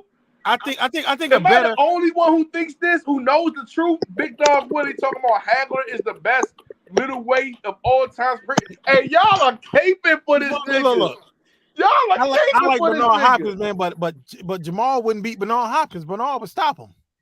Y'all are caping for this nigga, Mo. Y'all are Hey, really Combo, you think? Okay. Stop. Now, okay, so you said Big Maul is the best middleweight you ever seen, right? Who is? That what you said? No. Somebody in the comments, Big Dog Willie said Hagler is the best middleweight of all times, period. He is. In my opinion, he is. Now, Y'all are let me ask you this. Y'all are caping Now, for let me this ask you nigga, this. man. But the most athletic fighter I've seen at 160 pounds Probably Roy Jones. is Roy Jones Jr. Probably Roy Jones. Yep. The most athletic, yes. Does Big Maul beat him? No. Combo. No. Please say no. Just say no. Huh?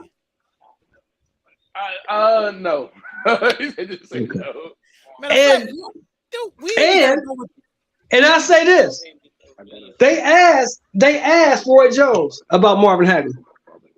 Roy Jones said, I know they say I'm the best at 160. It was my prime, and I was the best. He said, but I don't know about that. He said Marvin was a bad man. Yeah, I'm gonna go. I don't know. I'm gonna go as far as say that even the guys that won't make the Hall of Fame, but they were big for their day, I don't think Maul beats Keith Holmes. Nah, he don't. What the fuck is wrong with you? Y'all are not putting no respect on this. Keith Holmes is like he was a 6'2" middleweight man. He's like 6'2", 6'2" with a lengthy jab. I don't think Maul beats Keith I'm Holmes. gonna tell you somebody else he don't beat me. He don't beat Michael Nunn. He don't beat Michael Nunn. He definitely doesn't beat Nunn. He don't beat Michael Nunn. Y'all think Fedor beats Mo? Who? Fedor. Beats who? Sebastian Fedor? You think Fedor beats Mo? Yes or no? No. He ain't that good. He ain't that good. I just saw him get exposed. In Carson. No, he doesn't beat. I just saw him get exposed. And I like Fedor, but he doesn't beat them. I like Fedor, but he got exposed in Carson. He went 12 rounds with a motherfucker that Spence knocked out and won. So he's not that good. That shit got some. He's okay. He ain't that good though.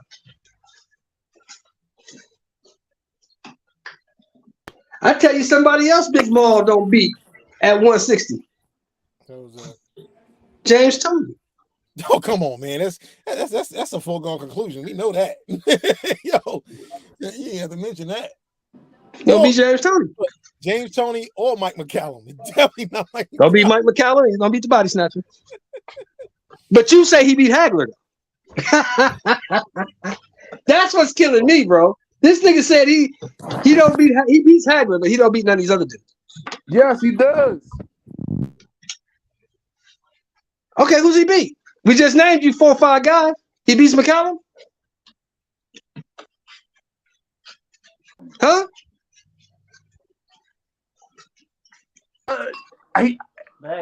12 rounds. He beats McCallum. 12 rounds, yes. He fought McCallum. McCallum fought 12 round fight. So he beats McCallum. Okay, what about James Toney?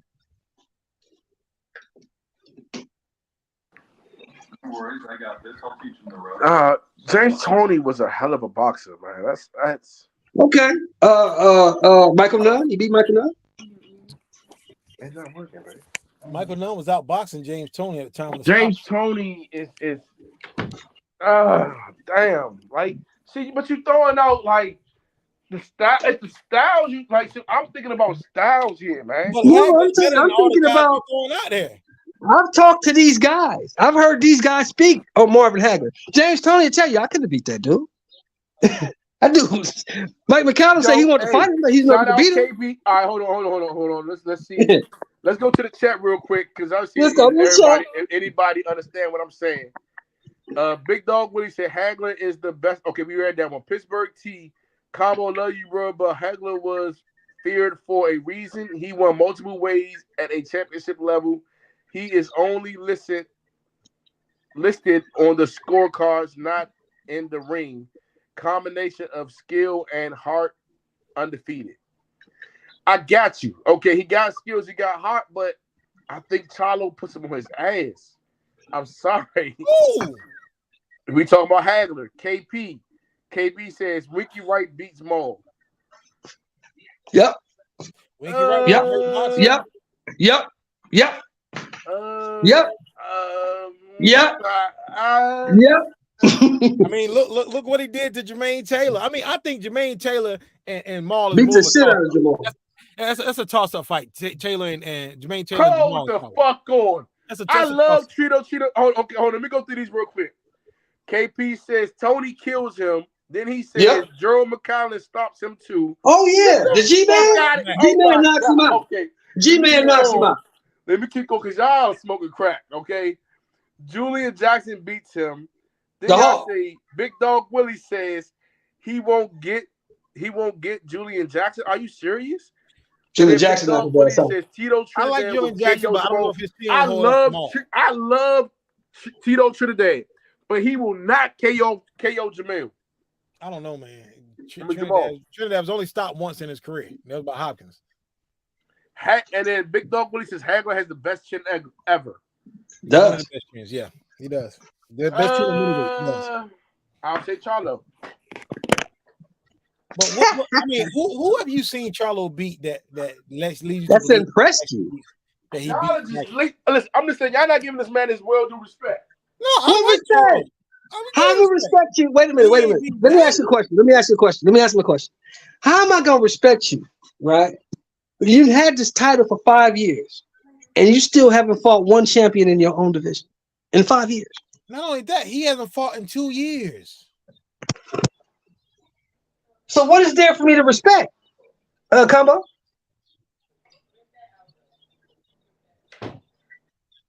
I think y'all tripping. What is this? No, I want you to answer my question. Tell me what I'm supposed to respect. You a champion in the middleweight division. You've had that belt for 5 years, and you haven't fought another champion in your own division in those 5 years. Were you talking about guys? No. Were you talking about guys like a Tony, like a Roy Jones, like a Hagler, like a McCallum, who unified their divisions, who fought everybody? Okay, hold on. You got a belt and fight me. Your thoughts real quick. You're right. He hasn't fought nobody.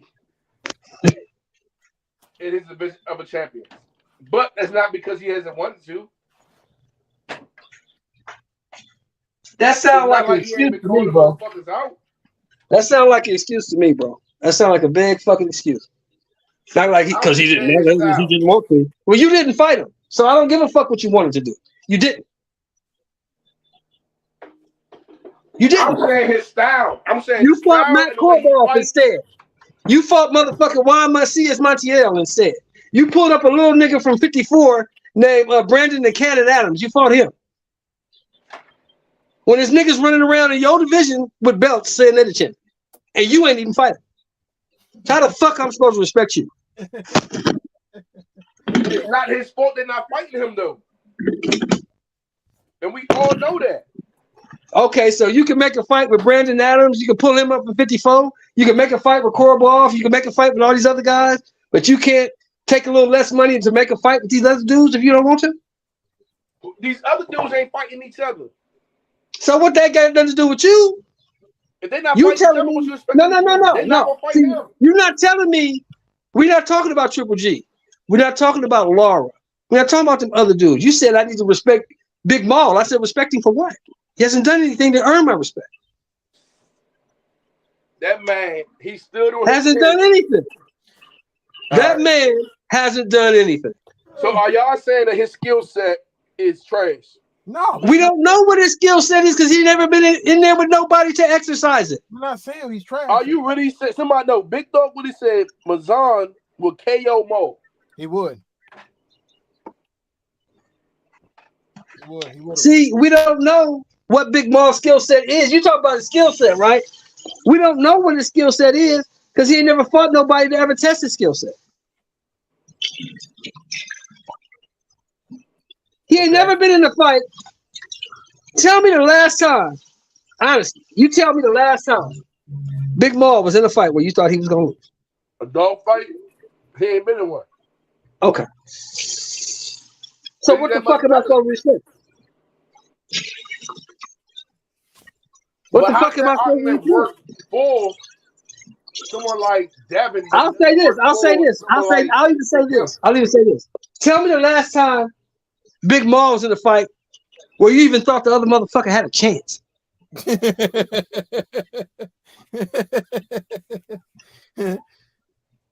Or you even thought the motherfucker had a shot. That's a good question.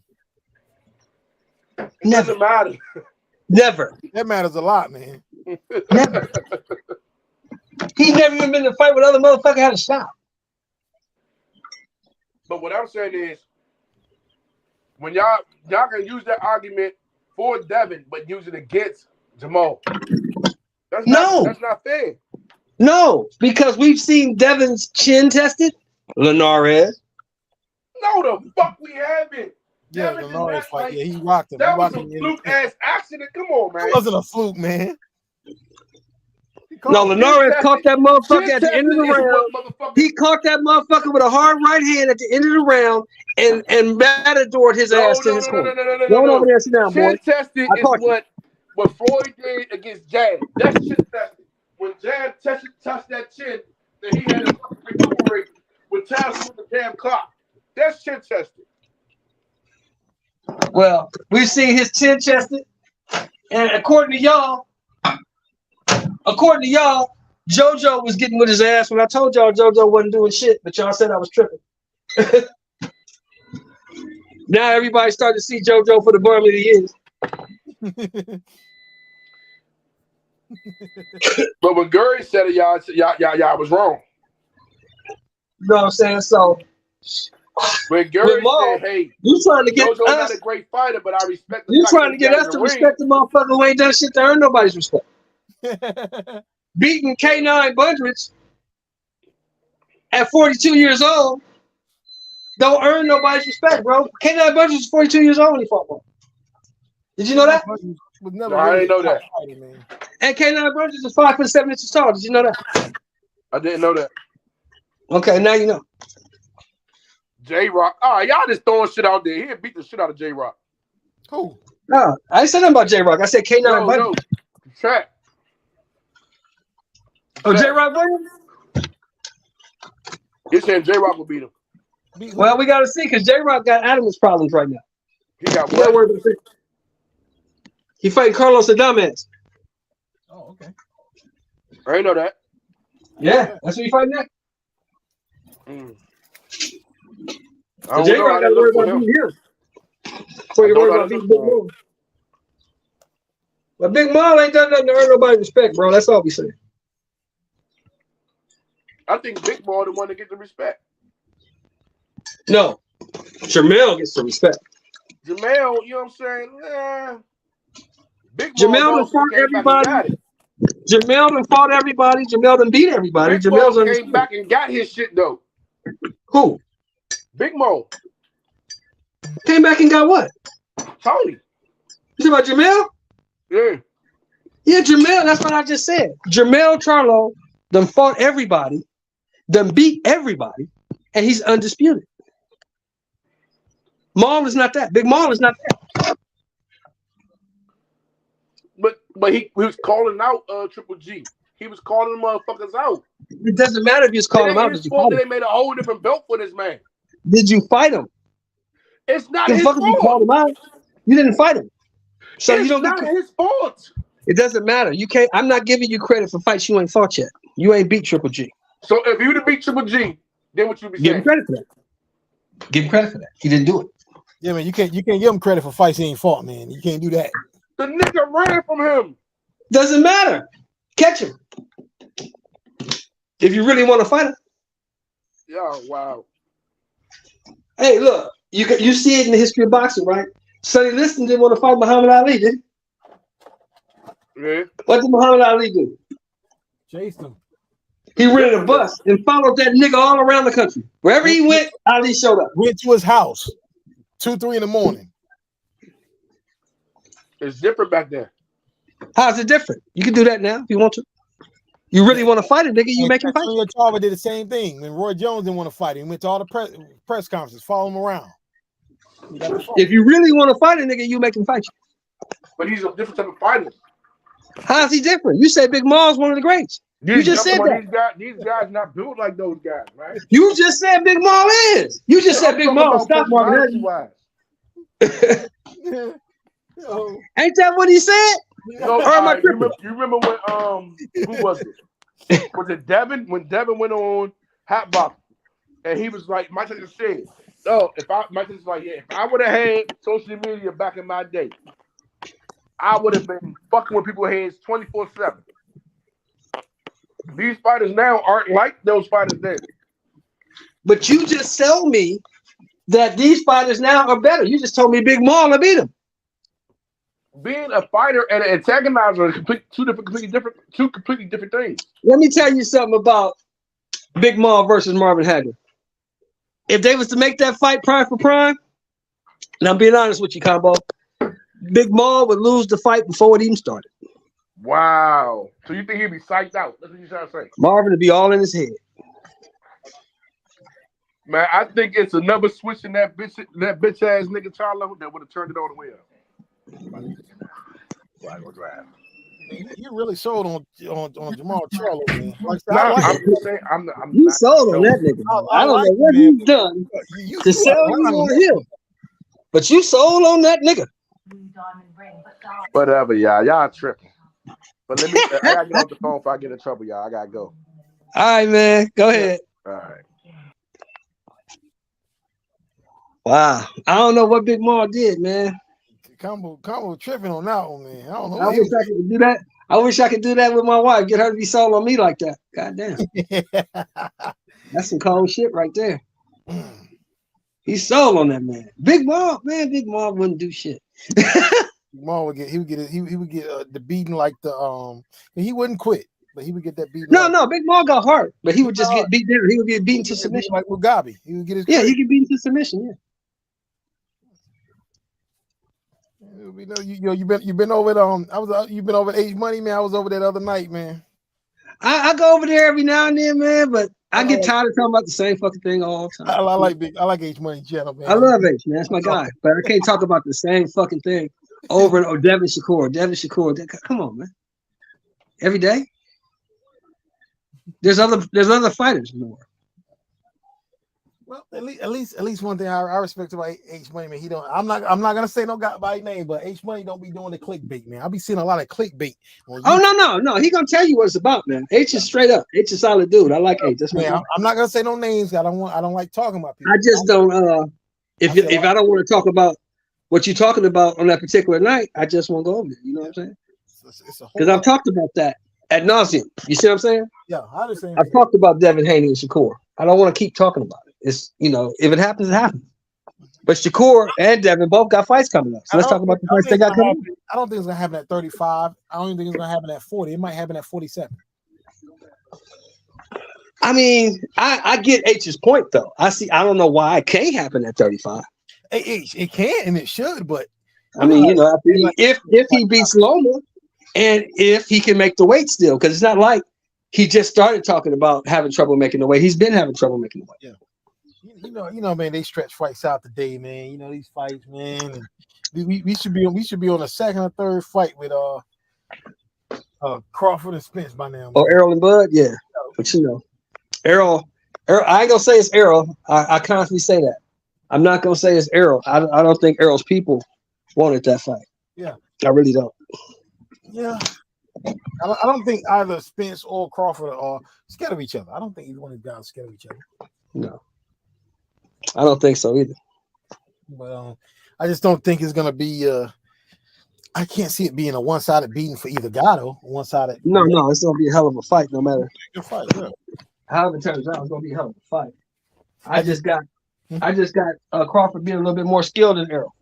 That's why I said it as well. I said if Crawford boxes from the outside, he can win. But if Crawford goes in there and tries to go toe to toe, he's gonna get beat up bad.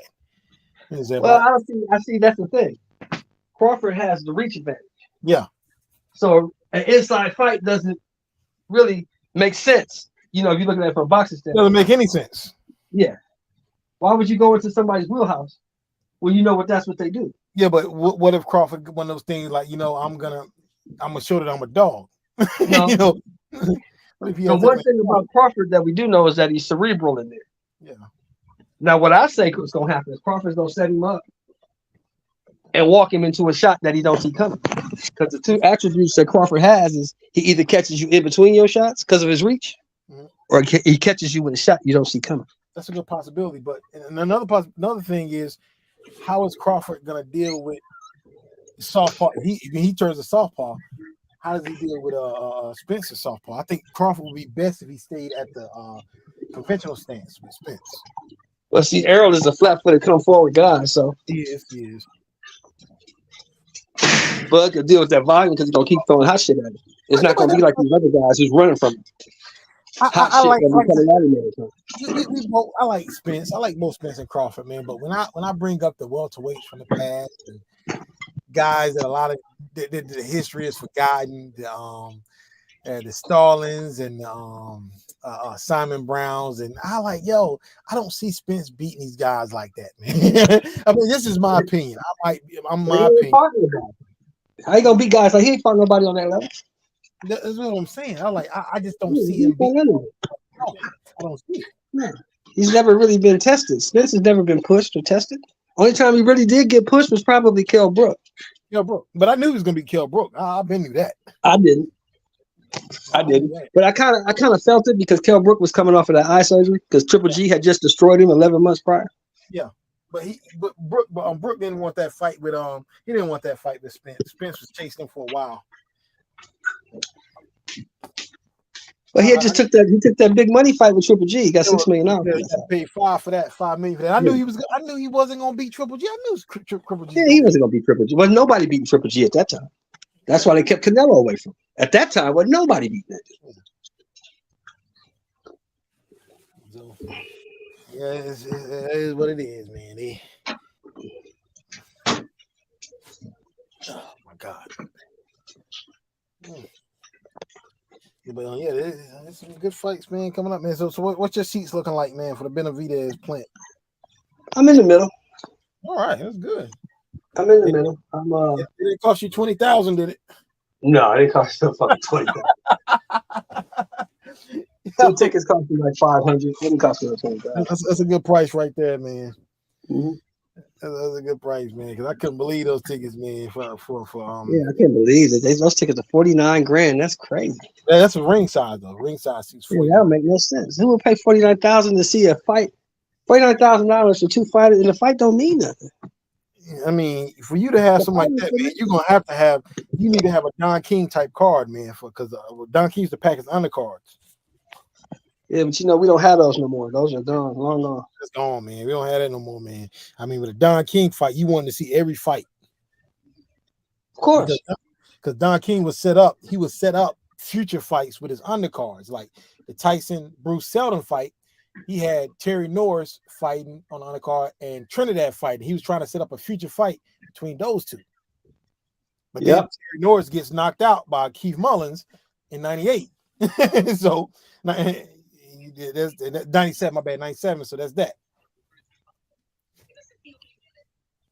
They tried to set it up. I mean, Don, that's the one thing about Don now. Everybody might not get paid. Yeah. But he gonna put them all in there. They're gonna fight. But that's what I said about Don King. I said Don King robbed his fighters. He didn't rob the public. No. Don was gonna rob the shit out of him. And then you got Adrian Broner signing with Don King. I'm like, where did that come from, man?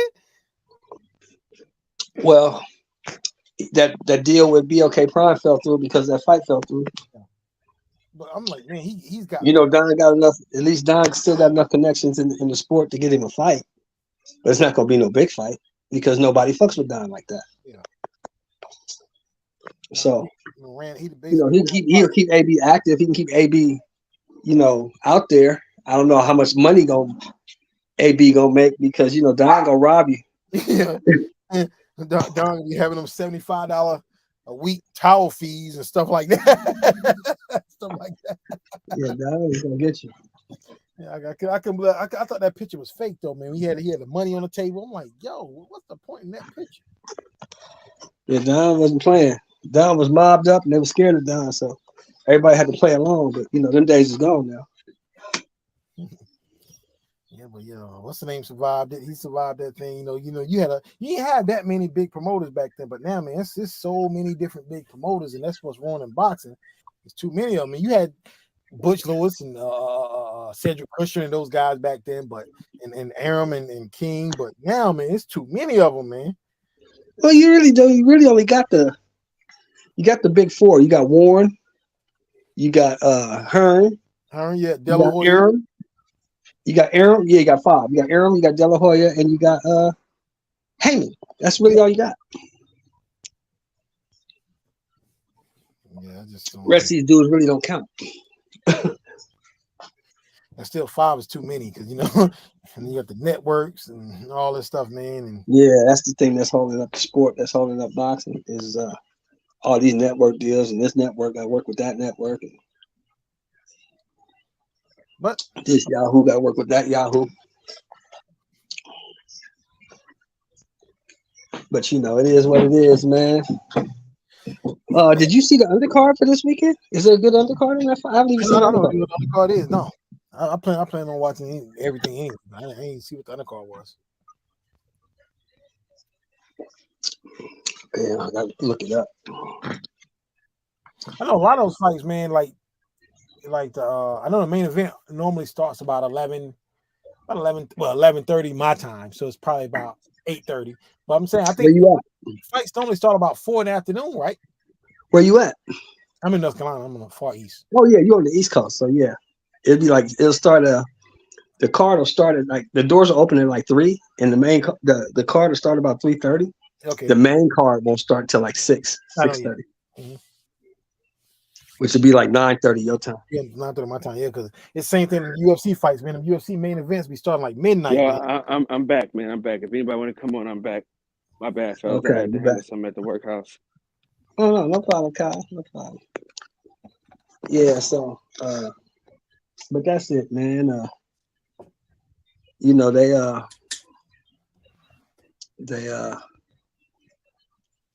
Lupe? the UFC card, because the UFC main cards don't start till 7:00. That's 10:00 your time. Yeah, it's 10 o'clock my time. Yep. And if they all go to decision, I mean, the main event might start at midnight. Yeah. I think the latest fight, man, I saw was Canelo and Kovalev, man. That fight started 2:30 in the morning here. Yeah, because it started so late. Yeah. Saying it was a Masvidal and Diaz fought, and they held off so they could finish their fight. And I wasn't even enthused over that fight either. Kovalev and Canelo. Yeah. I just wanted to see it, man. And I still say took that dive, man. He didn't take no dive. He was old. He was drunk. He had just came out of a fight 11 months prior. He had a rehydration clause. He wasn't prepared. I forgot about the rehydration clause. Yeah, I forgot about that. Yeah, Canelo set him up. Yeah, because he remember he had just got charged with rape. He had raped that girl, so he needed money for court. Yeah. Canelo called him at the perfect time. Yeah, whatever happened with that case anyway?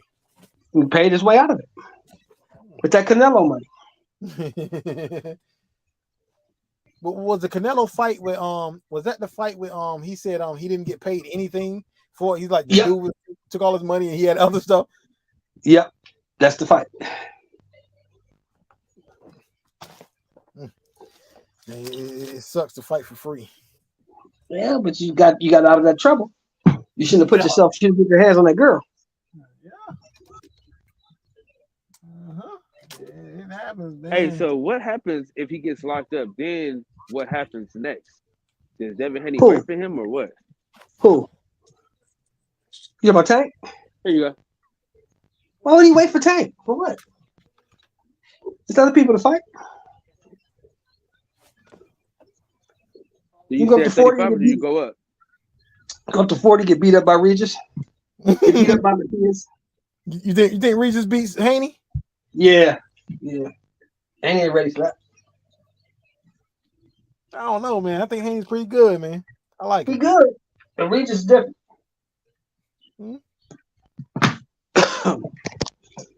Regis gonna get around that guard. He'll get around that jab. Well, hopefully Haney takes some power up to 140 with him. His weight cut ain't affecting him as much. Well, that will give him a better chance if he has something to keep Regis off of him. But if he don't, you know what's gonna happen. I ain't got to. I'm shocked that Shakur, his power has gotten better as he's moved up.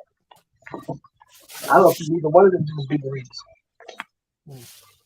Or Tank. No. Yeah, I got a favorite Tank right now. Over, Tank ain't beating no Regis, bro. I got a favorite Tank over Shakur and Haney at the moment. Yeah. I think he. I don't know. I don't know about Core. I don't really know about Haney because of the jab. Haney has a good jab. He can keep Tank at bay, but the Tank, you've seen, all it takes is one to start it in motion. Yeah, that's true. That is true, my guy. That is true. But hopefully we get some of these guys at 135 start fighting each other, man. They don't want to fight each other. They want to all wait for Tank. He's stepping up. Or wait for Haney. Try to get a big money fight. All these dudes, they all want to be. All these dudes want to be Pretty Boy Floyd, but none of these dudes. All these dudes want to be Money Mayweather, but none of them want to be Pretty Boy Floyd. You know what I mean? Well, I be telling dudes, man, Mayweather, his first year as a pro, he fought like 11 fights his first year, 4 years of pro. And on top of that, he was fighting the tough fights coming up. He didn't take no easy fights before he made a name for himself. No. This is the Floyd Mayweather fighting Gennaro Hernandez. Manfredi was a top fighter when he beat Manfredi in 2 rounds. You know, he fought the top guys. And Corrales was a top fighter. I mean, matter of fact, Corrales was a favorite. Yeah, Floyd was an underdog. You're right. Corrales was a favorite, man. So, man, we gotta give him respect what he did. You know, he earned his right to cherry pick. Did Canelo Alvarez, did he deserve his cherry pick? What cherry pick you talking about? So what you doing he now? Deserved the right to cherry pick? What you talking about? Which one? No. Canelo. Hey, listen. We got somebody special joining the panel right now. Who's that? Hey, what's good, family? Everybody good? What's up, Deacon? How you doing? Blessed, man. One day at a time. How you doing, Dick? Hey, man. Just trying to make it, man. Missed all you guys, man. I just needed to reach out and hear y'all and see y'all, man. How you doing, brother? We were just talking about people deserving things and not deserving things. So why don't you go ahead, Deke, and answer Kyle's question? He said, does Canelo Alvarez deserve his cherry pick? And what cherry pick is that, Kyle?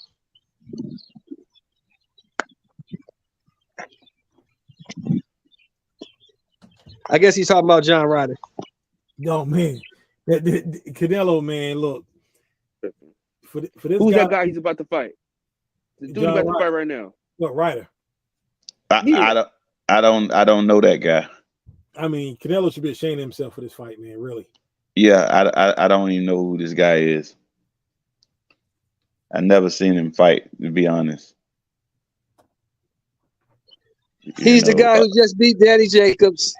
He's ranked number 3. Okay, right. Yeah. Okay. I think he's ranked number 3 in the WBA or the IBF or something like that. He's a top 168-pound fighter. He's on like a 5-fight win streak. He's a good test. I mean, Canelo's coming off surgery. He just had his wrist surgery and his shoulder surgery. So, no, I'll say this. This is what I'll say for myself. If anybody deserves a get-back fight or tune-up, it's Alvarez, because he's been way more active than any of these dudes that we watch. Am I right? Yeah, but that's a double-edged sword, right? Tell me how. You want me to say why it's a double-edged sword? Yes, sir. For one, for starters, the competition. You know, just like this competition, what he just picked, that was great chess playing. He got a win over who? Danny Jacobs, right? Right. Okay. Now the dude he's finna fight got a win over who? Danny Jacobs, right? Right. I mean, come on, bro. This ain't hard. This ain't rocket science.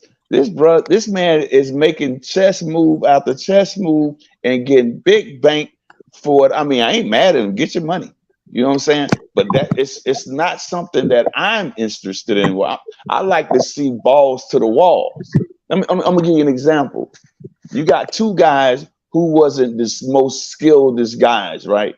But man, I literally had cheer bumps on my arms from round 1 to round 12 watching Gotti Ward. I'm talking about that first fight.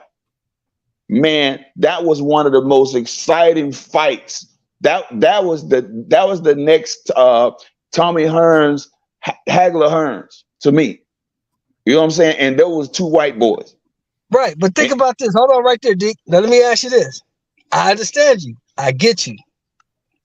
How many Gottis or Wars do we have today? A lot of them. If you put listen, no, we don't. If you let me explain, go ahead. We have a lot of them, but here's the situation, and people need to think about. When I say people, I'm talking about the fighters. They need to think about this. They didn't really want a Floyd Mayweather, but he forced it. This man played the game the way it's supposed to be played. He outsmarted them, but they're not going to allow that again. They don't give a damn about your O. You can retire with an O right now. You're still not going to have the bank. You're not going to have the prestige that Floyd has. All that there is gone. It's one and done. So all this trying to hold on to your O, thinking you're going to be the next Floyd, hang it up. It's not happening. The best thing you can do is the best thing. Right. The point I was making was, okay. Today, these guys today, ain't none of these dudes built like Gotti. Ain't none of these dudes built like Ward. Ain't none of these dudes built like Floyd. Right. None of them. But because you know why? Again, their mindset is stuck on somebody else's career rather than their own. You can't be the next Floyd. Floyd did something that caught them by surprise. They didn't know that he was going to wind up being as successful as he is. Had they known that, think about it. Think about what happened to Michael Jackson. When Michael Jackson went to talking about buying Warner Brothers and all this stuff and all these different entities, right? What happened after that? And then they had the money on the table to buy all this stuff. What came right after the money was on the table? Hold on. I understand what you're talking about. What happened? What happened right after the money was on the table? All the scandals came out about Michael Jackson. They tore down his image. They broke him down. And guess what happened? The white boys went in. They bought the same idea that Michael Jackson was talking about and made trillions of dollars. They made the money that they took his idea and ran with it. And I'm talking about generational wealth out of this world. So what I'm saying is quit trying to hold on to your O and go out there and try and be great. That's why you got to respect Shakur. That's why you got to respect Devin Haney. Those young fellas right there, to me, they not ducking no smoke. I love Tank Davis. These boys, they go out, they want to fight. That's the narrative that's being pushed, though. But again, but that's not the narrative that's being pushed. And when you said Shakur, that's what they say now. But it's not true. I'm telling you, and I explained that on H Money Show. That is not true. That's not true. This is business, man. Listen. I'm going to say this right now. Okay. The best fight right now would be Shakur Stevenson and Devin Haney, right? We know that. But when we talk about prestige, accolades that take you to the next level, every great fighter has done this, right? You take out that king that was before you, the one that was going to propel you to that next level. You got to beat that champion that everybody that said was great They said that Lomachenko was the Matrix. He was better than Ali. He's this, that, and the third. Okay, so if I beat him, I'm gonna get more prestige. I'm gonna get more out of beating him. I don't care if you say he's 100 years old. I'm gonna get more out of beating him than I will beating Shakur Stevenson. But they don't understand that. They say it's not a good fight. They say Loma's old. That's why I said what I said. I don't care if they say he's 100 years old. But his prestige is coming with that name, Lomachenko, bruh. Ain't no prestige come. All they're gonna say is, boy, these is two great black technical fighters in their primes. What a great fight. Ain't no prestige coming behind that, bruh. That's why I love the way that the Haney's are moving. They are chess playing. They're doing this right, just like every other champion did before them. They beat up the old, just like, hey, and a lot of people hated Shakur Stevenson to fight Lomachenko, because Lomachenko old man, and that fight don't mean it. Right. So a lot of people, one is it? a lot of Mexicans, and still to this day, do not even like De La Hoya because of what he did to Chavez. Right? Because he beat up on one of their heroes. But that he did what he had to do. You know what I'm saying? You can go down the list. All the champions had to do that. They beat up the old champions who had the great names to put that on their resume and propel them into stardom. And that's the way this goes. This ain't about. To me like they hating on the young man because no matter what he does, whatever he does, what they tell him to do, then they move the goalposts again. That's what I see. Break that down because I'm lost on what you're saying. Okay, look, they said when he was coming up, they said, well, Loma's the man, he's the Matrix, and you ain't gonna be recognized as a true champ. You're email champ. You didn't fight Loma, you didn't get the belts. Tio did, so Tio's the man. All right. So now he gets the belts. Tio get his ass whooped by Journeyman. Haney goes over to Australia, beats that Journeyman, beat the shit out that Journeyman twice, right? He gets all the belts. He gets the Loma fight. And now you're saying the Loma fight don't mean shit. He got to fight Shakur. Who's saying that? All the fans. All of a sudden they turned on Haney. Haney was this, he was that. But that's what I'm saying, brother. For real. Yeah. And I respect all the fans. I respect the people. Because when it come to us fans, you know, we're gonna keep it a buck. It's all about sports and entertainment. We love this, but at the same time, these folks are just being disingenuous. They're into popularity. Yeah. They into what the next man. If you got 10 or 20 people saying the same thing, they want to jump on that bandwagon. You got to think individually. You got to be able to think for yourself and see what's really going on, brother. You know what I'm saying? And when you see guys moving like that, man, you really can't listen to people like that. You really can't, because it's just a waste of air, man. How you gonna say what Haney gonna do? Haney hasn't even. Shakur hasn't even had a fight at 135. So how you know what he gonna be at 135? That's exactly. You don't know? And I'm gonna tell you something. I got cussed out. Well, not really cussed out. I got almost cussed out when somebody told me about what the kid name is. And I'm high on the kid. I like the kid. Boots Ennis. Man, Boots Ennis beat Bud, he'll beat Spence, he'll do. I say, listen, bro, I've been watching boxing long enough to know that he looks like the eye test. He looks like that dude. But until he gets in that ring under those lights, performing with guys that's already been on that level, fighting on that level, you cannot crown him anything until he get in there and prove that. Yeah, exactly. He looks like he can do it. I've seen a lot of them that look like they can do it. Man, get in there. I'm talking about, bro. I don't know where their nerves went. I don't know where their skills went. It was like a different fighter. I've seen this time and time again. Well, this is what I say, young brother. If he could do all the things that they say Boots could do, right? Yeah. Why he didn't cut the ring off against that dude that was running from him? This is what I'm saying. This is what I'm saying, bro. Now think about what Bud would have did. Think about what Cut Spence the ring would have off, did beat him in up, and that knocked him out. situation. You Cut get what the I'm ring saying? off, beat him up, and knocked him out. See, this why I'm saying some guys you just can't listen to that group talk. I ain't with the group talk. I'm individual. I think for myself. I look and try to analyze and understand it for what it is. Whether I'm right or wrong, I'm gonna get my own understanding out of it. You know what I'm saying? Yeah, that's all I'm saying. If he was everything that you say he is, then he would have cut the ring off against that man and got that man the fuck up out of it. And don't be popping up at the end with no excuses about why you couldn't knock him out. Come on, bruh.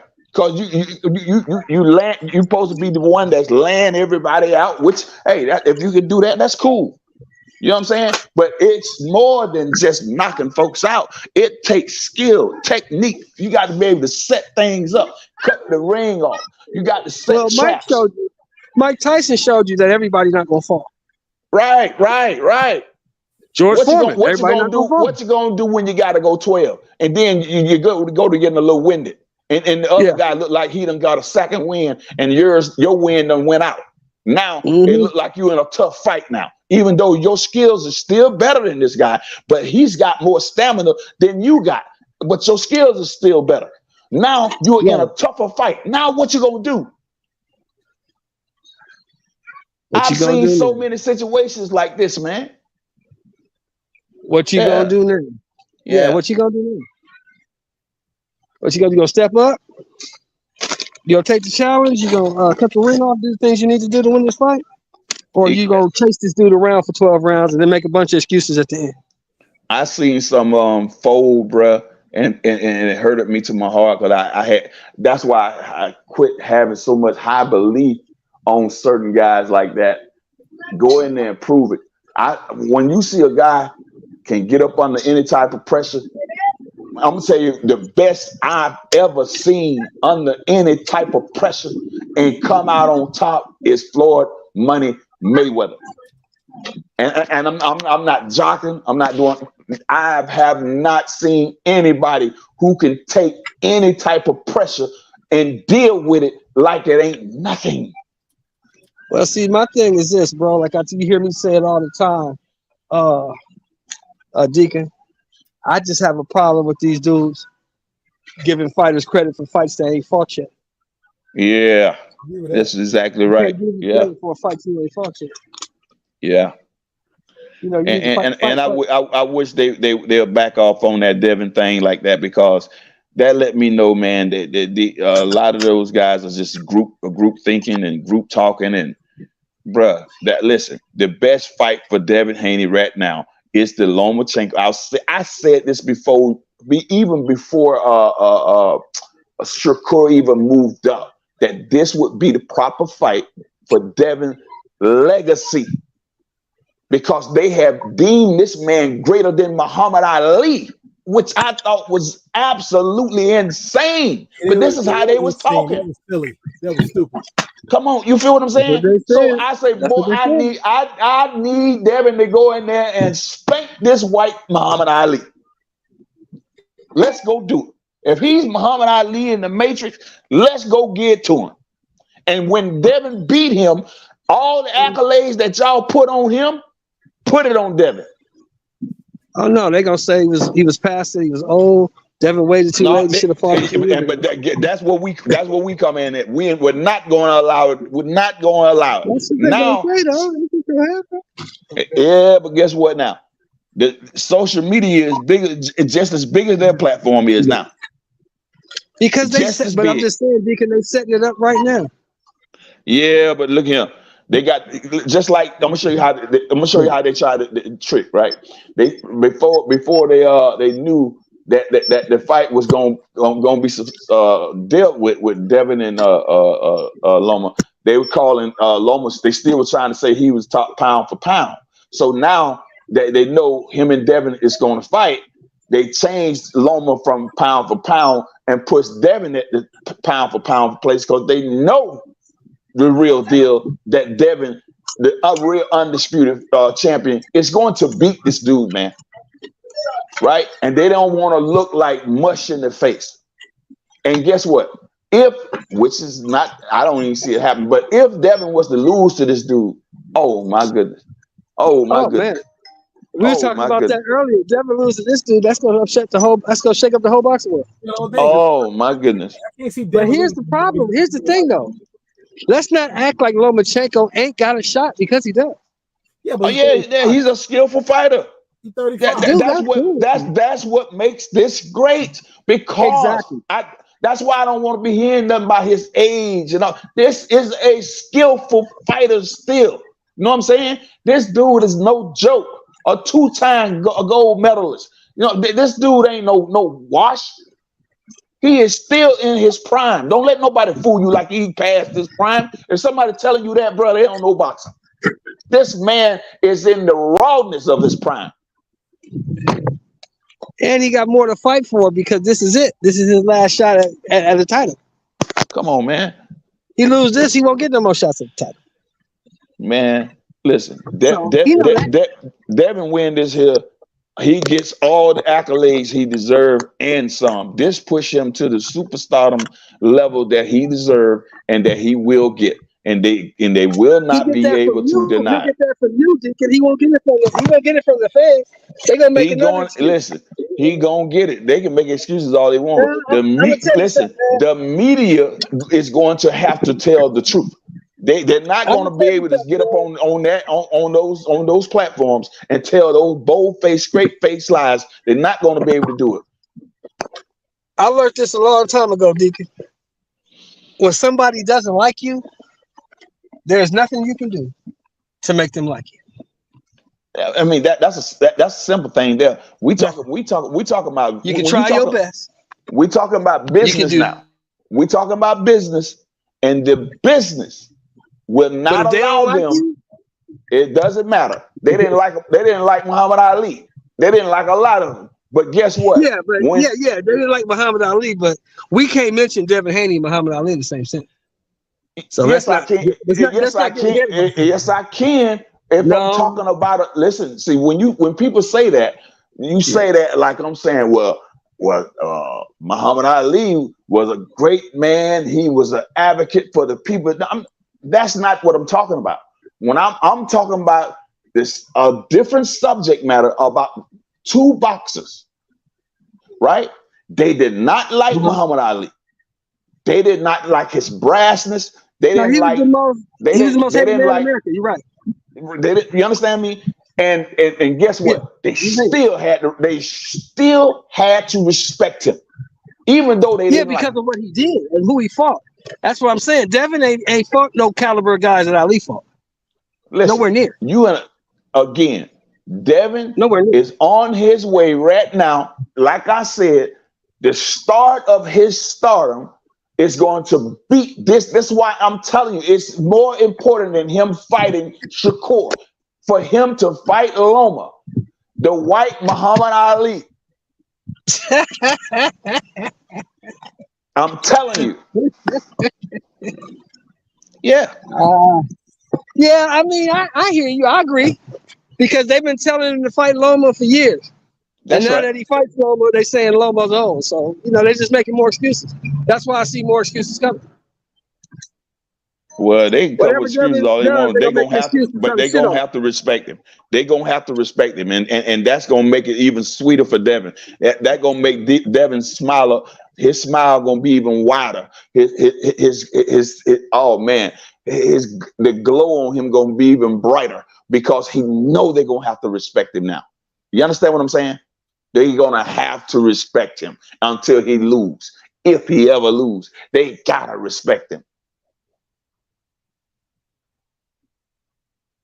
It's just crazy to me to hear people doing all that disrespectful talking about Devin scared of Shakur and come on, man. These folks ain't scared of. These fighters are not scared of each other, bro.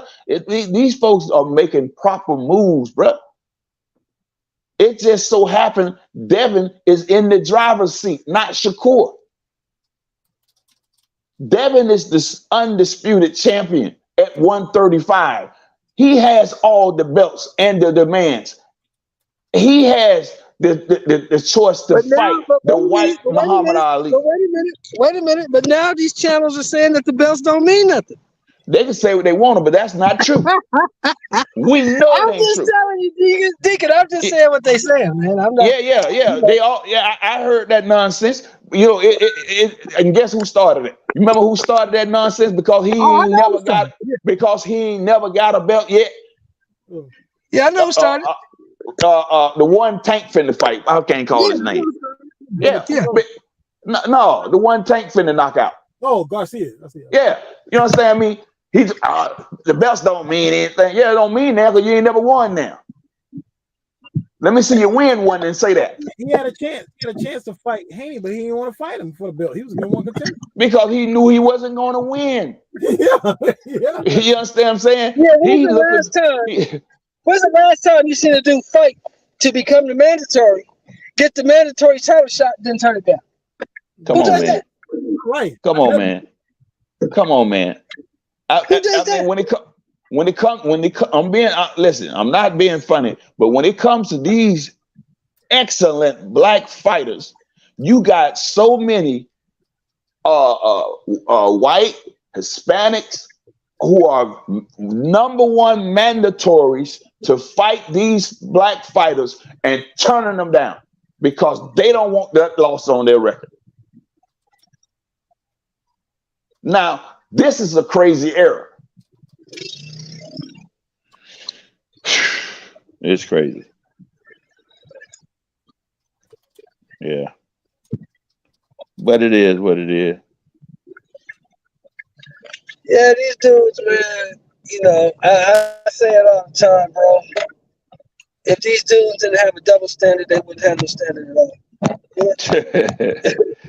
Right. You know what I'm saying? They just, you know, it's okay for this guy to do it, but when this other guy does, oh no, that's bullshit.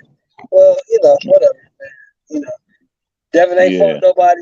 Devin ain't shit. Devin's the email champ or whatever champ that they have at 135. Devin is that. Email, WBA, WBC, WBO, IBO, whatever belt you got, he got it.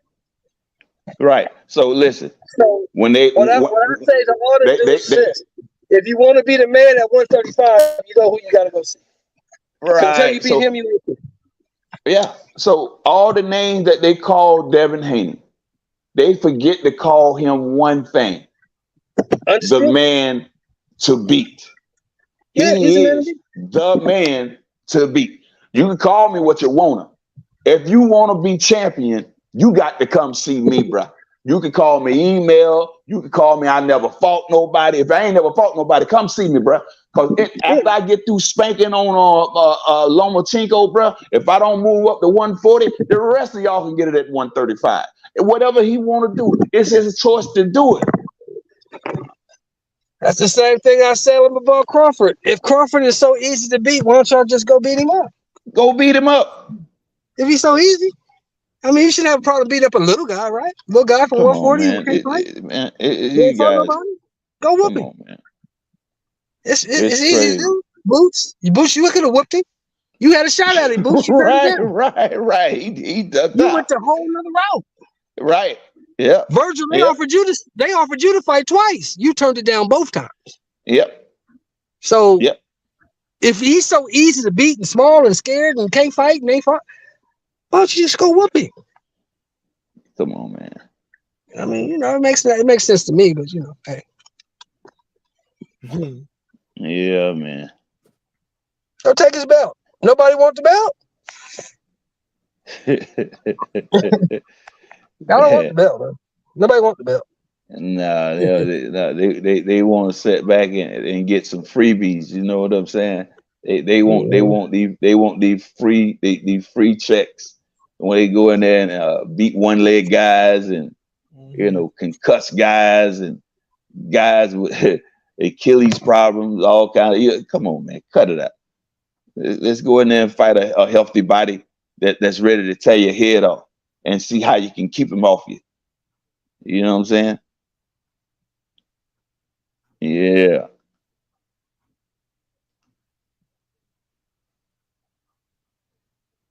Hey, man, it's been lovely.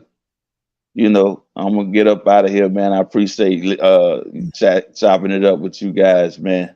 Got a party to attend. D, don't let it don't let it be this long again, man. Yeah, No, man, you know I won't, bruh. I won't do that, bruh. But you darn sure ain't use that number, bruh. No, I don't know what.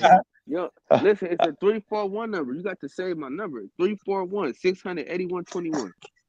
If you see a 341 number, that's mine. What you about to? Just DM You about it to end me. it, Kyle? Yeah, I'm gonna end it, man. I'm gonna get on TikTok. Just all right, bro. Yeah, DM it to me, bro. I'm gonna do another one at 5. I'll start another one at 5. All right, you All right, heard bro. me, I get Kyle? at you. Yeah, I'll DM All it to right, you, D. All right, man. Hey, peace and love, family. All right, y'all. We back in the hour, man. We back in the hour. You know, All right, we back yes, in the sir. hour. Hit them notifications, man. The words of the great philosopher Lil E. I want y'all to breathe air and live life. You know, it's always a tree and prayers meet. Thank y'all for breaking bread. We man with that. We are out. Yes, sir.